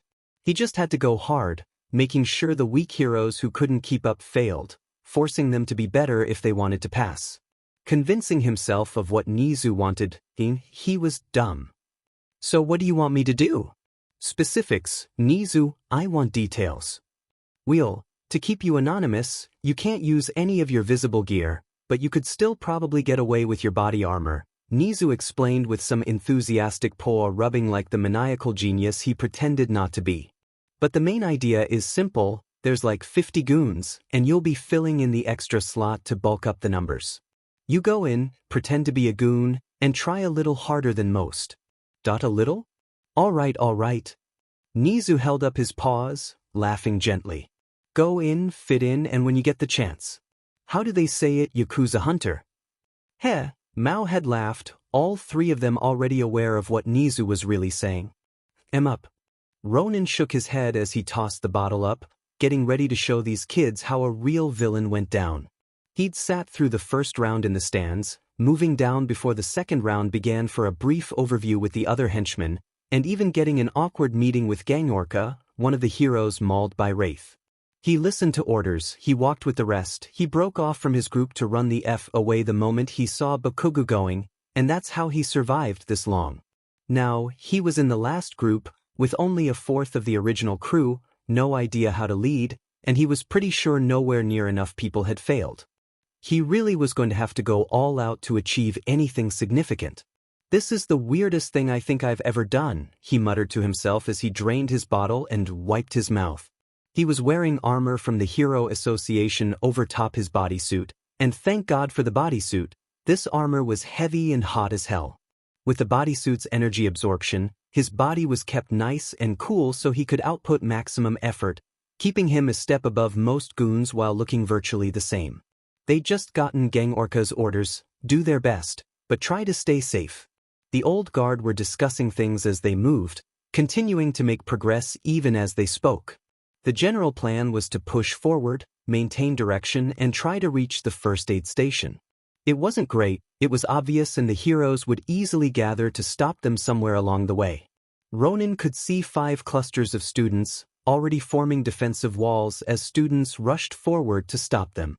What the group needed was the exact nightmare Ronin had run into twice now, the things the students would learn to fear just like Ronin did, the secretly very competent henchman. While the showman hardly counted to anyone with a brain, that alcoholic guy in the small store was exactly what heroes should be most worried about, villains who appeared weak and unassuming, but were actually very skilled. An incorrect assessment would lead to drop guards and unnecessary injuries, and right now, Ronin planned to capitalize on it for maximum impact. The students are starting to form up. 12 so far, and growing fast when the other students find out about us. If they find out, Revenant stated flatly, picking up speed and shouting back. Use the glue guns to pepper anyone standing around, I'll be front line and push through. Start firing only once I've got their attention. Ronin didn't need to give orders or have authority, he was confident once he showed his skill, the rest would follow. Like one of the others said, there were 12 heroes on the scene, 3 from UA, and more coming from that last group who were still arguing who to send. At the moment the villains had the numbers, but it was unlikely that would last. Breaking out from the pack, Ronin sprinted, holding his pipe in reverse grip in his left hand and charging straight at the closest hero to reach them as quickly as possible. They were clearly a little thrown off, 2 students who didn't expect a single villain to charge right at them, but they recovered fast, preparing for a counterattack. They never got the chance. One, Revenant muttered as he lobbed a rock at the further one to buy him some time, making them take just a second longer as he greeted the first with a sprinting shoulder check into a headbutt, then used them to body block the second's charging kick. He then punted the first into the second, letting them sprawl out over each other as he raised his pipe. 2. Glue. His backup did their jobs excellently. The second hero was barely injured, yet when their hands were encased in the cement like glue along with their dazed companion, they could barely struggle, and had no way of putting in the force to fully break their way out. Perfect. Excellent. That is exactly what I want to see. Revenant's tone wasn't inspiring in optimism, but more in a strange experience. He had dealt with multiple opponents before, like the top 10 if he using his biggest bragging immediately. His biggest problem had been his ability to damage them, to knock them around, but being unable to finish them, both because he did not kill them, and he did not have the time to beat them unconscious or tie them up to remove them from the fight. These cement guns, however. 3. Tenya Ida. Was wondering when I'd start recognizing people, Ronin muttered to himself as the next person came sprinting in. Ida, one of the fastest in 1A if Ronin had his facts straight, easily outpacing his own teammates as he rushed and no need to separate the pack if the pack did it for him. Too eager.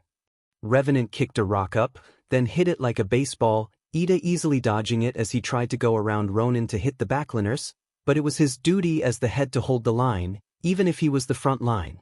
Ida was keeping close, not willing to lose speed, a simple mistake, as even Revenant could hit a still target. "Shoot at me," he ordered through the intercoms, letting them figure out what that meant as Revenant put his faith in the bodysuit and leaped in Ida's way, tackling his legs. He took a massive accidental kick to the ribs, getting launched back, but Ida stumbled, an opening that the first few glue volleys took advantage of, hitting where Revenant had been and sticking Ida down suddenly. Good, step by step. Keep the momentum. From one sweep to another, then back again. From Gangorka sweeping 2 of the top students in the exam, then to Bakuga's reversal, and now into the small villain squad's upset as they slowly pushed through the wreckage. Keep moving, keep the momentum. It felt wrong on some level as Revenant looked over his small pack, sticking in such a large group instead of breaking off on his own. This was not how he worked, not even with Mao, giving orders, surveying a group. The only instructions he knew to give were move, stop, and shoot. It wasn't exactly a winning combination, a bunch of weaklings who were only getting by on their equipment, being led by someone whose entire style was being carried by the equipment he wasn't using. Against a whole pack of students trained mostly to fight? A hard climb, to be sure. Ronin stayed in the lead, pushing ahead but unable to go too far, otherwise, students would start attacking the group from the sides.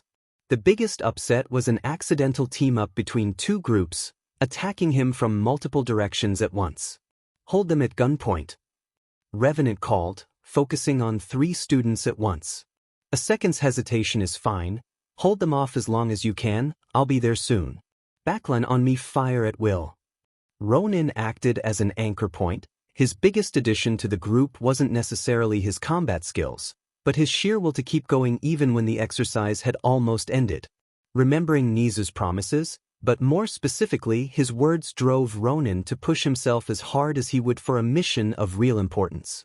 To make them try. The hero students came fast. There were many small bursts of activity, giving a lot of time for the villains to practice their coordination even as a few of them were taken down. Daiman, one of the villains, had said as they passed through the ruins of a skyscraper, already cleared by the students. Think we're actually going to do this? If we attack the rest center, it could mean the failure of the entire group, especially if we're not stopped. Good. Revenant took these motivation problems the same way he did the physical ones, directly, with nothing but facts. We are here to force the students to do their best. If they cannot cope, they are not ready, and they will not be pulling their punches when they hit us. Eyes up, I will not stand for any hesitating. Hilariously, Ronin guessed he was doing so well not only because his frequent sparring thinking of it as sparring made it much easier to get rough, but because this was exactly how he'd fight. Point a gun at a swarm of rushers to make them hesitate for an instant, exploiting the gap to hit them before they recover, then keep them on the back foot. Surprise angles, cheap tricks, this was great for him. There's the villains. I've got 'em. Stand clear. The problem was the group. It went so far against his usual style. He couldn't run away, they were too big to hide, and most of them weren't physical enough to keep up with his acrobatic moves. They were a big anchor to him as well, in a far different sense than he was to them though. The group was taking a few hits each fight, and their numbers were beginning to slowly tick down. It was clear leading groups wasn't his field. Ronin's method to solve everything was to do everything. Calling for support, Ronin rushed to meet each cluster of students, then beat them himself. It went unsaid that someone capable of fighting Nomu could deal with the students, but again, the anchor pulled him. Revenant once took on 2 students at once in the middle of the skyscraper, putting himself between them to give them false openings. He put his back to one, striking the other overhead with his pipe lightly, then turning with a fluid elbow to strike the other in the stomach as they leapt at him. Their flailing knocked him back, but the damage was minimal compared to them, doubled over and winded. He closed the distance quickly, striking them in the back to hit them into the ground, then moving on to the next, both to engage and to clear the area so his supports could glue his fallen opponent down. In a one-on-one fight, there was nothing worth talking about beating the student while they looked to their classmate, too distracted to see the pipe coming for their temple. Amateurs. You focus on combat and yet. Revenant let it drift off as he rolled his wrist, spinning the pipe in a small circle, disappointed. This was quickly becoming a top 10 situation all over again. The disappointment tinged his voice, audible as he spoke to the group. Continue onward. We push until we reach the camp. They are aware we are coming, but they cannot run forever. Geez, did they hire a real villain for the test? The Revenant glared under his mask, turning away. This is about pushing the heroes to their limits. If it were easy, there would be no point in an exam. Keep pushing the heroes to their limits. We shall see how they adjust. It wasn't long until the small group left the skyscraper, 20-odd students left behind, stuck in cement-like glue. Their march continued, mostly unmolested. Of the 20 or so people they started with, they'd lost only 4 to surprise attacks. It was surprisingly high. Midoriya had never realized how bad he was at protecting people. Turns out, dodging attacks let them continue on unabated to hit your team. Plus, he couldn't be everywhere at once. Distractions. Revenant pulled himself together, ditching the anchor to run ahead. He jumped straight into an ambush from 3 students, only focused on the motions. 2 above, 1 on the side. Gotcha! A student called as they pulled. Suddenly, a tripwire under his feet went taut, and something swung down from the side like a trap in some mythical dungeon. Revenant let his ankles go out from under him, doing a front flip to avoid going prone and the swinging rubble. His flip sent him deliberately crashing into an unsuspecting student heels first, both heels crashing into the student's shoulder before he backflipped off them to clear the space and stepping on a strange sticky substance, a multilayered trap? How foolish of him! He should have dodged into a new area. Oh shoot, Sato. Don't worry, this one will dash. Revenant barely even heard them as he suddenly spun, trying to get his feet up while attacking the nearest student. Suddenly kicking with one foot to try and free it, twisting to get his other foot free, then throwing his pipe end over end at the further student to cause disruption. This flooring was like the glue guns. Had the student stolen one? It gave him a great idea. Zero, I've dash, was all the other could get out as he lunged forward, arms reaching out. No defense. Now careful of the ground, Revenant treated this just like he would for Mao, leaping into him full force. He led with a jump kick to the stomach, turning the hero's momentum against him as he forced the massive student to exhale, his foot digging into the student's stomach so hard he almost doubled over. Off that great opening, Revenant grabbed the student like Mao taught him, putting the big guy's weight against him to slam him into the sticky ground. Following his speedy takedown of a student who couldn't keep up with him, Revenant ran up and jump kicked the student right in the gut one last time, both to keep him down and to use the student as clear ground to jump off of, diving off his second victim straight back to the first, the tall one who was standing back, adjusting his arms. Oh, it was Zero. Where was Sato? He could have sworn they were usually together. Oh well. Zero was trying to do something as Revenant kicked his pipe up, the student's eyes naturally drawn to the flashy spinning object.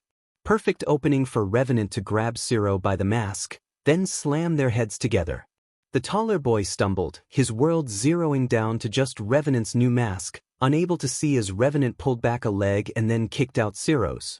The arm pulling Zero into Revenant suddenly pushed him into the ground as his leg gave out. He fell like a sack of rocks, bleary-eyed and confused as Revenant towered over him. Revenant calmly planted a boot on Zero to pin him, then raised his hand and glanced upward. Catching his pipe just as it fell, then cracking Zero upside the head in one fluid motion, the sword spun downward, was caught, then swung straight into Zero's head before moving back, disengaging to prepare, to fight dash. Oh, they were both down. Double a look. It was Sato. They were still together. What good pals. Good idea, Revenant started as he began to move back to his group, careful to navigate over the tape covering the floor. But bad execution. Know your limits next time. They done all right. The trap was good. Would have gotten most, but he wasn't most. Another 2 students down.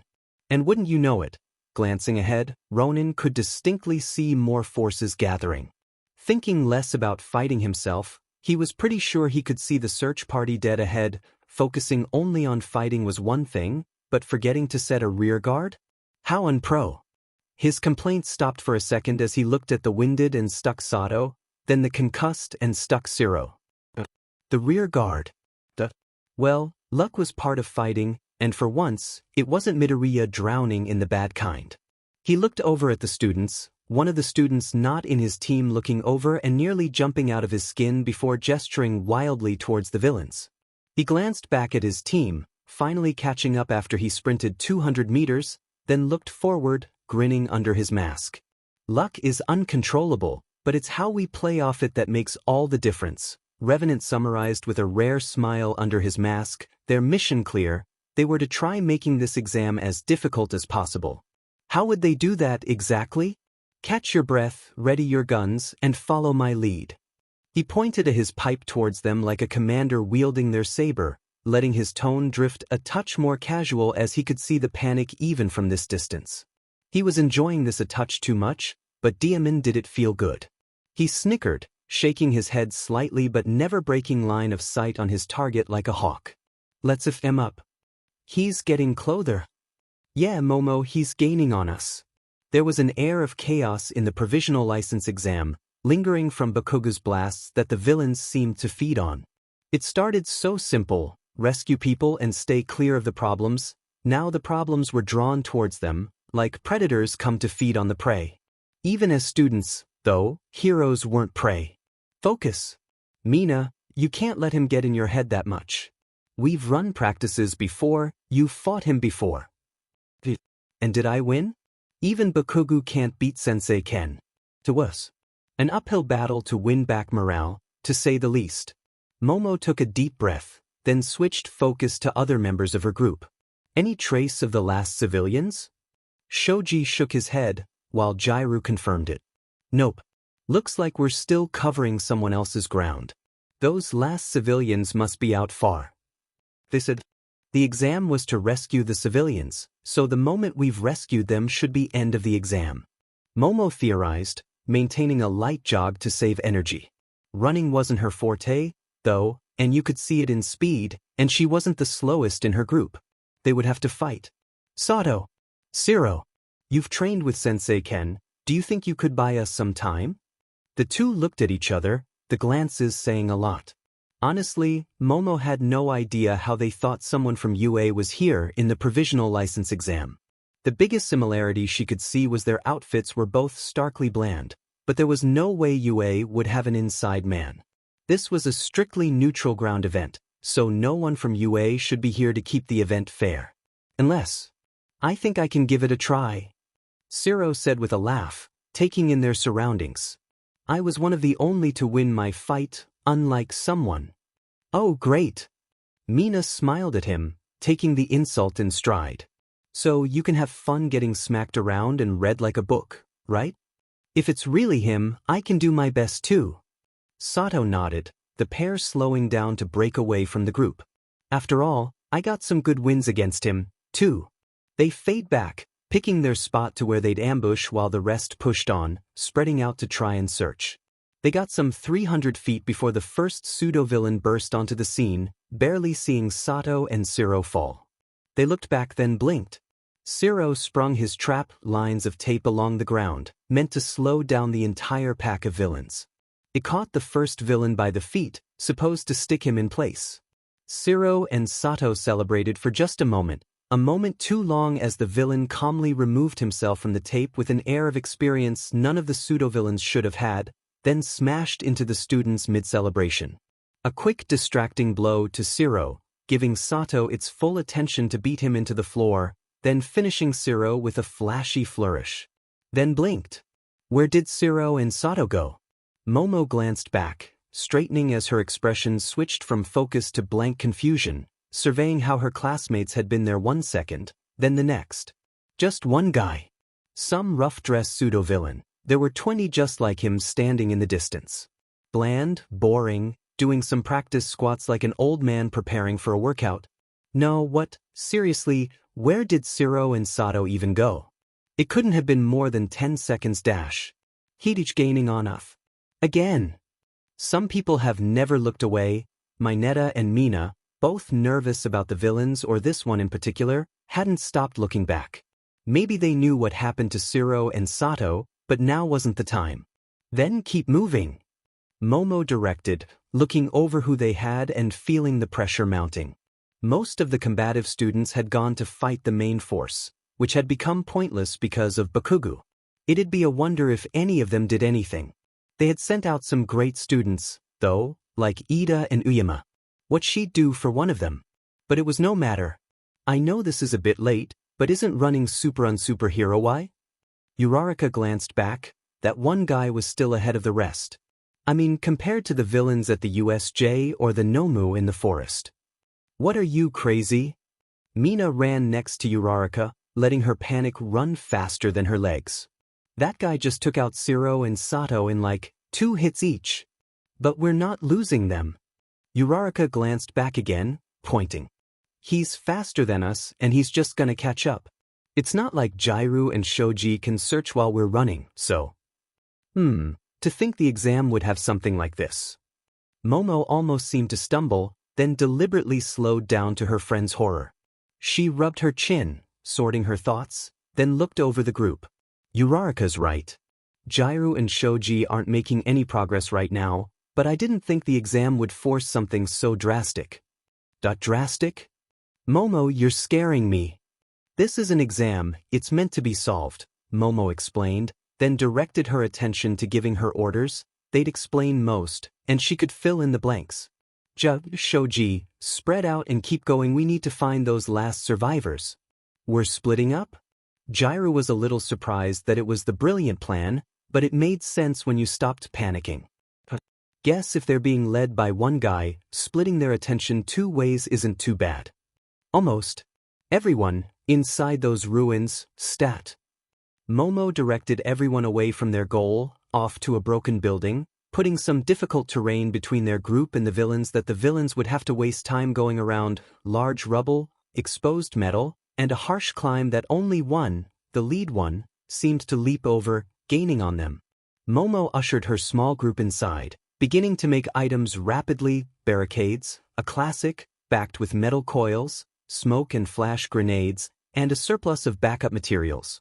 Shoji, take separate exits and run, no looking back. Everyone else, grab a barricade. We have a minute at most. Nice, some defenses. The students began moving under their leader's command, setting up some brief defenses while Shoji and Jairu moved off a little confused, not fully aware of the stakes their leader was seeing. This ought to stop him for a minute. There's a lot of grenades. Yeah. A lot of grenades, Jero, murmured Freebie, glancing at an increasingly thin Momo who kept making things rapid fire with no hesitation. Are you sure all this is necessary? Of course. The goal isn't to beat the villains, it's to save civilians. Uraravity, Grapebrush, set up more around the front windows. Momo answered confidently, surveying the scene, trying to take it all in at once. Freebie, could you help them? The goal is to hold the villains back as long as possible. Grapebrush, be ready to use your quirk. I thought thithwath about rescuing civilians, not building a fortress, muttered a disaffected Mineta, drilling a weightless barricade in before Uraraka turned off her quirk, and he kicked it to check its give. There was. But now, that's Jairu and Shoji's job, Momo explained, the horror of her words not quite reaching everyone yet. Freebie was one of the first, as usual. That was Karo? Then what are we doing? The goal of the exercise is to save civilians, and we have to do our part however we can, even if that means we can only hold back the villains to buy more time. Clarified Momo as she finished her own setup, looking over her handiwork with the grenades, tripwires, and a few other surprises. She was spent. She resembled more like a skeleton than her usual reserved self, having used all the fat in her body in advance just in case she went down early. I can't rescue the last civilians in time myself, but if I make my last stand here, I'm sure I can buy the others enough time to search a few more areas. Dich though thith is gonna be a laugh stand? That feels a little dramatic for a test. Blinking at the idea, Uraraka looked to the others, The villains would be here any time, and sure the students would fight, but a last stand? Yeah, it's pretty flashy. But if this is anything like UA. Mina trailed off, sharing a look with Uraraka before they both shuddered, realizing this was definitely something UA would try if they could. In fact, would it be too far to say UA sent Ronin to push them specifically? This exam isn't meant to see if we're ready to be heroes, theorized Froppy as she picked her own spot, giving her 2 cents as her camouflage began to settle in. It's to see if we can be the types of heroes Japan needs right now, Caro. Testing to see if we'll put ourselves in danger to help civilians seems pretty. All might why. Though they deliberately put in Tomi expert heroith to kick us around? To thee what kind of heroith we are? Man, 5th place really ith just like you, Mineta said, starting out shouting before settling into his fate, pulling 2 ball off his head and giving one a test toss. Thinking we're gonna lose isn't the greatest mentality, guys, Uraraka said as she tried to cheer up Mina, then looked around the place. But I guess if we're gonna go down swinging, we better give it our all. Guys, I'm gonna give it my all. Guys, I'm gonna dash. Mina and Momo looked on slightly wistfully as Uraraka pumped herself up, like she'd done before the UA Sports Festival, then got to work, setting up their final defenses in the few seconds before the villains arrived. Ronin wondered if he had gone a bit too far. This was the final big test to become heroes. As long as they did nothing to lose their licenses, they could be fully fledged heroes in 1 year to the day. On the other hand, he did beat 2 kids senseless in less time than they could get out 2 full sentences. Was it weird that he was starting to really think of them as younger than him? The parkour training was especially useful today. His body handled the physical problem of tracking the students, his mind the mental one. He should have given them more openings. It was exactly like training with Mao. Sato could barely keep up with 30%, of course he'd be crushed at 60% of Revenant's full force. It was twice as fast as they'd ever gone. To push them to their limits, then a touch further, that's the goal, he muttered as he ran up then jumped off rubble, bits of outer wall forming large jagged blocks. Not so different from the foam blocks he practiced on inside the gym. Soft, crumbling, it could be similar enough. Not to beat the sheet out of them. Too much. Find, match, and surpass the student's efforts. But the goal was to save civilians. Not to fight him. To punish people who forgot their goals. This felt acceptable. Not too much, but to make the point clear. A clear goal. Landing softly on what had been a street, he was standing in front of a ruined office building, the classic kind that he'd swept through chasing the Yakuza. There'd be a lobby for receiving people, a relatively larger space, then branch off to a hallway that'd break off into smaller rooms, a style used to save room in the cramped quarters of an inner-city building.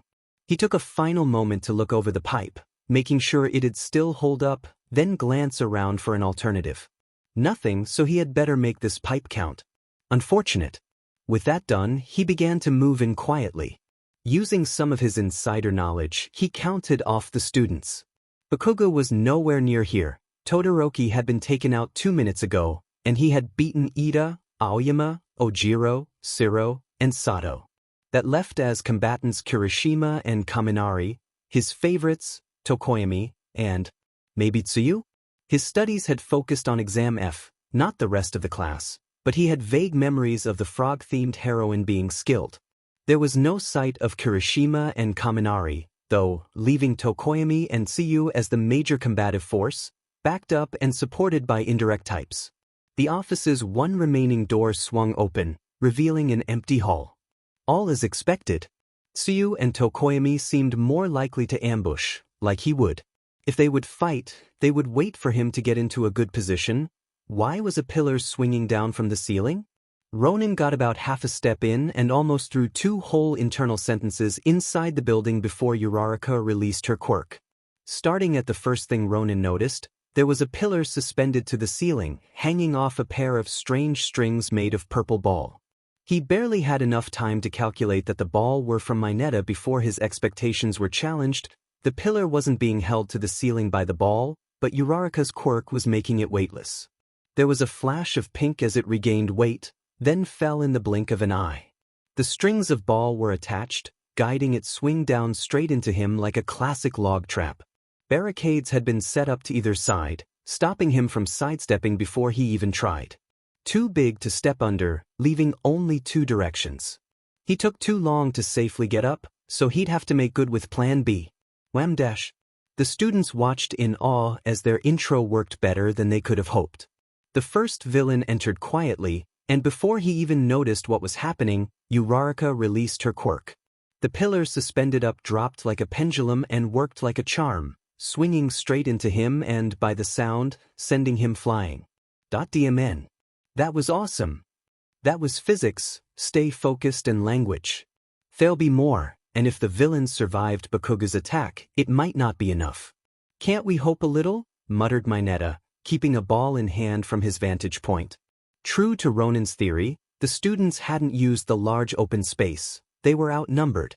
Instead, they used barricades to turn it into a funnel. They gave a clear entrance, inviting the villains through the front door with the other windows bolted shut, then would pummel them as much as possible. With any luck, it might take 4 or 5 villains at once to stop the pendulum mid-swing, or they might catch the students at a bad time, such as rearming. Alright, I'm gonna reset it. Cover me. Uraraka whispered to no one in particular as she moved from her hiding spot, the closest to the trap. She had to be, running over quickly and touching the pillar to return it to being weightless, then running back as a long tongue shot past her, grabbing the back of the pillar and pulling it back to finish rearming the trap, but as it pulled up, they could see someone past the doorway. The first villain seemed to take the first hit center mass. It was hard to see with the pillar in the way, but he landed well. Too well. Alright, guys, don't bother with a second time, let's move to Plan B. When Ronin had seen the pillar hurtling towards him, he realized he only had one viable direction to dodge. Backward. Jumping back, Ronin fell away from the incoming pillar and raised a leg.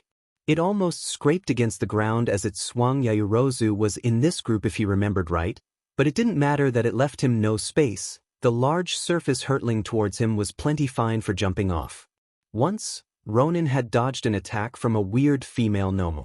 She had tried to throw a punch strong enough to instantly kill him if it landed, but he survived by jumping away before she punched, leaping off her arm and turning it from a punch that would have instantly killed him into a shove that almost instantly killed him, instead instantly breaking a lot of bones and leaving him to bleed to death in a few seconds if medical hadn't been on standby.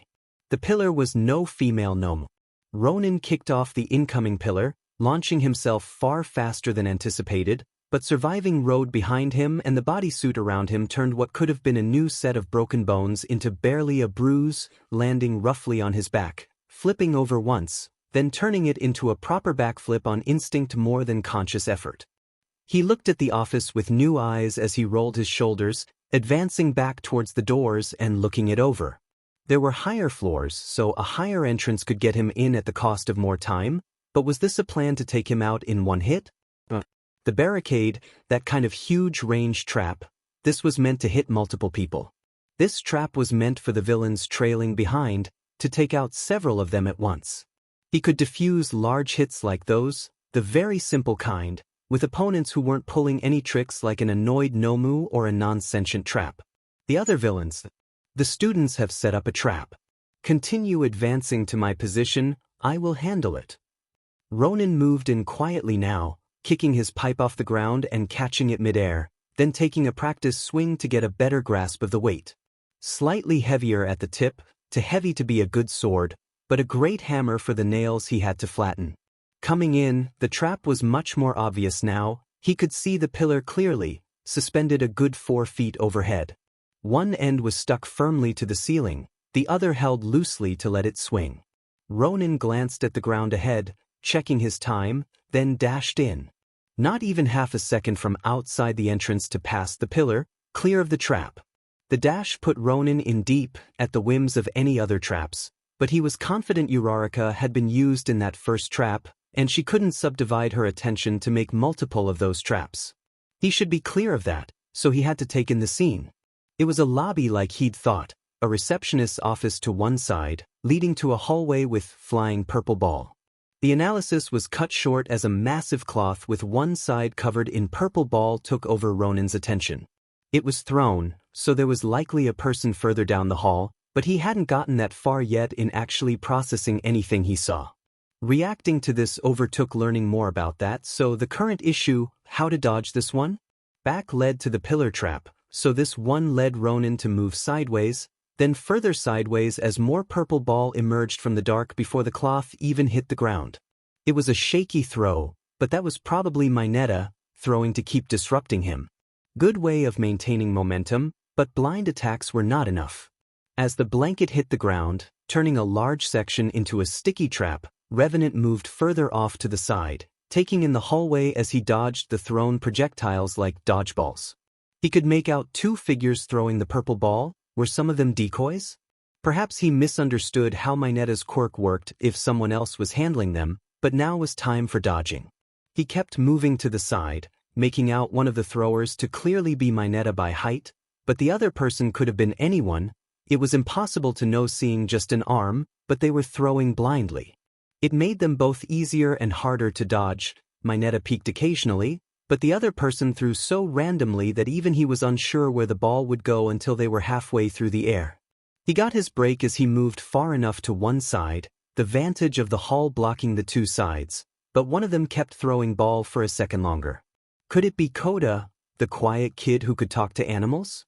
Revenant had no idea how the quiet boy would be throwing Mineta's ball, but it was an option. Oh, who was he kidding? Anyone could be throwing those things and it hardly mattered. Instead, he should take this second to regain his bearings. The lobby behind him was turned into a war zone of traps, some kind of Russian dolls strapped to the sealed windows, probably to do something if you tried to move through the barricades. There was definitely more in the hallway, things on the floor. Landmines, maybe? Tripwires? Either way, Yaoyorozu was definitely here. Never mind the sheer amount of strange items, no one else in UA could think up such a shrewd plan as turning this checkpoint into a death trap. He loved it. Unfortunately, breaking into places people didn't want him was his job, and reversing this problem into his own trap was easy.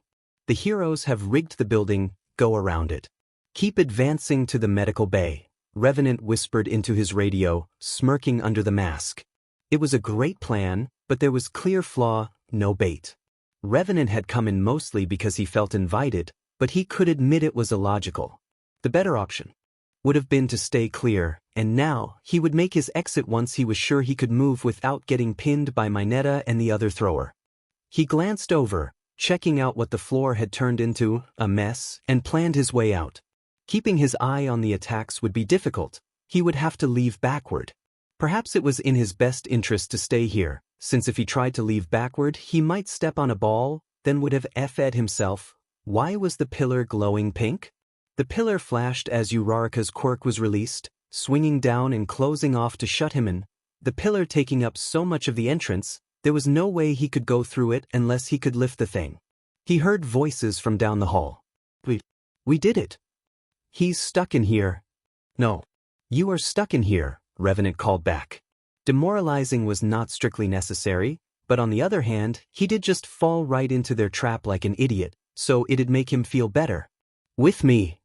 The students waited with bated breath. They seemed to have the villain cornered, literally stuck in a corner. With people borrowing Mineta's gloves so they could handle his hairballs, they had the perfect trapping tools, and only one way to go, the hallway. The star of the show, Mineta, handed another ball to Koda. By sheer accident or great deduction, Ronin had correctly pinned both attackers' identities as they huddled in a room, prepared for the suicide show by moving away from each other. The plan was simple, to take him down, even if they had to get a little bruised to do it. There was only one way forward, that hallway, so either he stayed in the corner or moved down it straight towards them. When he moved down, they just had to dive out. One of them was bound to get him. Not as long as he didn't teleport. They couldn't think of a good counter for that one. Think he'd coming? There's no way he'll wait forever. But he'll probably get a plan before he moves. Momo was pushing herself to her limits, using as much of her quirk as possible, snacking where she could to try and regain some energy, guiding the team, and on top of all that she was the one trying to read the villain. She was the brains of the operation. Who else could predict what he'd do? He doesn't seem to be using his quirk. If he is, it's likely a strength, speed, or durability-enhancing one. Possibly multiple. Unless he's waiting to use his teleport to sneak up on us. Mina, we still don't know it's Ronin. We have to focus on what we do know than throw out blind theories, Momo tried explaining. With so much on her plate, she couldn't let herself be caught in theories of what if. There'd be infinite possibilities if she gave him any manner of quirks, so she needed to lock in what she knew, then figure out what came next. If she was some sort of great martial artist like he seemed, making the Ronin claim, no, focus. If she was like him, what would she do in this situation? Waiting them out felt too passive, and he had told his team not to come. She'd heard it. Waiting out played to their advantage. She knew it, he knew it, and they knew each other knew it, so it couldn't be just waiting. But what could he do? She glanced out from her cover. He had no extra equipment to use as a shield, so he'd be taking Minetta's ball head-on. Was he fast enough to dodge, or hit them away with that pipe? Unlikely. If he was, why hide or take cover? No, that couldn't be solution, but he was moving too much to have no ideas, leaning against the wall and pressing his ear against it, then pulling back. The wall. Momo spoke a little louder than intended, giving away her position a bit, but it was urgent. He's coming through the wall. What? The others cast curious glances, their inability to see the villain literally blinding them as they paused to try and register, but the villain didn't hesitate, having taken one step back, muttering to himself, then shoulder-checking the wall. There was an explosion of plaster as Ronin tried his hand at what he thought was his best out, going straight through the wall he'd been leaning against into the next room. They had fortified the lobby too much, and had he known Minetta was here, he probably never would have gone in. But even if his bed was made, he'd refuse to lie down. Not yet. His first idea was a shoulder check like Mao, and when that failed, he punched through it, grabbing the other side and pulling himself the rest of the way through, showering plaster across the room and confusing the students who'd been sitting on the other side. After his previous fail, he did a quick scan of people first. Coda, animals. Eureka, gravity. Minetta, found you. No one else was as high a priority as Ronin sprinted in, punting Minetta across the room and making him hit the ceiling, sticking there like a dart in a board by his own sticky hair. Wait, I'm stuck. Ronin then continued his look over the students, who frog, then broke his analysis to dodge and parry her tongue with his pipe. Mina, acid. Tokiyami, shadows. Tokiyami was the highest priority, drawing dark shadow and moving to fight until he noticed Koda running towards him with a splash of purple in his hand. Why was a non-combative student running towards him, purple? Minetta. One of Minetta's ball. Pivoting away from the charging black bird, Ronin resigned himself to taking some hits as he advanced on Koda, first, striking the boy's wrists with his pipe to move the sticky trap away from himself safely, then sidestepping and kicking Koda in the back. With wrists knocked down and his back suddenly kicked, Koda lost his balance, slipping on his face as he tripped and landed on the ball. He was down. The ball would keep him to the floor long after this fight ended. Now the next. After confirming Koda was down, Ronin continued to backpedal, buying about half a second as Tokoyami and Dark Shadow advanced on him, slowed by now having to go around his fellow student and Ronin's backpedaling. Dark Shadow led the advance with big swings, laughing as it struck out, making Ronin backpedal more as he parried its claws. It seemed bigger than usual, and quite strong too. It was not enough. Tokoyami himself didn't do anything to support Dark Shadow, a sign that him and Mao had better teamwork than some people. He couldn't resist trying to teach now, it was too obvious. Stop standing around. Ronin abruptly stopped backpedaling to shoulder-check the sentient shade, weaving between its claws, then going for his real target, Tokoyami. One hand he swung under Dark Shadow, striking Tokoyama in the body.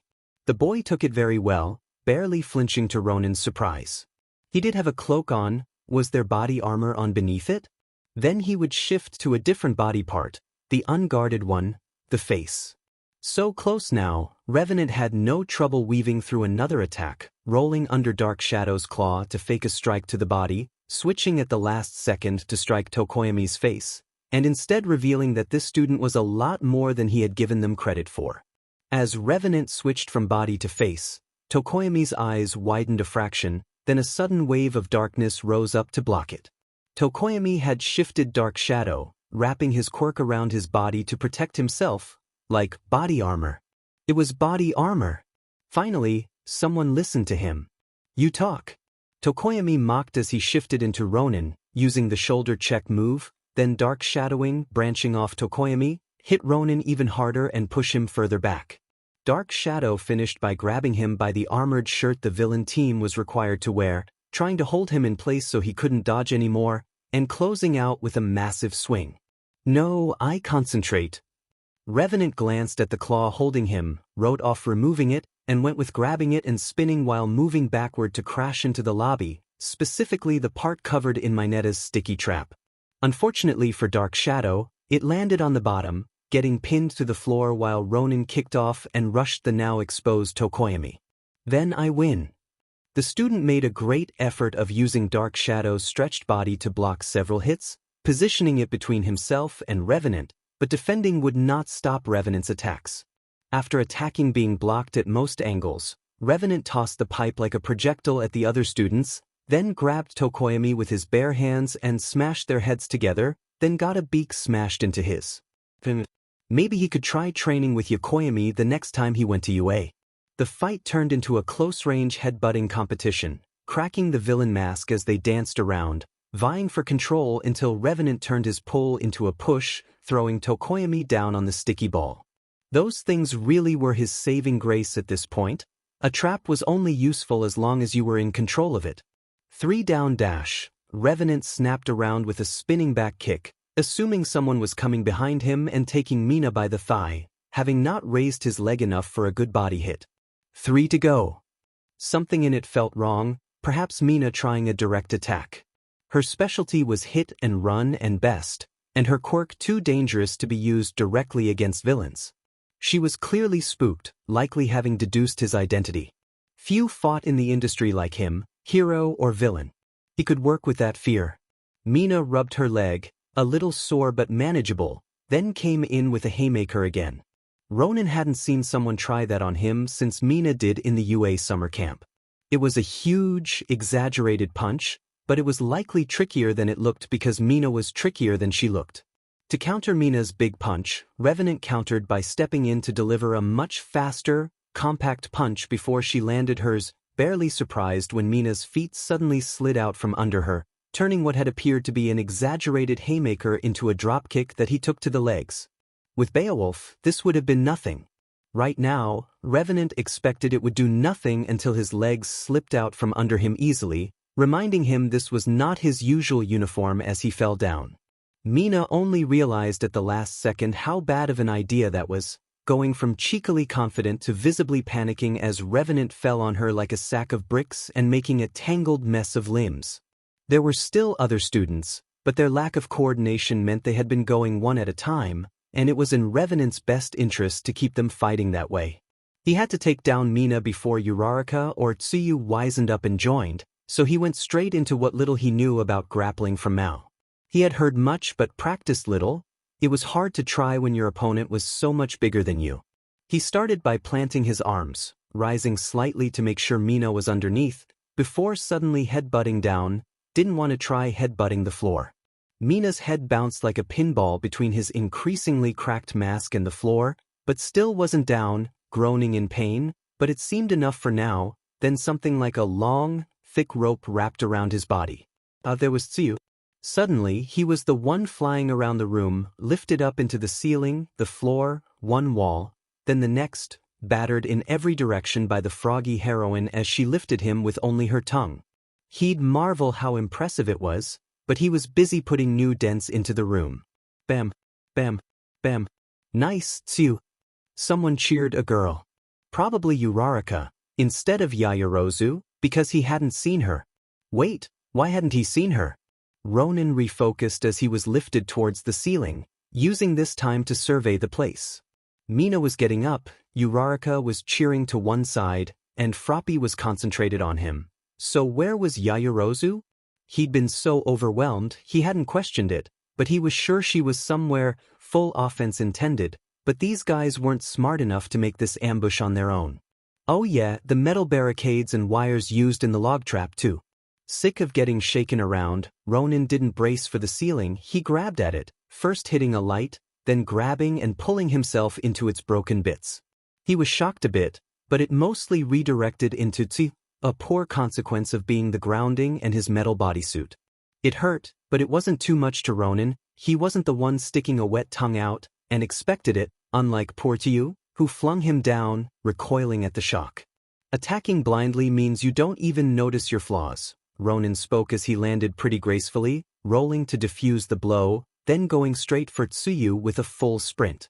Uraraka tried to get in the way, grabbing at him, but he lifted her like a rugby player and tossed her to the side.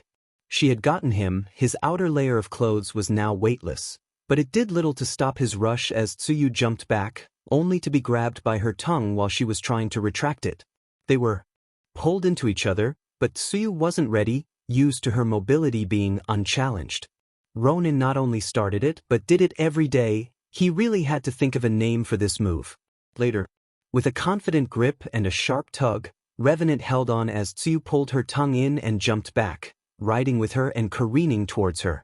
He landed a solid knee to her stomach midair, then kicked her down as he grabbed the ceiling. She landed slightly doubled over on her back, and fully doubled when Revenant dropped from the ceiling on top of her with both feet, making sure to put some good weight into it before stepping back, pivoting, and dealing with his next problem child. Alright, that felt weird. Uraraka, who'd been standing around ready to yap, took a spinning side kick to the helmet as Ronin adjusted his focus. Too much talking. From the kick to her face, Ronin bent his leg partially, then hit her in the body with another sharp kick. Too little motion. She stumbled back and to the side, raising her arms to block his next kick. Focus. Her arms were curled, blocking her sides. To counter this, Ronin turned his body, snap kicking between her arms. His boot slipped past her guard, striking her sharply in the stomach and making her almost double over, but she clearly anticipated this. In a somewhat trained motion, her arms came out to grab his leg, clearly a trained motion, but she didn't have the air to do anything. People often didn't realize how hard it was to move when you had the air knocked out of you, and Uraraka couldn't even muster the muscle to properly pull his leg. Instead, she lowered her guard to lean on him for support, another mistake. With one foot resting on Uraraka, Ronin put all his weight on that foot, pulling her forward and down as he snapped his other leg up. They both fell now, but Uraraka had no control, while Ronin already planned how to flip back up when he was done. Uraraka practically dived towards the ground while Ronin seemed to float, having given himself a touch of upward momentum before his last leg had left the ground, to snap up and kick Uraraka in the face. It would not be amiss to say Uraraka fell into Ronin's kick, putting most of her own weight into Ronin's attack. It gave it all the more power as she took it to the dome, suddenly launched sideways, or to play it in full speed. The students were shocked as a wall exploded behind them. They turned towards it, seeing a cloud of white and a dark sharp that lurched out from within, a dark figure, armed with a club, years of experience, and a craving for blood. Mineta was gone in a second, replaced by a villain, leaving only his scream as he flew into the next room, then crashed into the ceiling. He shouted, wiggling, but was stuck for now. Without waiting for the dust to clear, Tokoyami brought out Dark Shadow, creating a massive form to draw the eye while Kota tried his best to quietly creep towards the villain. It didn't work. The villain faced Tokoyami mostly, seeming to fall for the bait, but waiting for the last moment to turn. As Kota reached out with one of Mineta's ball to try and stick the villain, said villain finally faced him, striking him once, twice, and sending him crashing into the ground onto his own ball, then turning further to dodge under a swipe from Dark Shadow. Dark Shadow and Tokoyami advanced steadily as Kota tried to stand up, getting first-hand experience on how hard it was to get off Mineta's hair, while the villain kept calm and kept moving back. Step by step, barely getting even touched by Dark Shadow until suddenly stepping in to hit back. Stop standing around. Claws, arms, then body were all struck in rapid order as the villain worked the angles, trying to find a weak point, then diving full in when he noticed Tokoyami's inactivity. He closed the distance, striking Tokoyami in an instant. Tokoyami barely had time to flinch before Dark Shadow was pushing his limits to block the beating and keep a straight face, looking confident right until a hand closed around its throat and suddenly lifted it back. Dark Shadow was grabbed and slammed into the ground roughly, the area closer towards the door, where Minetta's hairballs had piled up to form a sticky carpet that was supposed to trap the villain, but was great at trapping Dark Shadow. Tokoyami didn't get more than a moment to think his response before the villain rushed him. The villain was so confident, he threw his weapon at the others, disrupting their talk and hitting Tsuyu in the head as she tried to line up a shot at Momo's command. Now, it was Tokoyami's turn, grabbed by the throat, strangled and headbutt down, forced lower before suddenly being lifted off the ground and slammed into the ground beside his quirk, Dark Shadow. 3 down. 3 to go. Turning towards the door, his mask had cracked, but he didn't seem out of breath or flustered. He'd disarmed himself, but to call him unprepared after he grabbed a monster twice its size by the throat like he was trying to murder it. What did you describe that as? Villainous. His gaze snapped back as Mina moved forward, trying to push through her fear. In the background, Tsuyu was trying to line up a team attack, but Mina was gone too fast. As Mina tried to get close, his legs snapped out, striking hers and forcing her back. She built a bit of distance, trying to cool her nerves, then charged in, sliding into him, but had he seen that coming too? The young heroine crashed into his legs, but he fell too easily. No, instead of falling, it was clear. He tackled her to the floor, pinning her in place with no quarter to hide. They fell, he rose, and then he began beating her into the floor. No hesitation, no pause, no chance to reevaluate or plan. The only pause was when Tsuyu, with a new black eye, reached out and grabbed him with her tongue. The tongue lifted villain off heroine, throwing him into the nearest wall, then the next with reckless abandon, Tsuyu was pushing herself more than expected. He was heavier than expected, and instead of going tense and being an easy target to lift, he was loose, relaxed, and easily taking the hits into the walls and ceiling. Even using gravity to drop him in the floor hardly did anything. He was too limp, like hitting a rag. When he finally moved, it was simple and barbaric, clawing at an overhead light and grabbing its wires. Attacking blindly means you don't even notice your flaws. He didn't flinch. He didn't react at all as he electrocuted himself, all to force Tsuyu to flinch for an instant, then jump to keep beating her. He pulled himself towards her, hitting her out of the air, then diving for her, landing directly on her before glancing back. He could see her. She knew he could see her. He was staring right at her, from the hallway where she'd abandoned her friends. They didn't even get to use the flashbangs she made for them. Had they even set up the tripwires? She couldn't see, she couldn't even bear to look. The villain fully turned with an onslaught of attacks, beating Uraraka in under 2 seconds with just his feet, even finishing it with a flashy spin back to his feet.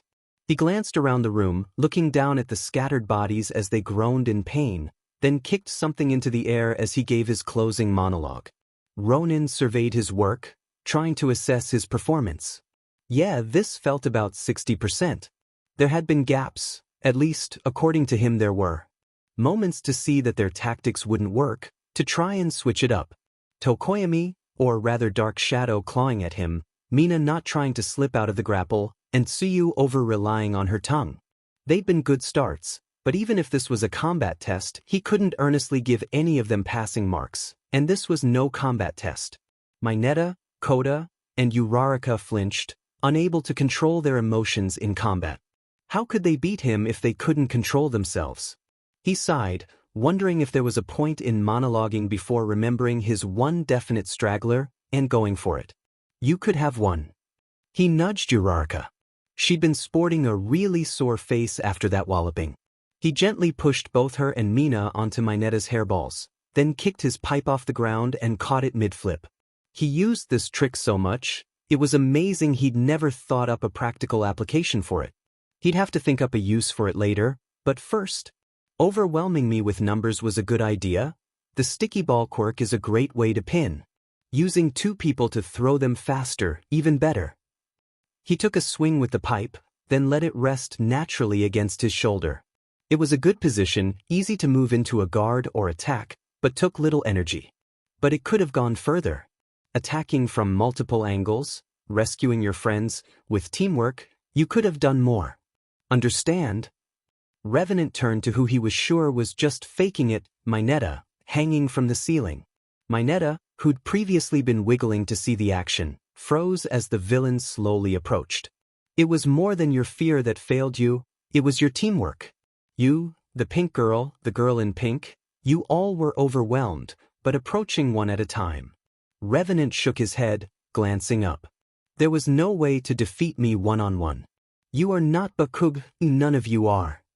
The last sentence was directed outward, glaring at the students before returning to Mineta. To know your strengths is Bakugu's greatest power, but you can barely fathom yours. Think about this next year and you might pass. Are you really going to hang there the whole time? Mineta looked scared out of his mind, giving a little ha as Revenant rolled his eyes. Your quirk is to throw your hairballs.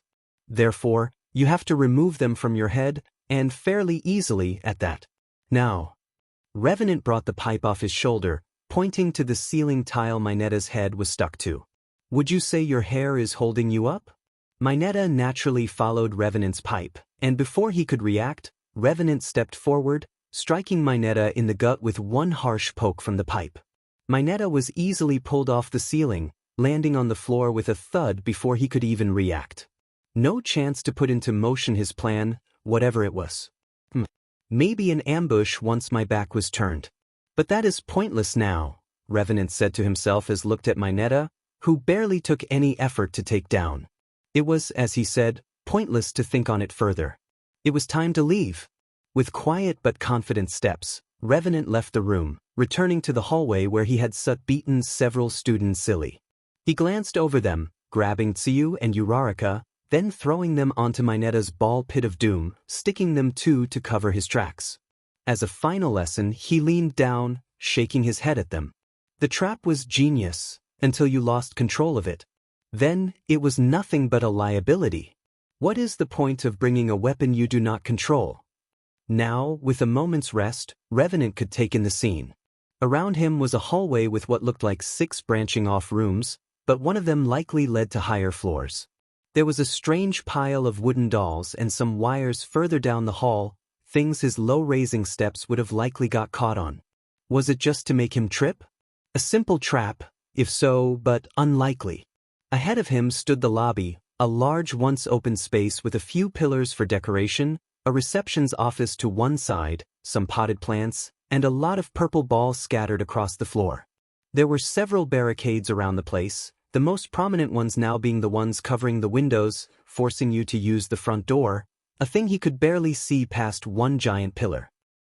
Massive pillar traps still blocking the door, the barricades to force you into its path, all of it screamed one person. Yaoyorozu. Only Yaoyorozu could have planned and made all this in his eyes, and the previous fight showed why.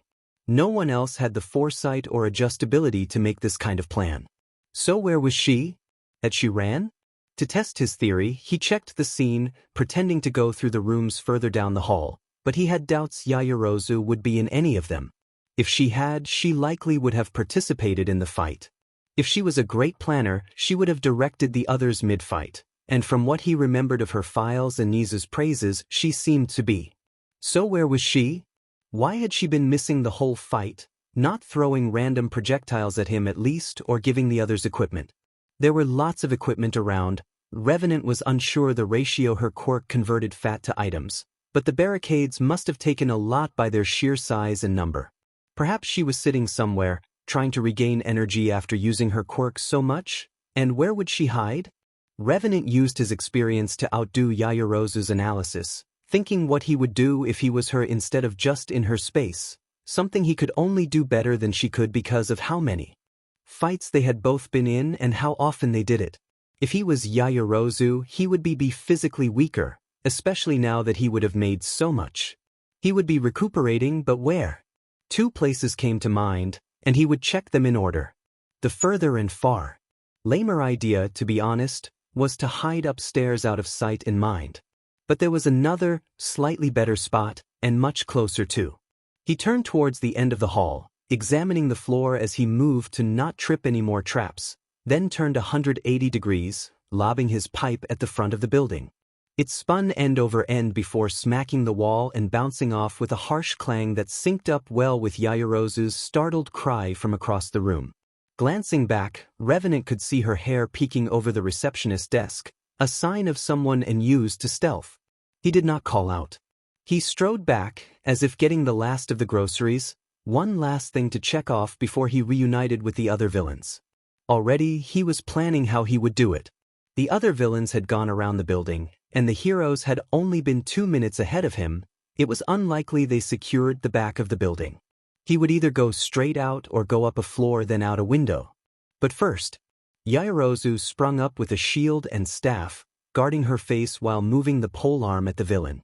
It was a blind move, corrected mid-swing to hit him, but the technique was amateurish. Ronin stepped back, more walking than dodging as he kicked up his pipe and caught it. And then there was one. He made no motion that he knew her. He'd done his best to keep that information to himself, but her existence was likely. The barricades.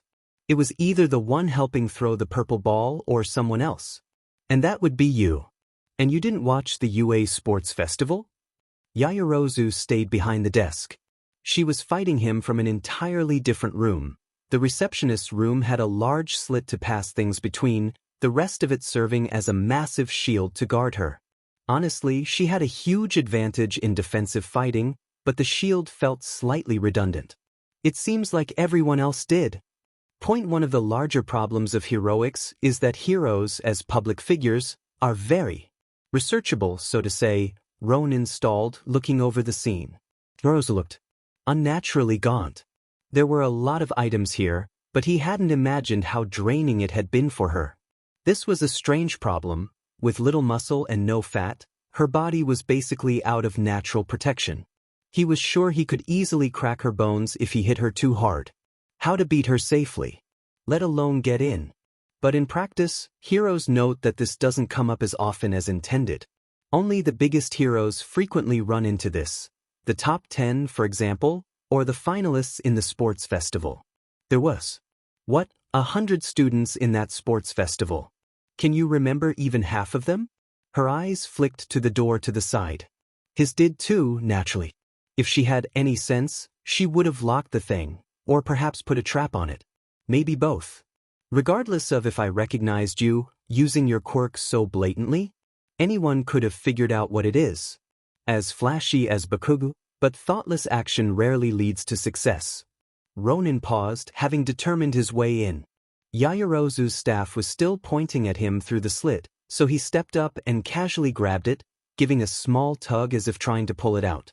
She resisted. She couldn't make much more, it seemed, giving him the advantage once he got into that room, if he even needed to.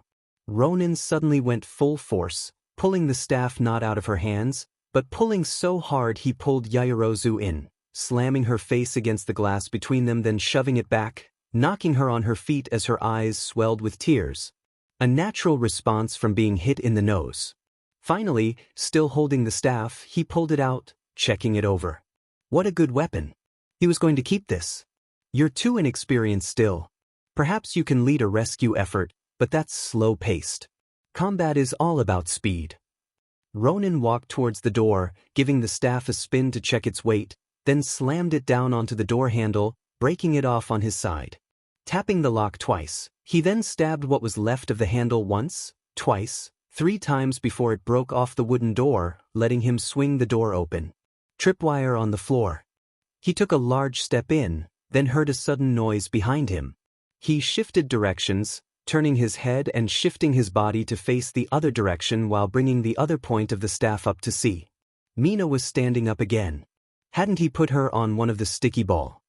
She must have melted through with her acid.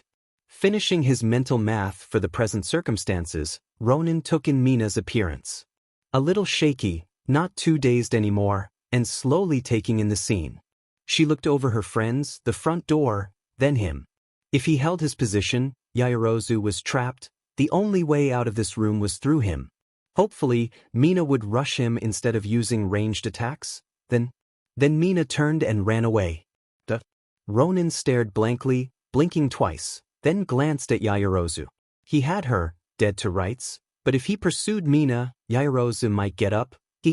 What an unheroic end.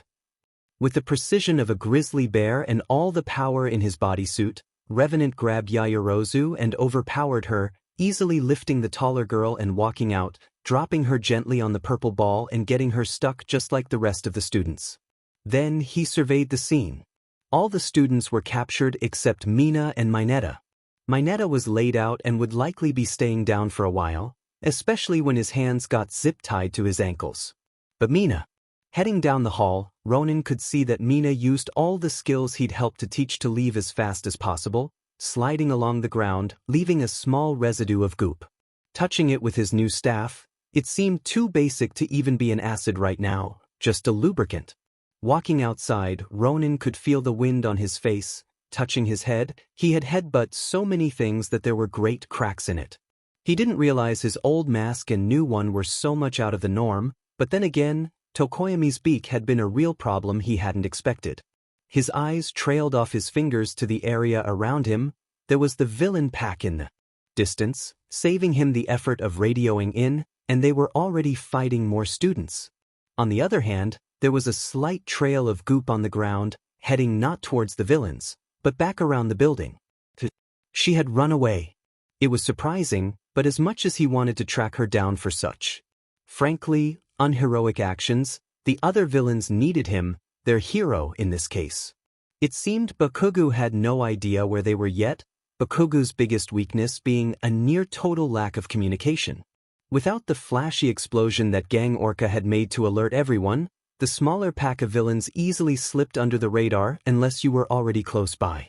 Still, their goal was the first aid section or whatever the students were calling it, and there was little doubt Bakugo would be there. First, they had to get there, then they could worry about Bakugo arriving and ruining everything. Reaching the other villains didn't even take a minute.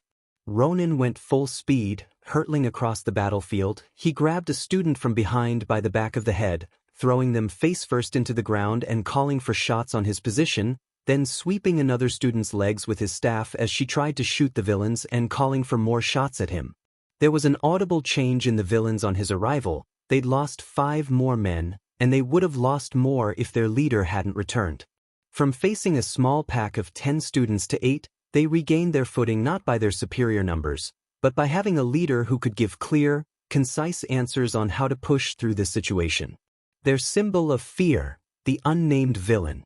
With an acutile weapon, now, Ronin was in another league. He deliberately overextended, one-handed the staff and lunged to strike the next hero from afar as he ran in, then holding it like a baseball bat. Large, powerful strikes cracked into their arms like home run swings, then crashed into their unprotected bodies, throwing the heroes and heroines around like ragdolls. It didn't even take a minute for him to take down 2 more students, but the conflict was over. With their regained presence, the villains slowly nailed down the remaining 6. Doing a head count and telling the heavily injured to stay back, who refused, to his pride, it was time to push on. The villains had gotten through most of the ruined city district by now. Heading to the edge, they had reached a large, open expanse of dirt and cliffs, and there it was. Some 100 or 2 feet away, a clear camp amidst the dirt and ruin. The target. Their goal. Their endgame. Ronin finished a final check. He made sure all the students were properly stuck by the villains' glue guns, grabbed a surprise for later, then joined the rest at the lip. This is it. We clear this distance, we're home free. There's no way the students can defend the pseudo-civilians and themselves at the same time. I want reserved trigger fingers until we reach the camp. Every shot is important, so no spraying and praying. We've got a mission. Now, regarding the final hurdle. Ronin turned away from the crew, but he couldn't make out any particular faces in the crowd from this distance. But he was sure he was there, and would probably be the end of Ronin's run. Katsuki Buu's strongest. He'll be a hard hurdle to clear, but we have to find a way to clear the gap without getting blown up. Luckily, with a little effort, Ronin lifted the thing he picked up, or rather, who he picked up. One of the students had their arm covered in glue, sticking their arms together instead of to the ground. They were defenseless, or as Bakugo would see it, a civilian. I think we've got just the key to get in. The villains marched over the gap with one figure held prominently, their hostage, one of the students who was supposed to be taking the test, and being DMN loud about it. With one hostage, suddenly, the heroes couldn't hit them with such big attacks. Ronin could immediately pick out Bakugo from high above, previously blocked out of sight by the rubble, but now screaming loudly in annoyance before diving down, said probably both at the cheap tactic and the fact that one of the heroes was so weak they let themselves get captured.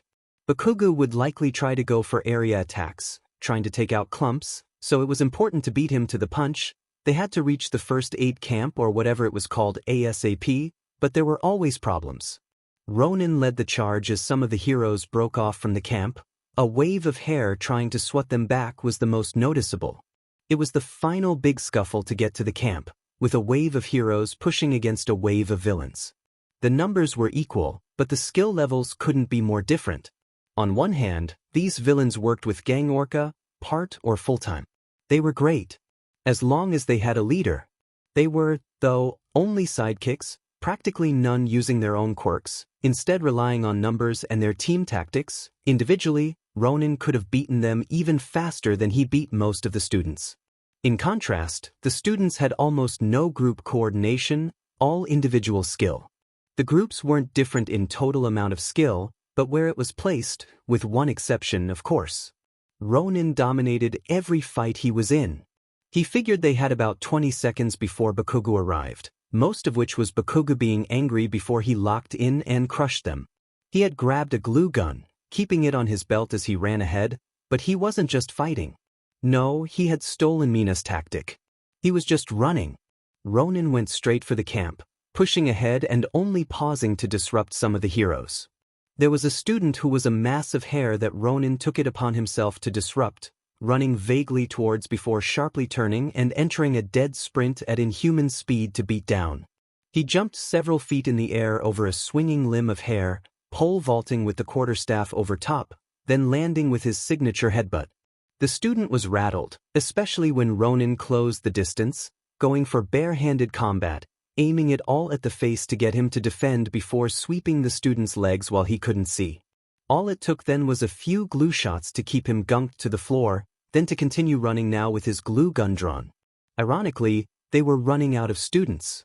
30 here, the 40 or so he had beaten along the way, including large swathes of one. The rest were probably scattered about, trying to rescue more, unaware the whole operation was about to fail. He glanced up, seeing Bakugo actively shooting down to try and get to the ground faster.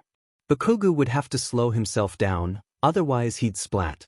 It bought him more time to run, so he needed to get to the civilians faster, and why was he suddenly falling to the ground? Revenant felt something grab the back of his head, someone running up behind him and trying to throw him face first into the ground. Moving with the motion, Revenant did a front flip, landing on his feet and drawing his gun on whoever tried to steal his moves to see Mina Ishido. It warmed his heart a little to see her having come back, but this felt a little late. Bakugo'd be here in seconds. Done running away? Revenant said flatly as instead of running, he stood his ground just a small ways away from Mina as she turned with a slide like riding a skateboard. He evened out his feet, taking aim not at Mina, but at the camp. It should be close enough to hit someone. What advice should he give her? You're too late, you should have rallied with the other heroes. Alone, you can't stop a gun. Like yeah. Mina stood a little too confidently as Ronin became vaguely aware of a sound behind him, a roar, like from an engine, then a sudden flip as his world went sideways, someone kicking him in the side and launching him across the dirt close to a dozen feet before he rolled to a stop. That's why I didn't fight alone. Ronin struggled to his feet, glancing up at Tenya Ida. Ronin took a deep breath, forming his plan. He'd dive into Ida's legs, then shoot him once the student tripped, trapping. But he had already done this. How was Ida? Glancing back, Ronin could see over the field as his team of villains was getting beaten, but not by the last wave of hero students, no, but by people he was sure he had glued to the ground. When Mina got her butt handed to her, she was sure of two things. What? The villain they were fighting? Definitely Ronin, 1,000,000%. Ronin? She could not take Ronin. This wasn't the one she trained with, the one giving casual advice, letting them repeat and retry moves. This was the real Ronin, going all out to slam them and their grades down as hard as he could. So she played dead. Originally, her plan was to jump Ronin when his back was turned. Maybe that would work, Especially since he loved headbutting stuff and his mask was cracked, but then he just manhandled Tsuyu? And you Rarika? So Mina played dead a bit longer. She cursed when she got gently punted onto Mineta's gross ball things, trying to wiggle her way off before realizing she could totally just burn through it. While Ronin monologued, Mina began to shift quietly, glancing over and quietly creating a bit of acid to burn the stupid purple ball, then getting stuck to another one, cursing how many of these demon things there were. By the time Ronin had finished Mineta, Mina was about free, but there was only Momo left. Momo glanced at Mina from her hiding spot. The plan was for Momo to contact them over radio, but that'd be way too obvious now, so a few glances was going to have to do. Momo glanced at Ronin, Mina glanced at Ronin. Momo glanced at something past Ronin, then again, and finally Mina saw it, not Ronin, but the hallway obviously beyond him. Mina's eyes went a little wider, but before she could ask questions, a pipe suddenly flew over her head. She yelped, she couldn't help it. So, to cover for her, Momo yelped louder. Mina felt her blood go cold as Ronin's big boots eclipsed her vision, walking straight past her. She wondered if a sneak attack could beat him, then realized quickly that was stupid, she'd seen him fight. Sneak attacks were his thing. Ronin moved to the office, his back turned to her, then Momo threw a blind stab at Ronin. Now, Momo was the smartest person in UA, so if even Mina realized they weren't going to win, Momo definitely realized. So why was she stabbing at Ronin? It was like Momo had said earlier. Stalling. Sometimes, you couldn't beat the villain. They certainly couldn't. So, Momo had to yelp, she had to draw attention to herself to cover for Mina, she had to stab at Ronin so he wouldn't turn around, and now, Mina had to get up and make Momo's actions count. So Mina got up as quietly as she could, getting stuck one row time and biting down a curse, quietly but quickly melting through it before getting up as Ronin slowly broke through Momo's defenses, the sound of metal snapping as he hit a door handle so hard the metal snapped clean in half, then beating the door until its wood broke and opened for him. Mina had no idea what it was, though, but as she finally got up, Ronin wheeled around. For a moment, they stared at each other. She could see his eye piercing through the cracked glass, a spot of emerald green, seeming to burn through. She could see the scars left by people way better than her, and to one side she could see Momo leaning on the counter.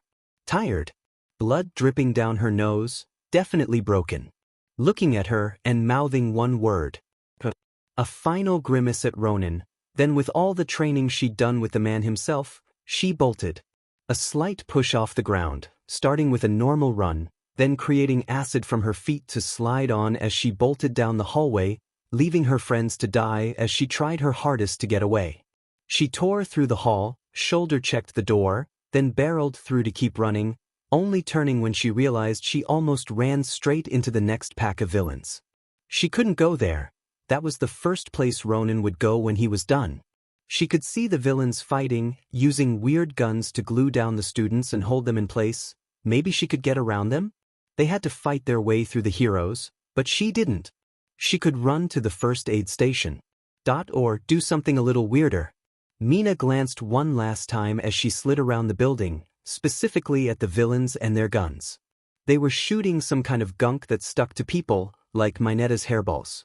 Ida, Aoyama, and Ojiro had been sent to fight the villains, probably got beaten by Ronin, but maybe pinned down with those guns instead of knocked out.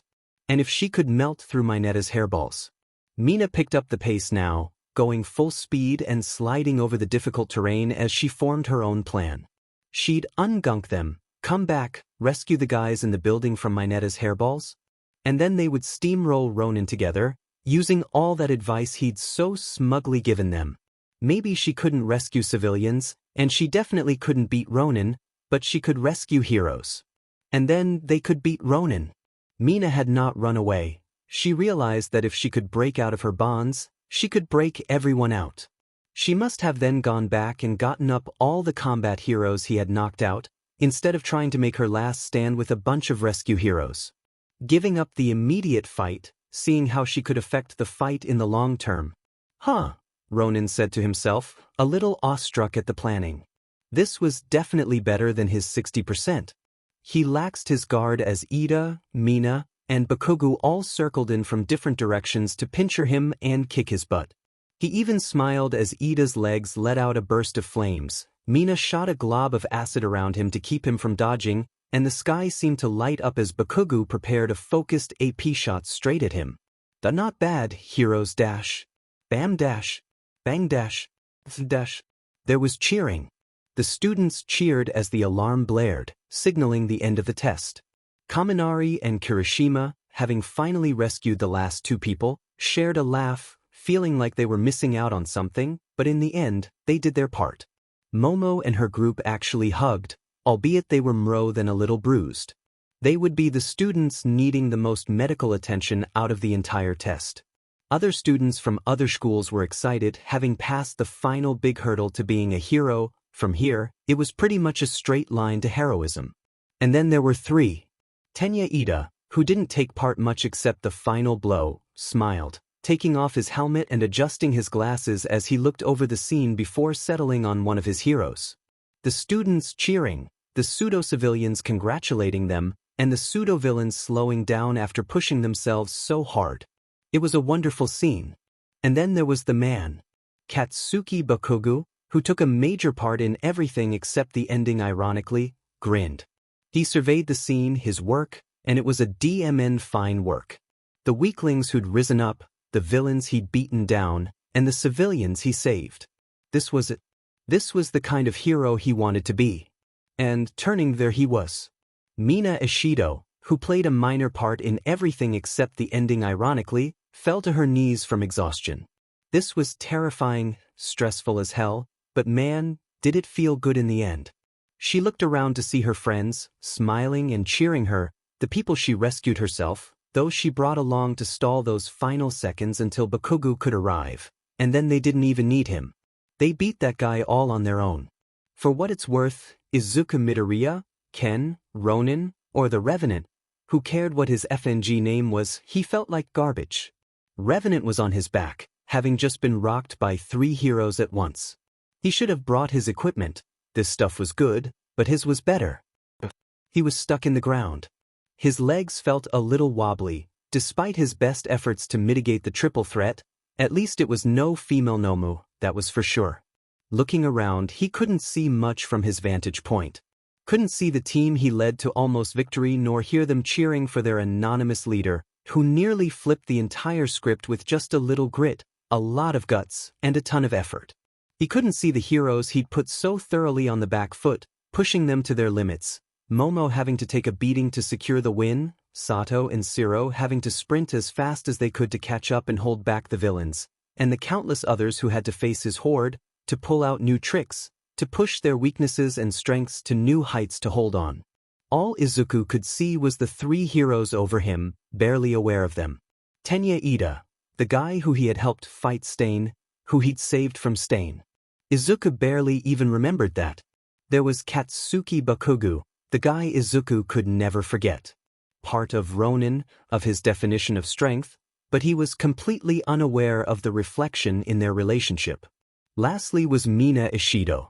Izuku genuinely couldn't fathom her, too used to being put against overwhelming odds to remember the fear you got the first time, or even the 100th time. Despite all Izuku didn't know, though, as he lay in the dirt too sore to stand, three shadows passed over him, turning to look at him and extended an arm to help. So he rose. So they all rose. All that training, just so you could kick our butts yourself? You're a mean grandpa. Mina gave him several pats on the back after Ronin got up, creating a small cloud of dust around him. You really don't know how to hold back. Lost in one hit? You could have gone harder, Bakugo said, having moved away after helping Ronin up, dusting off his pants. I believe that was not the point of the exercise. In fact, I believe this level was exactly the expected amount. Ida went from helping Ronin up straight into hand chops with his classmate, one hand chopping and pointing at Bakugo and the other adjusting his glasses. Classmates. Man, it felt like years since Izuku had those. Underneath the mask, Izuku smiled as he stretched, feeling no need to speak. The rest had done it for him. So, he stood up shorter than most of them, trying to give them professional thanks. Mina turned his handshake into a hug, then ran off to talk to her friends. Ida bowed, then ran off to talk to his friends. Lastly, Bakugo glanced at him, at his hand, then smirked as he stepped forward and grabbed it, shaking his hand briefly. Thanks. Izuku blinked, looking up at Katsuki, hoping he'd repeat himself as they stood in the dust. When I'm a hero, Katsuki restarted. Izuku was pretty sure that's not what he was saying last time, though, because if he did, this was getting off topic. When I'm a hero, you could team with me. Izuku didn't snort or chuckle, but he did smile, his grip becoming a lot stronger as he gave Katsuki's hand one final shake. No matter how this goes, no matter what anyone else thinks, I always believed in you. No matter how this ends. Why so sad, old BSRD? Saying I'm gonna fail? Probably. The Hero Association is very stupid. They'll say you didn't save enough civilians, got to see you before all us villains were deployed, not great. They'll waste your time with some extra work, then they'll let you move up. Sounds like politics and bullshit. It is. Then it must be true. TSK. Katsuki was a little set off, but even the threat of getting F'd over by policies and politics couldn't keep him down as Exam F called to him. What a pain in the butt. Yep. Izuku and Katsuki stared at the rest, then sighed, walking forward. But I guess that's life. For now. When I'm the #1 hero, I'm gonna cut out all this bullshit. Oh, now there's a real challenge, even All Might couldn't do it. But he did cut down on it, he changed the laws back in. The two walked off the field talking to one another, the closest they'd been in a long time because of the mask between them, but perhaps more true to themselves than ever. In the end, the students who passed were displayed up on a board, all their names lined up in alphabetical order. To most surprise, Todoroki didn't make it. To almost everyone's shock, Bakugo didn't make it. To everyone except his own astoundment, though, as the students' cheering died down to look at Bakugo, he didn't explode. At least, he didn't explode as badly as everyone thought he would as he stared up, taking a deep breath while running his tongue over his teeth like he was trying to find the words. F-. That word felt good enough. Those who failed had a minute to stew in their failure before they were told that there would be remedial classes. An opportunity to try again, to improve the issues found by the Hero Association. It was for this reason Midoriya had to wonder if he could ever have been a real hero. He stood to one side with his fellow pseudo-villains, watching the moment from afar. He was patted on the back for going above and beyond, while just 100 feet away, Bakugo was put down, unable to stand in the glory he deserved, the glory students who'd done far worse than him got. Had they been so different? Revenant could not help but stare as he tried to think logically.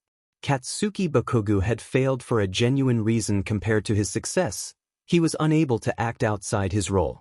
He had saved basically no one directly, and done nothing until the villains arrived. On the other hand, he himself had pushed outside his comforts and boundaries, he led a team, he raised morale, and in a weird way created hope for his people, being a hero for the villains when all seemed lost. But what of Bakugo's success? The rest of them, the weak, they only passed because of Bakugo. The entire exam would have failed if not for Bakugo's intervention, building everyone else's success on Bakugo's shoulders after they pushed him into the mud. They had decided to fail Bakugo from before he even acted, and decided to change nothing when Bakugo changed the game. If he was in the association, would he have made an exception for Bakugo? If he was in the association, should he make exceptions? There was little doubt Bakugo failed the intended path, but, hey Star, come on, we're getting drinks. Another pseudo-villain put a hand on Izuku's shoulder, turning him away slightly from the students. Izuku held on for one more moment before moving on, smiling as he in turn patted the other man on the back. Well, then we can't keep the party waiting, he said as they began to walk to the exit to debrief. No use holding on to the past, right? You regret this? We nearly won. What a perfectionist. Just one big regret. One final glance at Bakugo, the piece of sheet who beat him up, egotistical and violent, currently staring at the screen. His expression blank, hands tensed and creating small popping, not satisfied, but doing his best to move on somehow. The same person who did so much wrong, but with a little time, growing into something else. But I'll get over it. Izuku turned, stopped looking back and moving on. Thankfully, after the overly complicated ending with a few more feelings than expected, wrapping up was fine. Midoriya had no idea how it went for the students, probably hilariously, as Bakugo was going to be getting a whole bunch of offers from confused heroes and would be the talk of the town. On the villain side, though, it was basically a high-spirited celebration. They reviewed the footage, with Gangorka giving a small speech to them about their good work. Gangorka even looked into Midoriya a bit, offering him a job. The celebration went onto the streets, a shared meal with a lot of drinking, and all paid for by the Hero Association. Man, if Mao could have seen Midoriya refusing booze and getting poked for it, the main man would have had a good laugh. As most stayed to drink and chat, Midoriya kept it brief, finishing his food, saying his thanks for the experience, then leaving. He got a lot of thanks, and even a business card from Gangorka. The irony, after what Wraith had done, was unsettling. But that was just the start of the weekend. With his HA equipment given up, Midoriya had reverted to the usual Ken equipment, meaning he was in perfect condition to go straight from the bar to calling Mao. It was a brief call, confirming this side quest was done, a few details about how it went, then the offer Gangorka and did. Sure enough, that got a laugh, but that wasn't too important. So, Midoriya said as he continued down the street, finally reaching a small putt-putt building. He hung up his phone and kept walking as a large figure joined him, the pair walking together with a learned fluidity, like how they easily glanced at each other as they put away their phones to finish their conversation in person. "You ready to hunt?" "Sheet man, thought you'd never ask." The sunlit streets were such a different scene from the nightlife the vigilantes were used to. The life of the night, neon burning through the dark, was paradoxically dead during the day. The bright lights dull compared to the sun above, and it always messed with Midoriya's head to see it. Once they were inside, though, it'd all be the same. Probably. This is the place. The pair stood in an alley just across the way from their first target, a populated street running between them and a suspicious restaurant, or perhaps the suspicion was in his mind. This is the one on the list. I scoped it out and I am positive there are Yakuza here. Too many people have masks. Masks? Mao hardly cared about the reason, he craved the fight, but even he questioned a justification like that. Like, fancy masks? No. Simple masks, just cover the mouth, the kind one would wear when sick. Are you sure they're dash? Just follow me.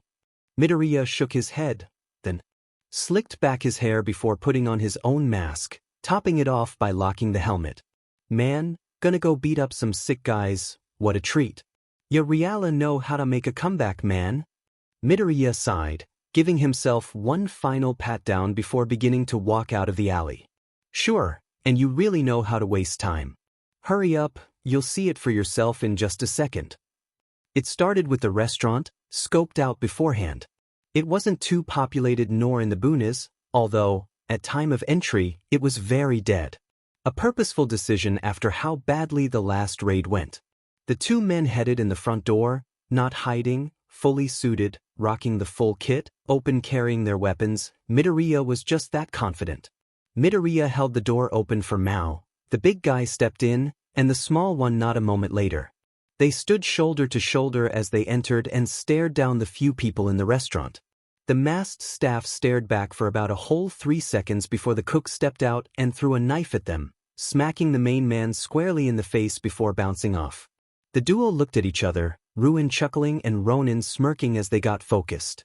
Sick people, yeah, they're gonna need a hospital soon. The second step was to block the door. Once you had a place scoped out and confirmed, it was best to make sure no one could escape, and slow down the heroes when they arrived. This was supposed to be Mao's job. He was the muscle, but if he did it, it wouldn't be supposedly his job.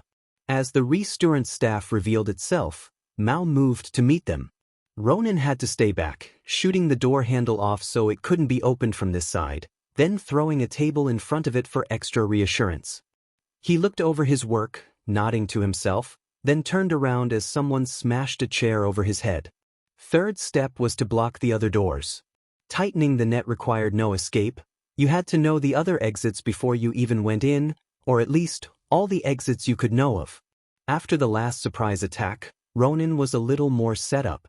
He dodged the worker who'd gone for him with a crowbar, shooting the crowbar out of his hands, then charging into him for a body slam.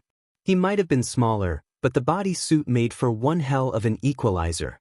They tussled for only a moment, the department store worker clearly confused at where the crowbar had gone and his hands hurting unready for a sudden headbutt.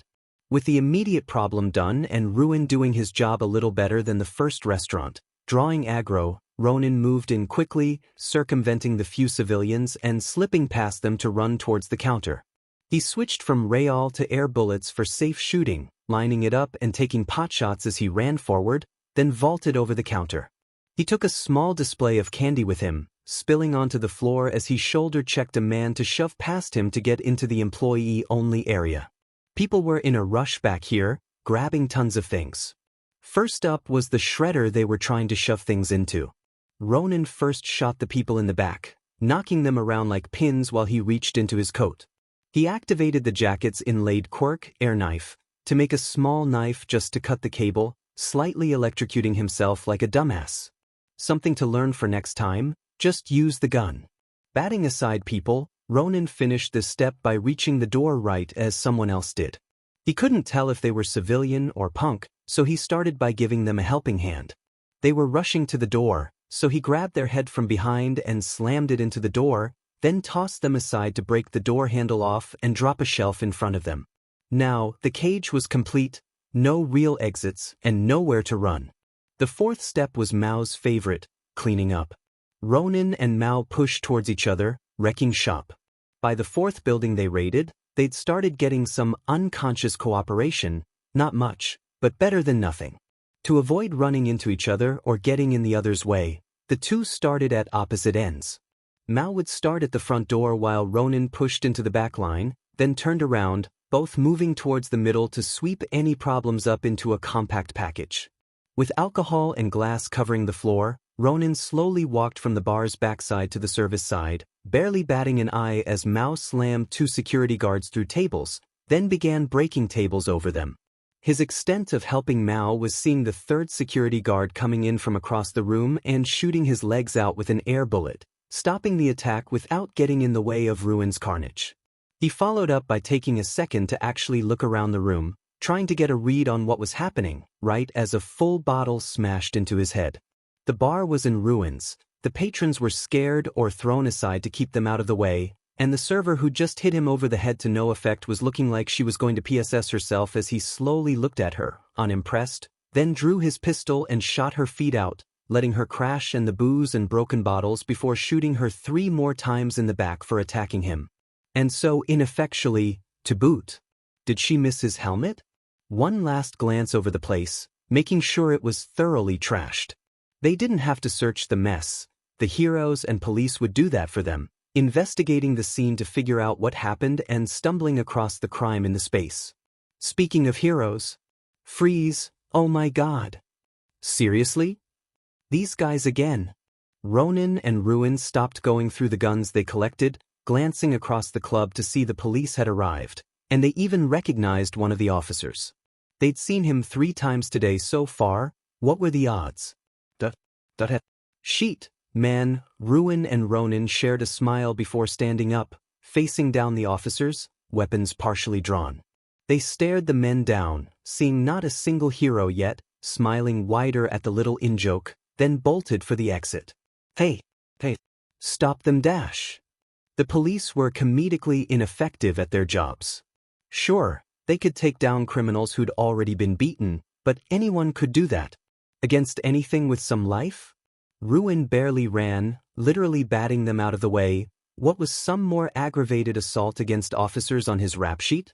It was already a mile long.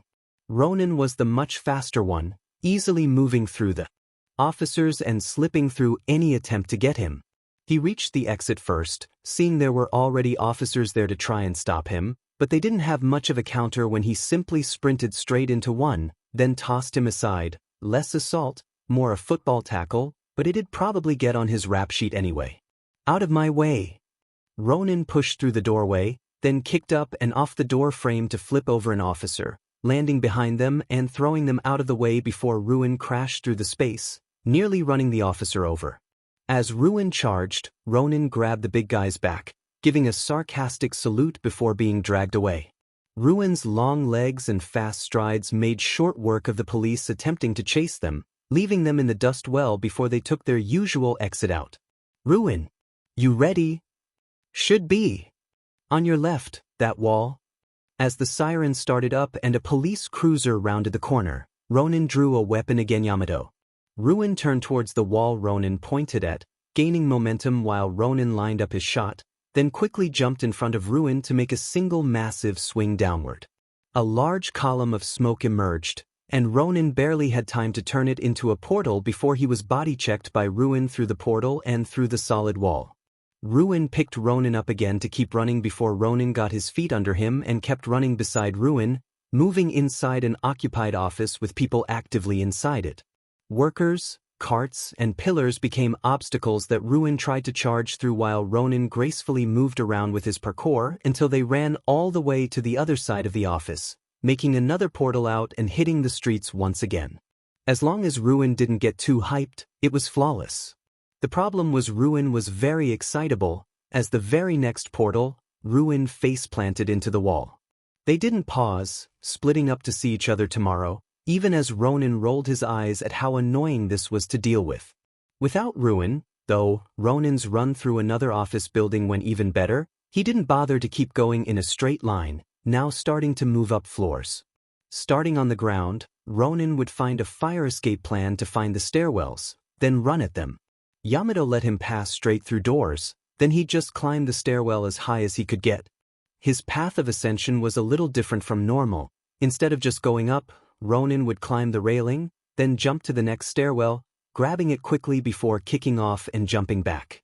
It was like a game of Pong, with him bouncing higher and higher until he reached the top, flipping over the last railing and cutting his way onto the roof for an easy escape. By now, even if the police knew where he was, they couldn't catch him. They had to find a real entrance, then take the stairs the normal way. Wasn't like they had a chopper on standby, they had no way of catching up to him. Worse, he split their forces. With Ronin and Ruin running in different directions, the police's chances of catching them went down. They had to try, giving Ruin an easier escape, and unlike Ronin, Ruin wasn't afraid of a little roughhousing. Coming to the edge of the office, the view of the city was finally the beautiful, familiar sight of night, the sun and light sinking away, the neon beginning to buzz and street lights burn as the darkness crept up, rising like a flood. It was beautiful. Ronin planted a boot against the ledge, looking at the gap between this building and the nearest one. In the vague distance, he saw a motorcycle burnout, deliberately burning rubber before rocketing off, giving the finger to everything and everyone. A few seconds later, a much more conservative police car rode out, trying to give chase. Guess this is it for the night. For us. Ronin took this little break to check his list. He still had 5 more stops, 2 were in a mall, so he could try to get into at least one at night. But how did he feel about attacking places that did have people? It was easier, but his goal was to break villains. Would going when no one was there but security guards be as effective? No people to beat, but I could steal as much information as I want. On the other hand, the criminals could show up and ambush me if they're fast, or worse, cover everything up after the fact. Midoriya toiled over it for a second, lining himself up with the next building, then moving away from the edge of the roof. I can't exactly turn in my findings, so no arrests, but it could be useful information for the future. This is too complicated, I'll pick somewhere else. When Ronin felt confident in his next target, he took a running start and leapt from the top of the building, pushing off the side to get maximum distance. He rose as he left the building, reaching the peak of his jump a full second later, then hanging there for a moment before he began to fall down, drawing his sword with one fluid motion. Yamato dash. With one large slash, Ronin was teleported further forward, latching onto the building on the opposite side with his Beowulf boots and one gauntlet. From there, it was just a quick run to the top of the building, sheathing Yamato along the way to use all 4 limbs before flipping up and making his way to his next target. 6 targets in one night, and after appearing in the Hero Association's Hero Permit exams. Not bad, even with almost no one knowing it was him in the Hero Association Hero Permit exam. With or without that though, Ronin and Ruin were becoming quite the stir in one circle. There's too much trouble. Sitting within his agency, Sir Night Eye was studying the fourth report. He had only heard of the fifth so far, and the sixth was still underway as he put in some overtime to oversee what was happening. 5 raids in a single night. There's no doubt the Yakuza hunter is once again on the Shy Hasakai's trail. How bothersome. Sir Night Eye set out each paper on the raids, all in a row. The Shy Hasakai will be more on guard than ever. Something has to change. Sir Night Eye's sidekick, Bubble Girl, stood by to help with the reports. If her boss put in overtime, so would she, even if she didn't always get his little eccentricities. Something's going to change? What do you have in mind? I'm not sure, but something should. Sir Night Eye adjusted his glasses. He could easily use his foresight to check, but after all no, it was better to use it in certainty, not in questioning. Who knew what? Cursed fate he'd seal if he checked blindly. Better to use actual foresight than a cursed quirk. He held up his hands, one finger on each. There are 2 options. Either we move to capture these vigilantes, maintaining the original timeline, or we try to move the timeline up to capitalize on the vigilantes. Do you think it's better to catch the crooks, or move up? It could go either way without proper prompting. Sir Night Eye leaned forward, flipping through each of the paper stacks. The vigilantes are a loose end. They attack with civilians in the area, they don't have proper authority or training, and one of them certainly has quite the record. Furthermore, I like finishing loose ends.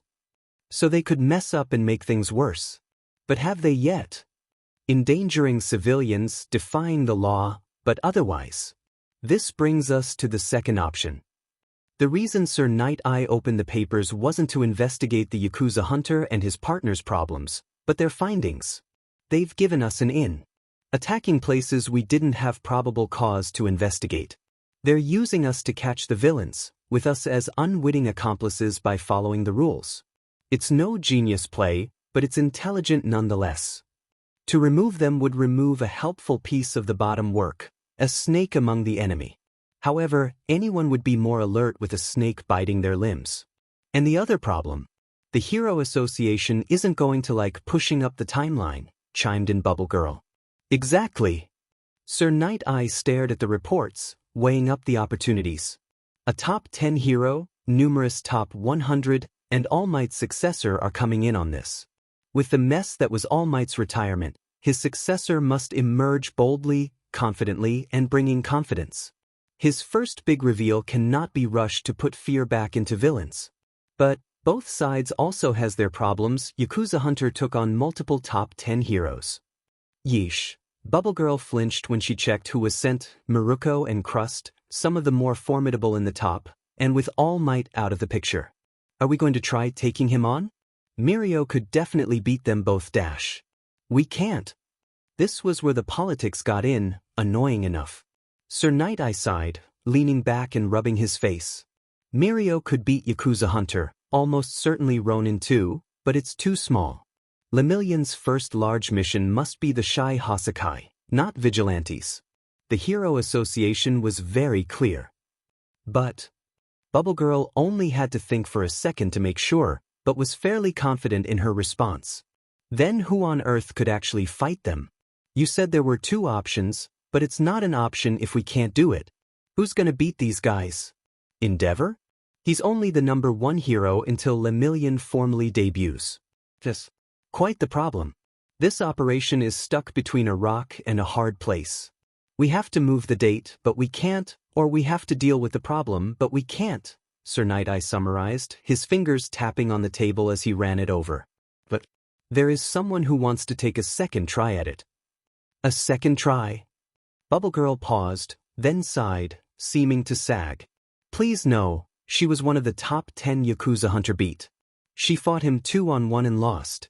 There's no way she can beat Yakuza Hunter and Ronin. Worse. She's one of the only people who actually wants to fight them, Sir Night Eye explained, moving from the stacks of recent reports to his computer with 2 files pulled up, the Hero Association's reports on villains. Both Ronin and Yakuza Hunter were on screen, with a long list of incidents they had been involved in, and a small section for heroes to notate. Ronin. Power. 360. For 6B. 66S plus. Was 56. Tenacity. 66S plus. Yakuza Hunter. Power. 56. 360. 260. Was 360. Tenacity. 66S plus. It looked simple enough, but with Yakuza Hunter working with Ronin, anyone going through Yakuza Hunter had to go through Ronin, the older and more experienced vigilante. There still was that hero notation section, usually used for minor but important details not found in the reports, and both of them had one specific notation from one specific hero. Looking at it, Sir Night-Eye wondered if he was going to have to create another operation just to save his current one, but either way, he carefully drew his phone with a sigh. He put in the number, glancing one last time at the villain registry, then at the listed reports of where the duo had struck so far. There was a clear pattern, places that couldn't be confirmed for villainy, but were highly suspect. As the phone continued to ring, Sir Night-Eye turned from the duo's past deeds to his past work, a large wall set up with a display of locations. Yakuza hideouts, or rather, former hideouts now. Checking off where the vigilantes had gone so far, Sir Night-Eye zeroed in on similar places to the previous ones. A few suspect stores in some malls, a pizza store. Adding some extra security to them shouldn't be too hard. The phone was finally picked up, heavy breathing coming through the other side. Who's calling? I'm busy. Maruko, this is Sir Night-Eye. I'm calling about the Ronin and the Yakuza Hunter vigilantes you've been involved with. There was a crash on the other side, something like concrete breaking, a few screams, then one final crack. Could have been brick or concrete breaking. It was further from the phone, so Sir Night-Eye couldn't pick it out. He could, however, hear the response. I'm listening. The next morning was a special kind of hell. From broken limbs? Bruises? Perhaps burns, like back in his middle school days? No, something far more embarrassing. Midoriya had completely forgotten about school and stayed out too late fighting. He'd almost slept through his alarm if his mom hadn't noticed and woken him up. Taking steps 4 at a time, it took a lot of work to get to school on time by foot. Taking the metro to get there would have been far easier, but Midoriya didn't think of that until he was halfway there, sprinting down the street, sliding and skirting around people on his way to the rundown school. He made it in just a few minutes before the opening bell as opposed to his usual timing, a late start, but still technically on time. He was fitting in better with his classmates, at least better than usual, getting stuck in the crowds of people lazily meandering towards their classes instead of having any drive.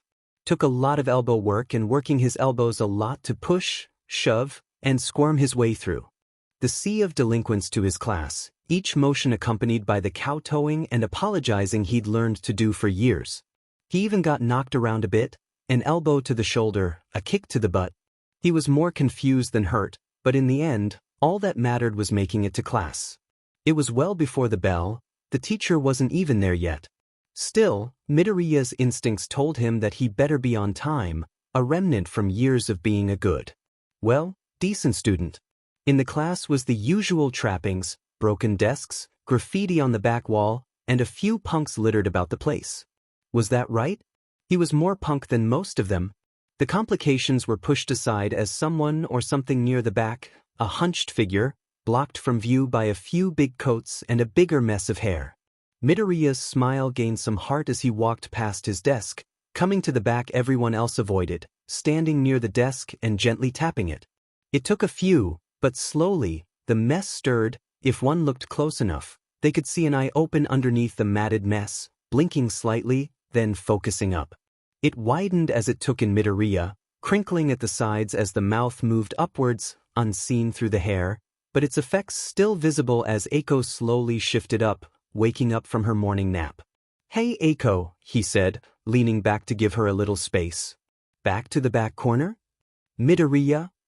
She yawned, stretching, then checked the time. Yeah, it was kind of rowdy and scary at the front by myself. Oh, class is gonna start. There were a few pops that reminded Midoriya a bit of his nightly activities, but before he could contemplate how Fed joint breaking was as a first response, the bell rang. Eiko and him both glanced up at the ceiling, called by the noise, then at each other. "We'll talk more during break," Midoriya said with a shrug, maintaining his little grin. "Still, it's good to see you again." Yeah. Eiko nodded, her enthusiasm building as she woke up more and more, clenching her fists in determination. "And it's good to see you too and stuff. I'm not sure you've ever noticed before, but..." As the students began to trickle in, Eiko glanced around, clearly a bit nervous before grabbing Midoriya by the shoulder, pulling him in to whisper something that almost made him laugh out loud. "Some of the students here. They're kinda scary." The introduction back to classes came as if he had never left. Why would it? People skipped classes all the time here, giving notice in advance? No, he was the weird one. "And that's all the time we've got for the day," Mr. Komori finished, then checked the watch he didn't own, starting to head for the door. He was already reaching into his pocket for a cigarette, throwing one last glance across the class. "Remember, we've got the summer school festival coming up soon. Don't make an butt of yourselves in public." He hadn't even left before the chaos started. In fact, it never really stopped. The students were talking over each other, let alone the teacher. It was the perfect time for Midoriya to make his way towards the back of the class, see Eiko, and catch up. Midoriya made his way to the back of the class, weaving around the mess of the students to see an upright, awake, and, was that a smiling Eiko? Well, what a day it was. "Eiko!" Standing to one side of her desk, Midoriya sat up, smiling as he arrived, barely taller than her even while she was sitting. "It's been too long, how's it going?" "Midoriya!" Eiko reached up, patting him on the shoulders, the chest, the back, then giving him a quick hug. "You're back. You're really back. It's been too long." "A week ain't that long," Midoriya said, a little startled, then patting her back before she settled. "But it seems you've had a spook, huh? Thinking our class is scary. Now what makes you think a thing like that?" His tone was teasing, naturally shifting from Eiko to across the room. Two people were firing off at each other. His gaze shifted right back like a pendulum when Eiko played with her hair, dropping her voice to a low tone. While you've been gone, everyone seemed to get real excited about something." She wrapped her hair around her fingers, looking around like she was sharing a secret. "It's been even worse than usual, more people swing by the class, more fights, all to prepare for the summer school festival." "Don't we have those?" It showed how bad a student Midoriya had become that even he hadn't been listening when Mr. Komori mentioned it. It didn't register, like hearing that the school idol was a hippopotamus. If you were told it, you'd assume the person was joking, but no, they were serious? Wait, actually, he might have heard something about this before. Did someone mention it before he went off to you? I guess, but it sounds super scary. Eiko shivered, Midoriya settling in to hear the story behind this. "So, there'll be a whole bunch of people showing up to your school, going around, walking through the classes, but they're all from different schools. Oh, right." He nodded now, vaguely remembering something about this. "The plan is to stay home during the festival, right? Is it mandatory?" For me, it is," Eiko muttered, shifting to kick the wall with enough force to shake it, showing the stress and fear hidden underneath. "Apparently my mom wants me to come. Says my parents, both of them, are coming to see, so I gotta show up at least one day. But there's something else." Oh. Midoriya's memory was struggling now. There was something about a big fight during the festival, right? Yeah, that's what they were trying to avoid. These kinds of things kind of blurred together. He hadn't been focused too much on a school fight in the face of his moonlighting. Yeah. They say some big gangsters are coming. And just like that, he was back. There's gonna be a big fight. They say, I think our school has rivals or something? Eiko's head ped, then shook, making a mess of her hair before she leaned forward. But it's gonna be super dangerous. The school's shadow leader, the Stone Dragon, is gonna be there, and these bikers and dash. Mitchum, what day are you coming? Did I know yet dash. That's fine, text me when you get the chance, Midoriya said coolly, laying out his plan in his head. I'll lock up the club room nice and tight, so no one can get in. That's what your parents want to see, right? I'll make sure it's safe, no problem. Stepping back from the desk, Midoriya threw a few mock punches as if joking around, brightening Aiko's spirits a touch. Thanks. But don't throw too many hands around my dad, or he might start trying to fight you himself. Dimon right he would. With Aiko finally relaxing a bit, they shifted the talk away from the summer school festival, or as it was called by the students, the summer school fight. Once the bell rang, Midoriya said his brief goodbyes, returning to his chair to plan the upcoming events. It was over, hunting the Yakuza was kind of his thing, but otherwise. Is this really the next big thing? It was surprising that he didn't have anything too major planned. The Yakuza leaks took a lot of effort, but there were tons of them. They took so much effort because he put it in and made sure they went well. It wasn't like he was raiding any major locations, like their original drag production plant or home base. Class didn't even start with a teacher. This far into the year, the teachers only showed up when they had to, marking the school more as a free turf. That went double for Midoriya, who was attending school only for the points on his record. Nothing was stopping him from wandering around, though, so Midoriya, at least looking the part of the good student, checked over his things, then did something he hadn't done since elementary school. He glanced around and started paying attention to his classmates, listening to them. It started out with total nonsense, two groups of flashy people arguing by the door. They reminded him a bit of the 1A kid, the one who shot lasers from his stomach, and was it odd that he knew Class 1A better than his own class? From his desk, though, he could get a bit more information. Didn't even have to stand up or wander around to learn the same broad strokes that Aiko had accidentally picked up. Ishiyama High School didn't have a summer festival, not in the sense of normal festivals. A whole bunch of schools got together to fight, and Ishiyama happened to be the school in the middle, easiest for everyone to go to, and did Ishiyama have a bit of pull? Rumor had it that Ishiyama's standing was on the upswing, apparently getting stronger as it had multiple notable forces. Its judo, kendo, photography, for some reason, and some of the go-home club were on the rise. The school had a pretty simple power dynamic.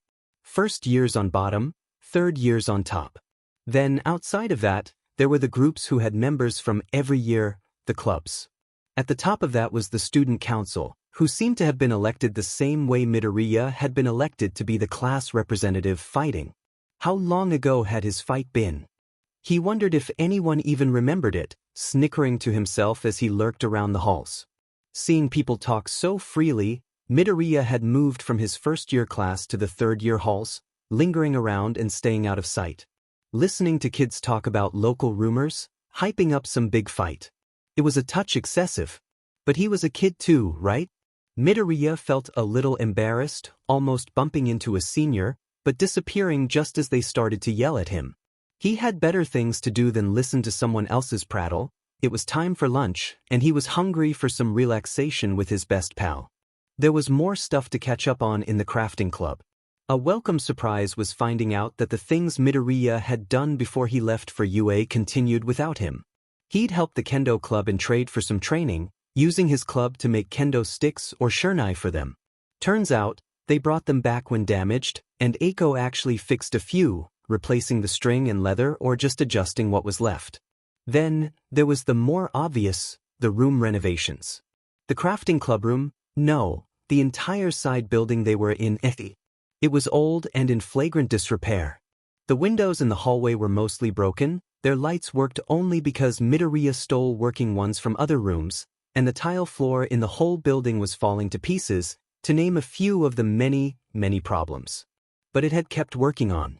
Midoriya and Aiko had asked for permission to renovate this place. Just their classroom, nothing crazy like the whole building.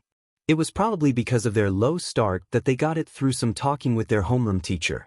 Midoriya had tricked him into being their club advisor, as he was the only teacher Midoriya really knew. The biggest surprises were what came next, though they had a budget.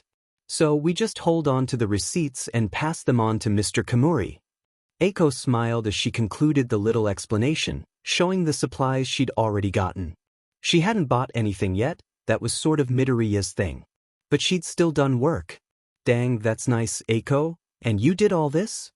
Midoriya was pleasantly surprised to hear that they had a budget, but he was more surprised to see the work that had gone on in his absence. The broken tile floor of their classroom was gone, completely torn up. Then, on top of that, she'd put out newspapers all around the edge of the room along the walls. The plan had been to repaint the walls first, so any paint that dripped down would be removed when they removed the tiles. Eiko had added that they could also cover the floor to keep it clean, make it easier when they got the plaster. It wasn't perfect. Midoriya had realized that if they had kept the tiles near the edges, they could catch any dripping paint or plaster, but it was probably easier for Eiko to rip up everything instead of ripping up most things. It was actual results, far better than some theoretical perfect situation. And to make matters better, carrying that was a little weird though, Eiko said as they stood around the other big thing she'd done, brought in a big fan. This wasn't the ceiling kind, but one in a large box, usually meant for industrial shops to move air around. For a tiny room with no AC in summer, though, it wasn't a fan. It was a miracle. What's it like, being a hero? Midoriya asked as he squatted in front of the fan, feeling the air run through his locks. Eiko didn't even look. Well, she looked a little embarrassed, but she was getting more used to the banter. Pretty windy, I think. Right? Yeah. He nodded at her joke, smiling before standing up. But it looks like the winds of change are just starting. To fix up their club, the last things to do were one final cleaning. They were well on their way to finishing their club. After the catch-up, Midoriya had finished sweeping the floor to make sure it was all clear during lunch, then started moving all his secret vigilante stuff out of the room before they even got near the cabinets. Then he just had to figure out what they'd need to finish actually fixing the place. Plaster and paint for the walls, tiles and putty for the floor, then some better working lights for the ceiling.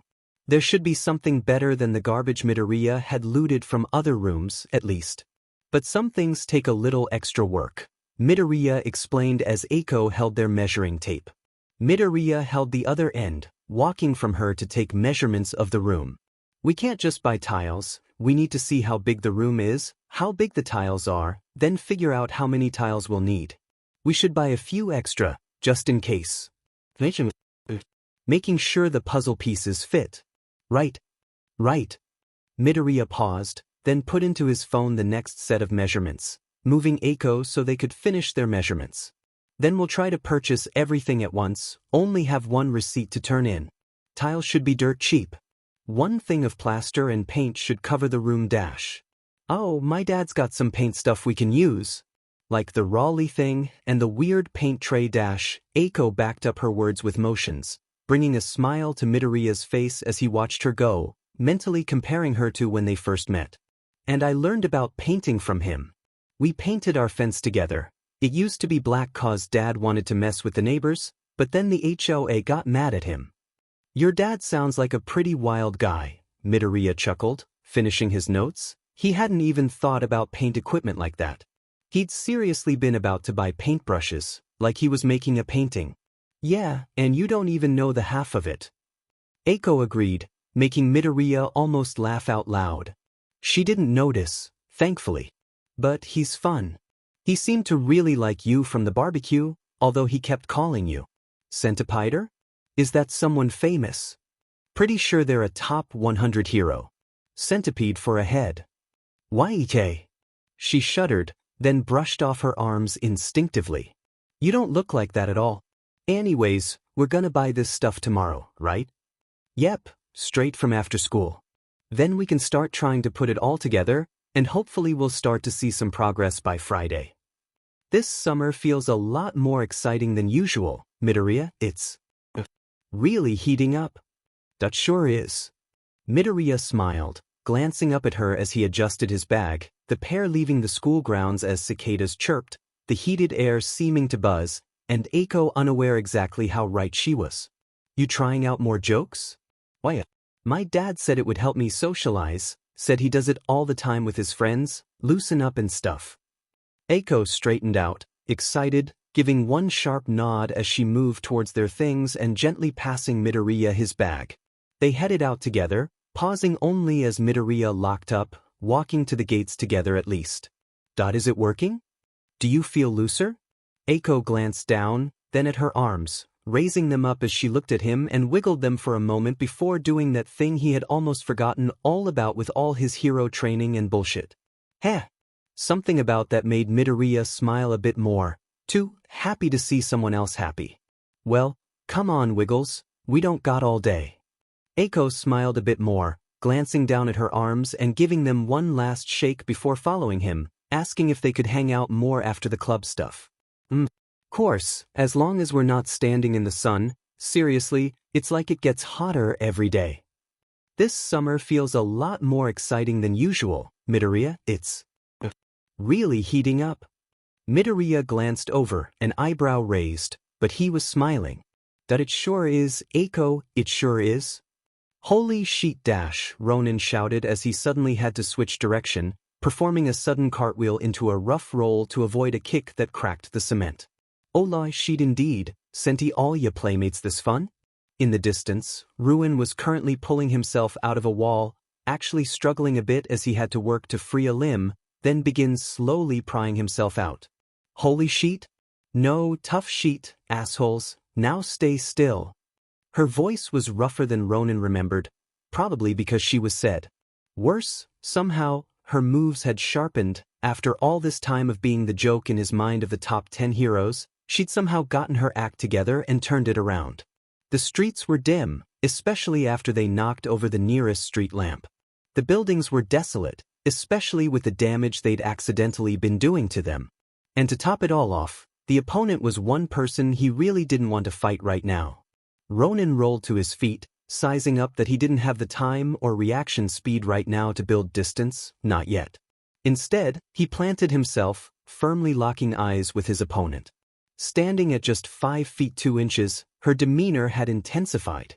She still wore the same stupid outfit, down to those stupid white gloves, but her posture had changed a bit.